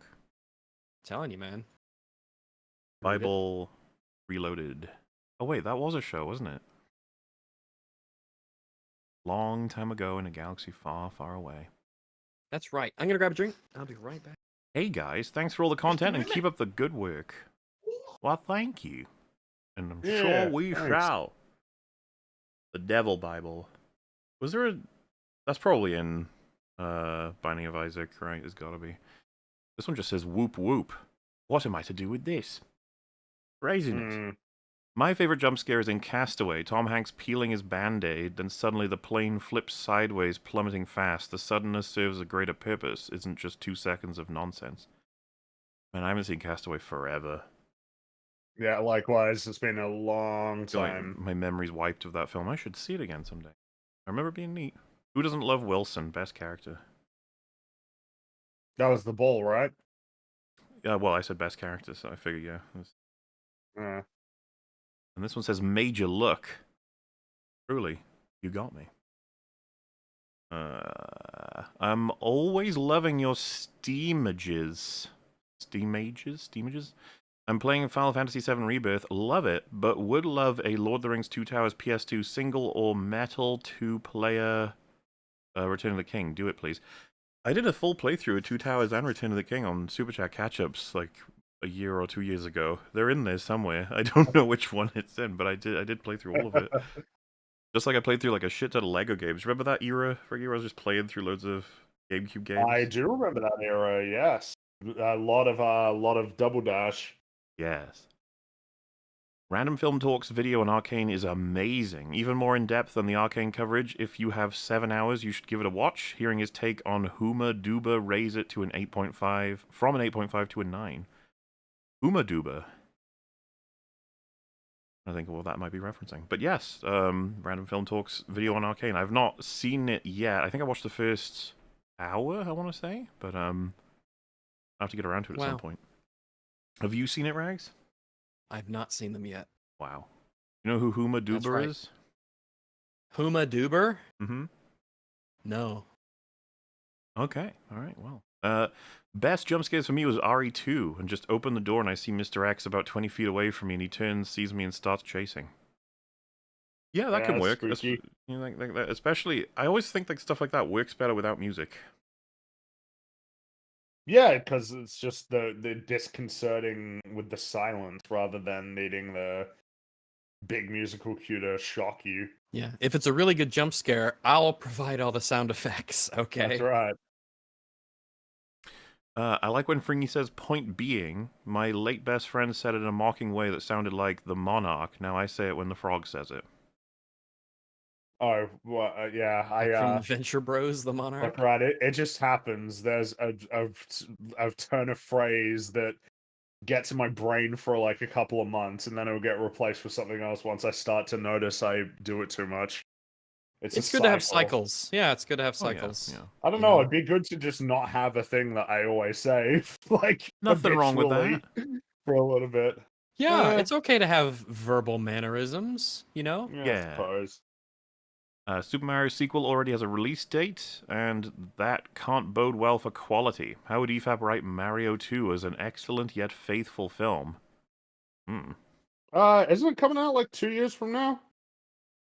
Yeah, and I imagine they're plugging a That's hell of like a lot of 3 effort years. into it. It's 3 probably years gonna. removed. Shrek 2 came out 3 years before, 3 years after, rather, the first Shrek. So Going forward with these big franchises, we are doing so in a post quote unquote Disney collapse. So I wonder if that will color a lot of things going forward for these big IPs. might.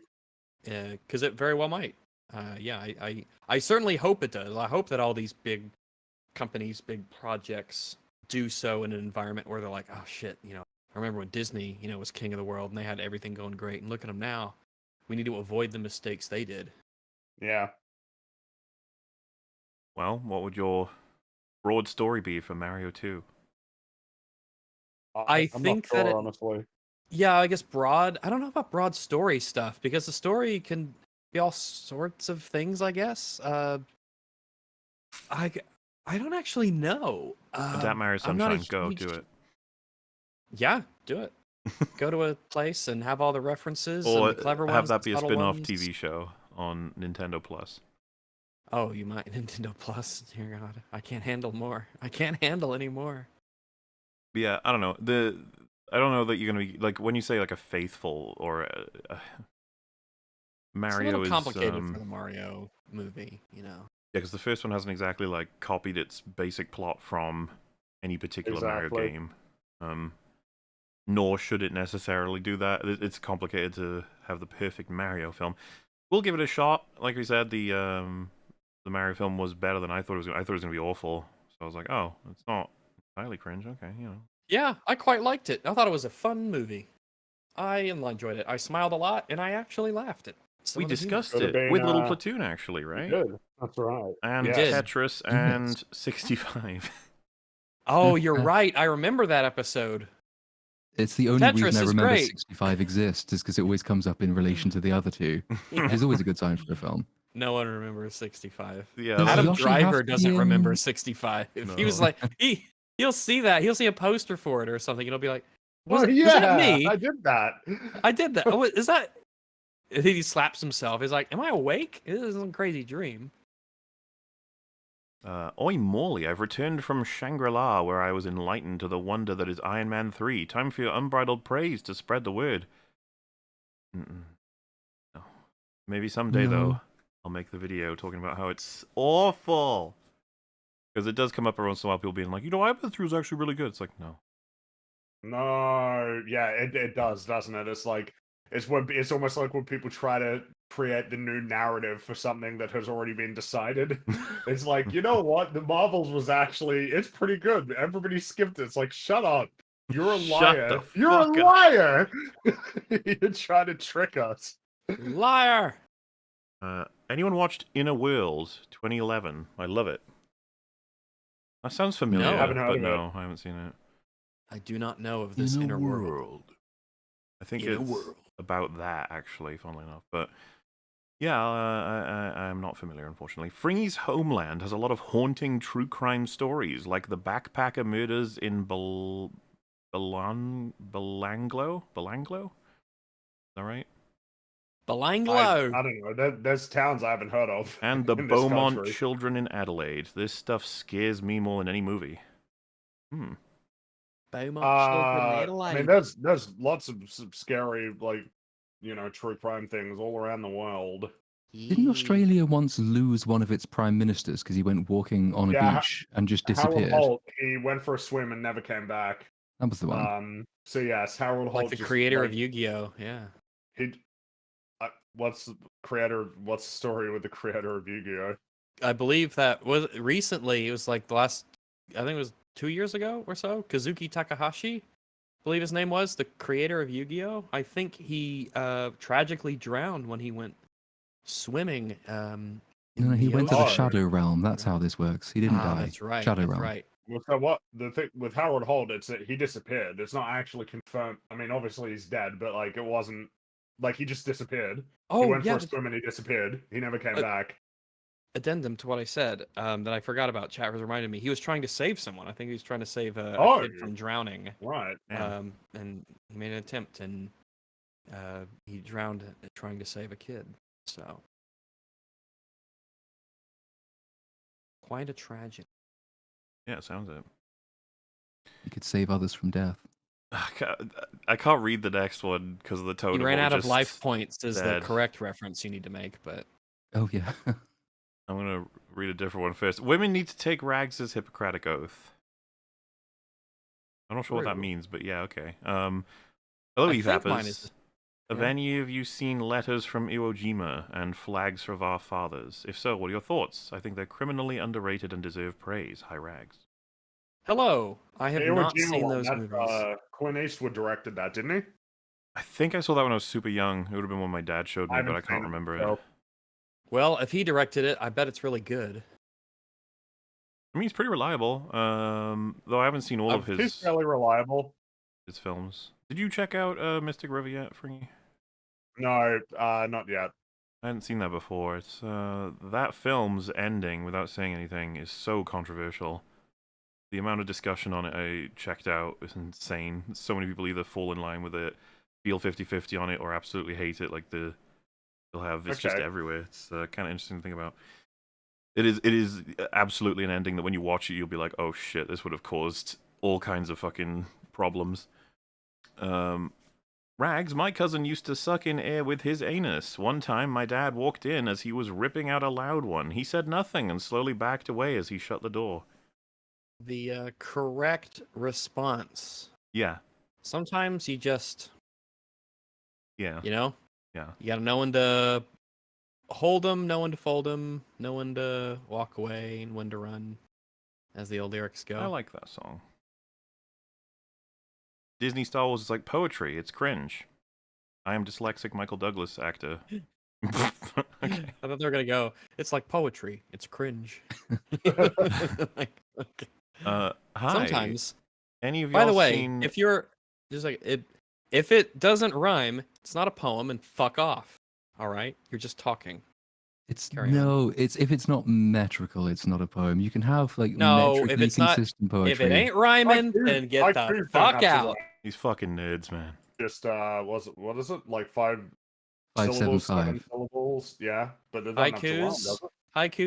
Haikus are cute. Now, if you ain't rhyming, Oh my you, God, you all found your way in here. You can find your way back out. Okay? Hi. haikus Any are of great. y'all seen Gummo? Very odd, or Gumo? Very odd movie. No, Made I've- less than 1 out of 10. Its budget back. I wonder what you'd think of it though. I don't know anything know? about Gumo. I don't. Who is Gumo? Who is Gumo? That's a Or is good it documentary Gummo? title. Gumo. Gummo Who or is Gumo, I don't know. Who Gumo? Here's an animal that I didn't wish I knew existed. The tongue-eating Oh. louse replaces a fish's tongue with itself. Some parasites, man. I know that one, yeah. I've seen yeah, these. Yeah, I've that seen one. these. Yeah. It's fucking We horrifying, could do isn't without. it? We could not have those. You know. Yeah, when they came up with We could that, it was just- like, actually, we're scrapping this one. And God's like, no, I worked really hard. He's like, no, we're scrapping this one. We're not putting this in. They don't need this Yeah, and they're one. like, "What are we doing with the unicorns?" It's like, not doing it. No, Not doing I it. just nah. We've already got horses. There's so, a glitch where you they know, can whatever. fly, and that's just not, like, it's not working. Yeah. Yeah, apparently only virgins can see them, and that's gonna be awkward sometimes. So, Hi, Rags. oh, that would be if unicorns were actually a thing and only virgins could see them. You could, like, if you passed by a farm that was like a unicorn ranch, right? A unicorn ranch, and if you were a virgin, so you could see them, you could. No, how'd you trick someone? You'd say, oh yeah, you could just point to an empty field and be like, oh, it's a unicorn ranch, and just look at the other person and see if they'd call you out on it or not. Yeah, I guess so. Yeah. But wouldn't they know in that culture to never react to anything that could be construed as a unicorn? Maybe. But what they would also do is they could use that as an objective line, a standard for what does and does not constitute losing virginity. Like if you Oh, you know fellatio, what, would that Rags? constitute? Put a fake Yeah? horn on a horse, they'd be like, "You can't see Oh that, can yeah, you?" And then if they yeah. go, I can't see that," you'd be like, "Oh, why are you lying, bro?" Like, what? Or that guy would be called Gumo, and he would have been screwed over. Gumo. Oh, there's Just the Gumo. Story of Gumo. He's a trickster, that Gumo. Hi Rags, what makes a good doggo? Often, really, first off, hello. But what makes a good doggo is often what makes a good person. You need to have, good, solid moral foundations. You need to be honest, and you need to be, uphold the, pillars of kindness and responsibility. You shouldn't be selfish. You should look out for other people when you can. You should consider what your talents are and how to use them well, how to make the world a better place. A lot of the stuff that you'd expect makes a good person makes a good doggo. Pissing on things to mark your territory. Mhm. That's true. I know many If you're people an who do that, arsehole. and all of them are good. A lot of them are alcoholics, but just because you got your issues doesn't mean you're a bad person. So I would go so far as to say this movie is better than the book it was loosely based on. Halloween Party is one of Agatha Damn! Christie's weakest novels, IMO. Ooh. Oh, Interesting. Well, I haven't read the book, but I really like the movie, so that's a solid maybe. Mm-hmm. Interesting, yeah. Monkey Man is the Indian John Wick 4, aka real shit. I've seen people mentioning Monkey Man. It's a film that's coming out. I think it's Monkey just Man? come out, so Oh, yeah, I'm okay, interested in watching it. I mean, eventually we'll, hopefully not too long, we'll get Extraction 3, right? At some point, yeah. So Well, I'll be excited to see that. if reality is anything to go by, it's probably going to get more and more silly. It's unfortunate. That's just how it goes. Yeah. Luckily, they haven't jumped the shark. The transition from Extraction 1 to Extraction 2 felt like, all right, things are ramping up, but it's not crazy yet. So, by the way, I'd recommend both Extraction 1 and Extraction 2. As would action movies. I would recommend them. Sorry to go back to Pokemon, but I must know your thoughts on the wonderful boy that is Spheal. Spheal? Sveal? Spheal. If you want to go have a Is look. that the that seal thing that it's like a beach ball, but it has like a seal's tail? I think that sounds familiar. Oh! Yeah, let me get you a picture. I got a picture of him here. Beautiful. Yeah, I'll get a picture of all. Isn't there a Gen 1 one which looks like a seal and its name is just Seal? I think you kind of ran out of ideas for that one, didn't you? It's Dugong and Oh yeah, look at him. I like him. Yeah. Cool. I like him a lot. I'm a big fan. Look, he's a ball. Oh yeah, Seal, Seel, evolves into Dugong. Look at him. I like Seal. I like him. Yeah, I like him a lot. Spheal. I like Spheal. Yeah. I like it. Yeah, I like him Look too. at him. I mean, what else is there to say? He's a cute lad. Looks like he's having fun. I gotta look up his Pokédex entry though. Pokédex. I bet he doesn't kidnap any children's souls in the forest. Probably not. That doesn't seem like him. But it's always the ones you least expect. That's the rule. I mean, he's got vampire teeth, so he must be a predator of some sort. Also, his eyes are facing forward. Let's see. That's an astute observation. Spheal is much faster rolling than walking to get around. Okay. When groups of this Pokemon eat, they all clap at once to show their pleasure.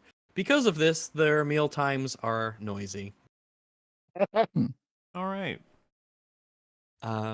Yeah, I really like it. There tends to be a general consistency on them rolling and clapping their fins when they are happy. So. And they finish with hi to all of you lads, and good job on waking up so early, Fringy, with all love heart. Yeah. Yeah, Fringy, what time in the morning do you wake up for EFAP? Well, the clocks have just changed again, so really early. Very, very early. Very early.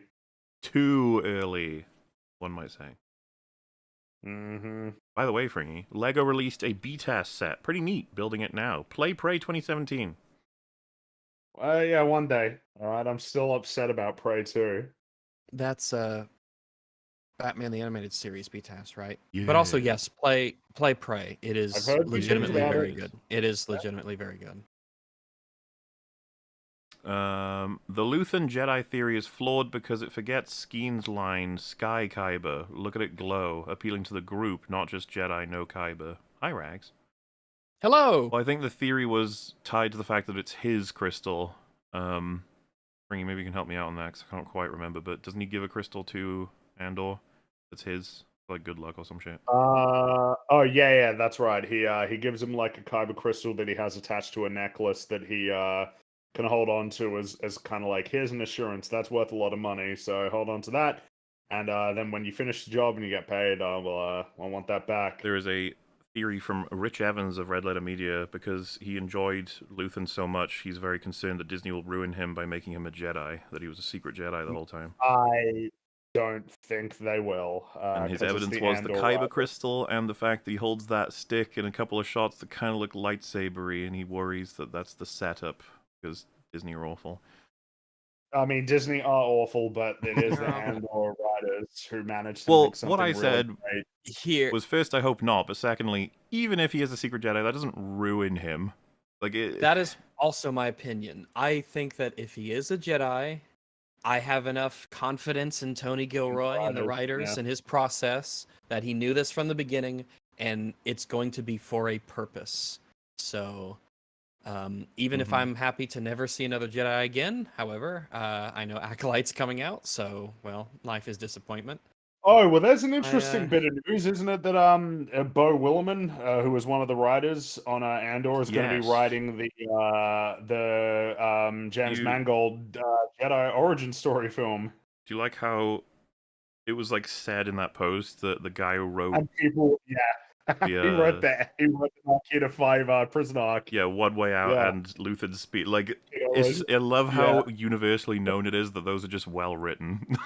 It's just, that's what that is. It's really cool. And it's the kind of thing where you hear that news and you're like, oh, okay. Yeah. Like a movie that I had no interest in at all has now become a movie that I'm looking at like, huh, okay. Mhm. We'll see. All right, yeah. I mean, that's a really good idea. They should be, if they're smart, they should be offering those guys more jobs. The writing team, the directors, they should be offering them more work. Find ways to Agreed. give them stuff to do for Yes. Star Wars. Yes. Yes. Yeah. Rags' cousin used dead cockroach. I don't know what that means. Just distant reference, maybe? I can't remember. I'm so sorry. Maybe, but it Maybe a eludes meme. me. Hey guys, Could is be. there any good Oh. recently released horror movie around? I'm starving for good horror. I think we all are. Just saw there is a Pet Sematary sequel out, Bloodlines. Is that any good? Well, I haven't seen it, but I don't know. good new horror movies. That is a tough category. Good horror movies. It's not a genre I peruse really. Yeah, trying to think. I mean, this isn't exactly a Haunting in Venice is not a horror movie. It's got some Spooky. spook in it. Yeah. But yeah, it's got some spook in there. So maybe that'll tide you over. I don't know. I couldn't tell you. I just don't know. Boop, boop, boop. What's your favorite Pokemon and ideal team? Also, hi Rags. My favorite Pokemon is Meowth. I don't know about ideal team. It'd be stuff like, Venusaur, the Nidoking or Nidoqueen. I've always liked them. They're cool. Rhyhorn's really cool. I like I'm mostly familiar with the Gen 1 Pokemon. I like Meowth? Alakazam. I want a good. Oh yeah, he'd just be like my sidekick. He wouldn't be on like the team of 6 that fights and everything. You wouldn't let him fight, so you want to take care of him. Yeah. It's not that I don't love all of them equally. It's just I love him the most equal of all of the Pokemon. Yes, of course. I like something like an Alakazam, a psychic kind of Pokemon. Out of Haunter. I probably want to I just like Haunter. like a Gengar, something like that. Haunter is really cool though. I remember when I was young, there was a Pokemon manga, I think, and it was It was like about a haunter who was like a super haunter, and he'd like eat people's dreams and shit in their sleep, and it would like eat their souls and stuff. And it was really cool.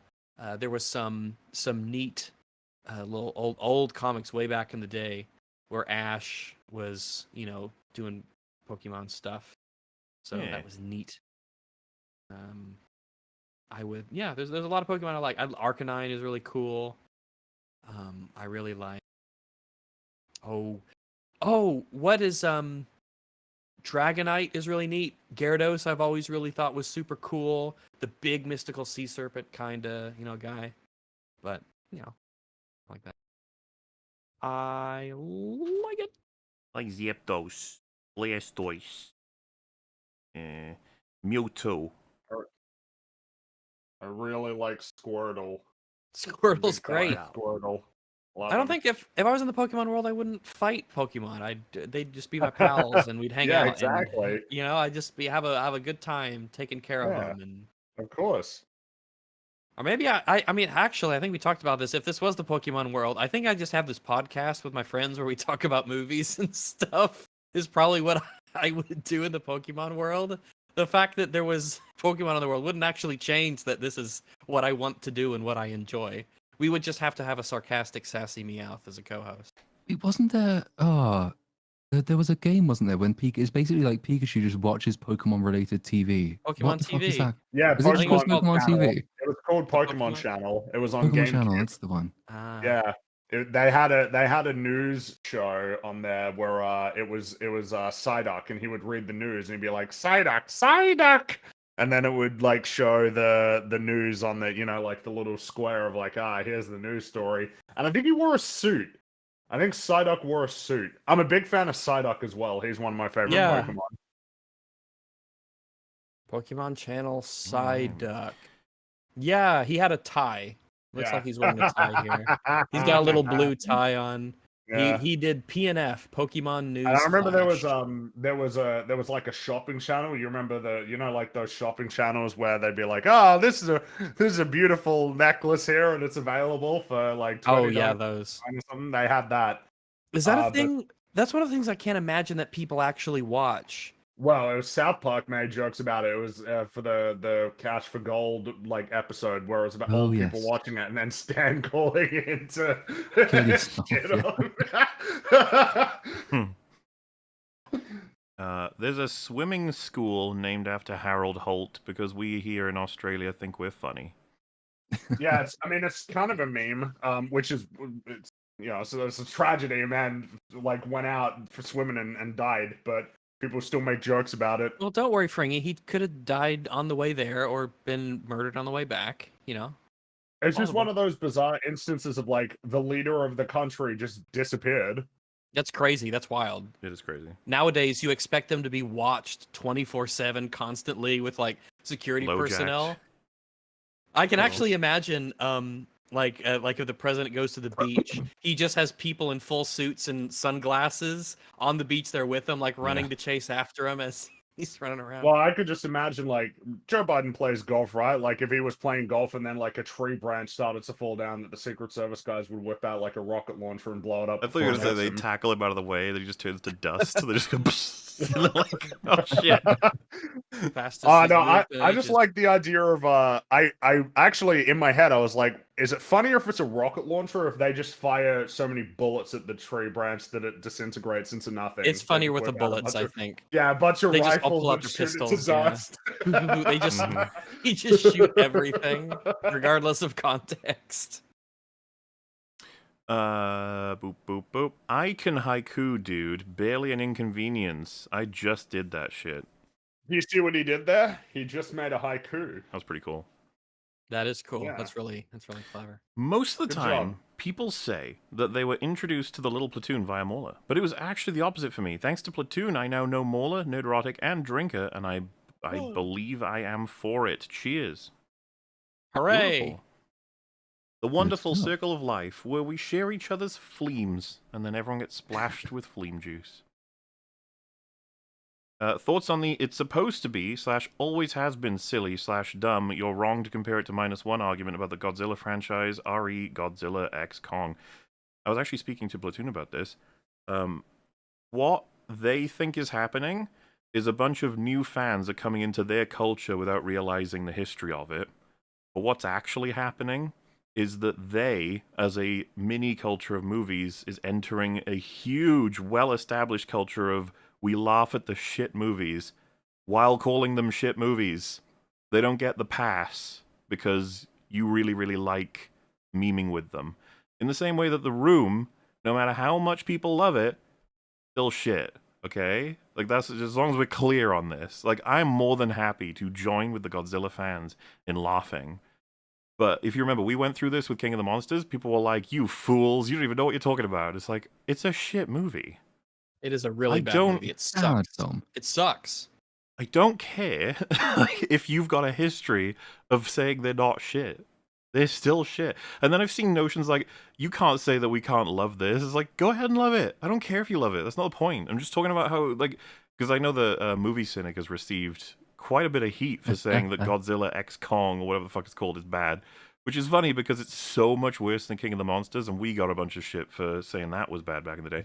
And the Godzilla fans are especially annoyed because people are comparing to -1, an actually very well-written Godzilla movie. It's been fascinating to watch because I keep bringing it up, but it blows my mind that, like, I distinctly remember when King of the Monsters came out that people said that was what they wanted a Godzilla film to be. And then, you know, Godzilla -1 comes out, and then that gets pointed to as what a Godzilla film should be, which I think is more apt, obviously. But, like, this is like, they are fundamentally contradictory as being like what Godzilla should be. One of them's a story. The other one was, no, we don't want a story. We want the big lizard to fight the monsters. That's what we wanted to see. I you know barely got the any monster fucking off fights, anyway. but that's like 15% of the film is the monsters fighting, and the rest of it's the human shit. So I'm actually doing a video on it because, like, I'm a sadomasochist and I like bullying bad films and I like being hated for it. But, like, equally, it's kind of erotic. So, like, I'm doing a Godzilla XCOM video and making the point specifically that I'm deliberately not going to compare this to -1 because I don't want to have to deal with all the people saying, "Oh, you can't compare the films." No, it's bullying. It's too much bullying to compare -1 to Godzilla X Kong. But, like, you don't need to compare it with a really, really good particular type of film to be able to say that just on every conceivable metric, this is a terrible movie. It's just shit. And if you love the thing, you should probably demand that it's better. Like, no one would suffer if you made this thing not shit. I don't really understand why so many people are so very angry about it. That's the really big, like, almost lie that's getting told. Like, the idea that we can't maintain the fun of monster fights while also making it good. That's not possible. Those two are at odds with each other. The only kind of Godzilla film is, like, one of the worst Transformers films. Exactly this. Your Transformers fans, drama. like, who really enjoyed the Michael Bay Transformers will probably feel the same way when they hit, like, the 8th fucking one, where they were like, oh, I love the good... Fast and the Furious is going to go through this all the time, too. Like, people coming in being like, good God, what a terribly constructed movie. They'll be like, no, it's fun. You're not... Why are you treating this like this? It's fun, okay? Stop being a dick to the movie. The movie is not... I think another notion is, like, you're saying they shouldn't exist this way when I love them. And it's like, well... They could be so much better. Why are you so upset by this? There's no reason why you can't have the film that has the big lizard fight, but also has characters. Absolutely. It's entirely possible. You could have better films, and you would be happier, and we would be happier, and everybody would be happier. Yeah, like, if they say something, no, what I love is watching Thanos Gauntlet, big spiny, like, swords flying through the air. Everything is absolutely absurd. I love that. It's like, we can still do that better. Still. Yeah. It's very hard to do the Thanos Gauntlet worse than the way they did it in that film. I mean, that's some absolutely special nonsense that goes on there. But yeah, you can write the Thanos Gauntlet into the film in any number of ways, but just having a guy say, oh, by the way, we happen to have it in the shed, like, that's not how this is supposed to work. The biggest impression I've gotten from reading about all of this is Godzilla fans are upset that people are making fun of their shit. It's like, your shit is just as stinky as everyone else's. Just because you got Godzilla on it doesn't mean it's immune to criticism. That ain't happening. Yeah, I like the big lizard, but I also like Optimus Prime and shit. That still exactly, yeah.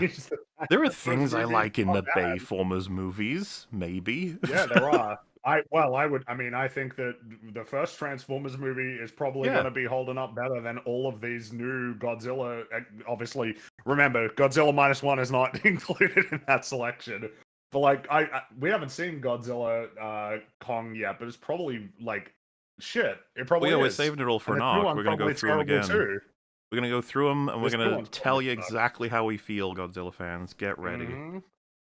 I don't know. I think something that's become really lame now is it's almost like once the meta sets in enough, it like readjusts the way that the film will be appraised to where, you know, your mainstream critics will like be more kind to it because it's accepted that it's going to be a piece of shit.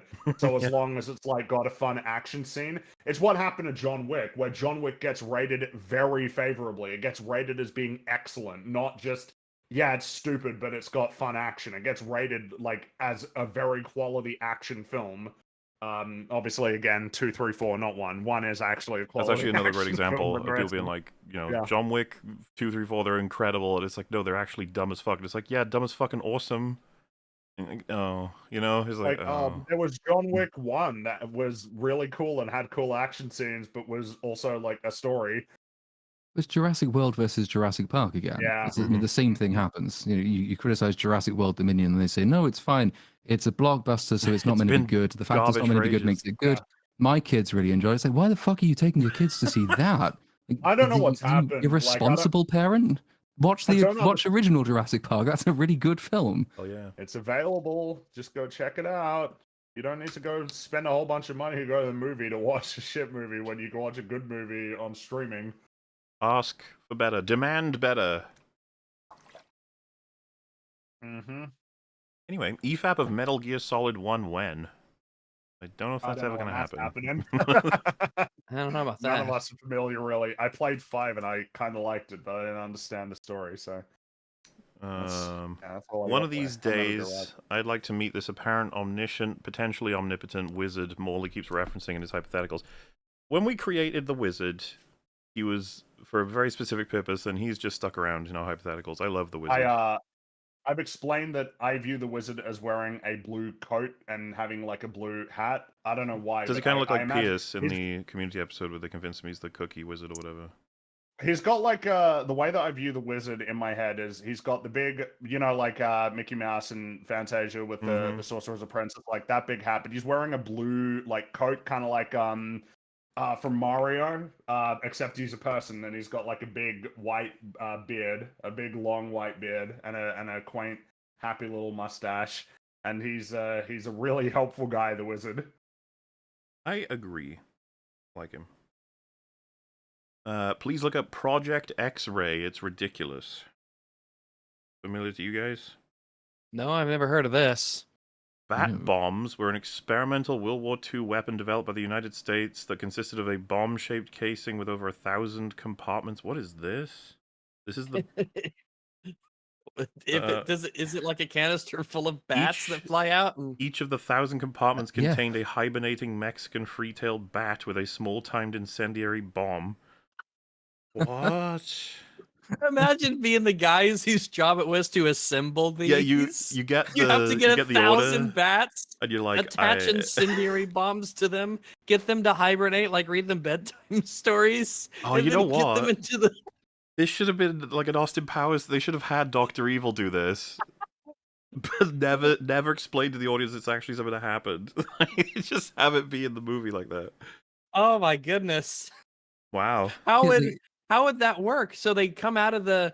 I assume these bats are very confused. They jump out of this little canister compartment. They see all of their friends. They have this weird thing stuck to them that they, unfortunately, are not equipped to deal with in terms of its explosive consequences. What do? Do they fly into German caves and explode? Wikipedia says they go and nest in Japanese houses, and then at some point at the predetermined time, they just explode. Jeez. That's actually horrific and the most ridiculous. Dude, listen to this. Conceived in 1942 by dental surgeon turned inventor Lythal S. Adams, the bat bomb was envisioned as a means to set fire to Japanese cities by exploiting bats. Bruce Wayne over here. Oh my goodness. That needs to be in an Austin Powers movie. They got to do it. Anyway, It wasn't in Batwoman. It's a Batwoman level weapon, surely. oh yeah, I mean, I'd put it in that. I mean, this is the thing. It depends on what you want to do. Cringe or funny, or both. Bats all over Japan randomly exploding into balls of flame. Oh, the Americans! Damn them. Then they're exploding bats. Quote, Joy, quote, got into that home shopping network life. What's that a reference to? Who? Joy? That'd be the Blade Runner lady? She was called Joy, That right? she like hosts the channel where they talk about all of these like jewelry that you can get. She hosts it. Maybe. I don't know. But Yeah, maybe. that Yeah, was it's a the living. final super chat of the night, which leads us Woo! to the end of the stream. But before we go, Lil Platoon, what are you up to, sir? Where can people find you? What's the newest with the newest of the newest? Newest with new, yeah, it's probably going to be Godzilla X Kong. Oh, no. Just because why not? Get ready to piss off the whole Godzilla community. Just gonna prepare myself. Hopefully it'll be this week. So yeah, that'll be entertaining as I ignore my comment section entirely. And then it'll be back to the Dune video because the introduction's done, but the introduction alone is about 90 minutes long. So this is it's a long video. I don't know exactly when it's gonna come out, but eventually it will come out. But yeah, that's pretty much it for where I am at the moment. Beautiful. Fun. Well, is there anything, Rags, Fringy, you guys would like to mention? I don't think there is anything that I would like to mention. I think I've said enough today. Well, I mean, just working, but I suppose probably worth noting that the EFAP TV episodes for Halo should start Rolling releasing, out. yeah, weekly soon, very soon. Yeah, we're figuring out the timeline on that. Next week's episode will be a Halo Season Will be the 2 Halo one, retrospective. I believe, I don't know if it's Yep. confirmed, but I believe we have Woo! ER Halo! ER Patrician TV and John. Good old John. Yes. And then, yeah, the Halo episodes will possibly follow that. It's going to be bizarre because we're going to talk about the whole season and then we're going to show you our episodes, I guess. But there's nothing else we can do. Like, that's just how it works. And then following that, I guess, will be Rebel Moon, or is that close enough to that? The week after? Well, there's Rebel Moon, but Fallout, I think, starts this. Well, not start. I think it all Right. comes out this week because it's Amazon Prime. So I think all the episodes are out. Listen, EFAP chat, EFAP audience, we've not figured out exactly what we're covering, where, how, when, and why. All right, we got to move everything around, get everyone ready to do editing particular things. But work is being done. People are on stuff. You will receive things. You got the War Arc next installment coming, I think, next week or the week after next week, so 2 weeks-ish from now, which will be the Three Musketeers, the W.S. Anderson movie. That'll be exciting for yous. And then, yeah, just, there'll be a decent arc with the Halo stuff. Once that's all over and wrapped up, I think we'll be crossing over with Acolyte at that point? No, Acolyte is in June, so that's a little bit away from now. But Rebel Moon is a couple of weeks from now. Yeah, Fallout, I think, is this week. So, and there's probably something else that I've forgotten about as well, like it's upcoming thing. Yeah, plenty more on the way. Thank you all for hanging out, and we appreciate it very, very much. Thank you for hanging out, Mahler. It's really good to see you around. It's good that you're here talking to the people. Yeah. It's really good. It's really good stuff. It goes a long way. Oh, we had another message saying major look again, which you genuinely did. I did look. I did look. I did look at that. That's true. Wow. Do I want to click on that icon that they have, or is that going to be God, like it looks terrifying ghastly. If I zoom into it? Because I could tell. I could tell that that's going to be a spooky, weird image by the little tiny preview image. So I don't know if I want to look closer. But yes. Just before we go, I just carried on reading because I was very, very fascinated. Do you want the pitch? The Bat Bomb guy's pitch for his idea is also contained in the Wikipedia article. Go for it. He says that the bat is the lowest form of animal life that until now, reasons for its creation have remained unexplained.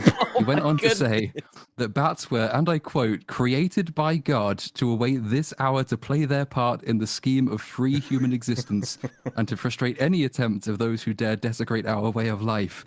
Oh And my President God. Roosevelt responded, "This man is not a nut. It sounds like a wild idea, but it's worth looking into." Government, isn't it great?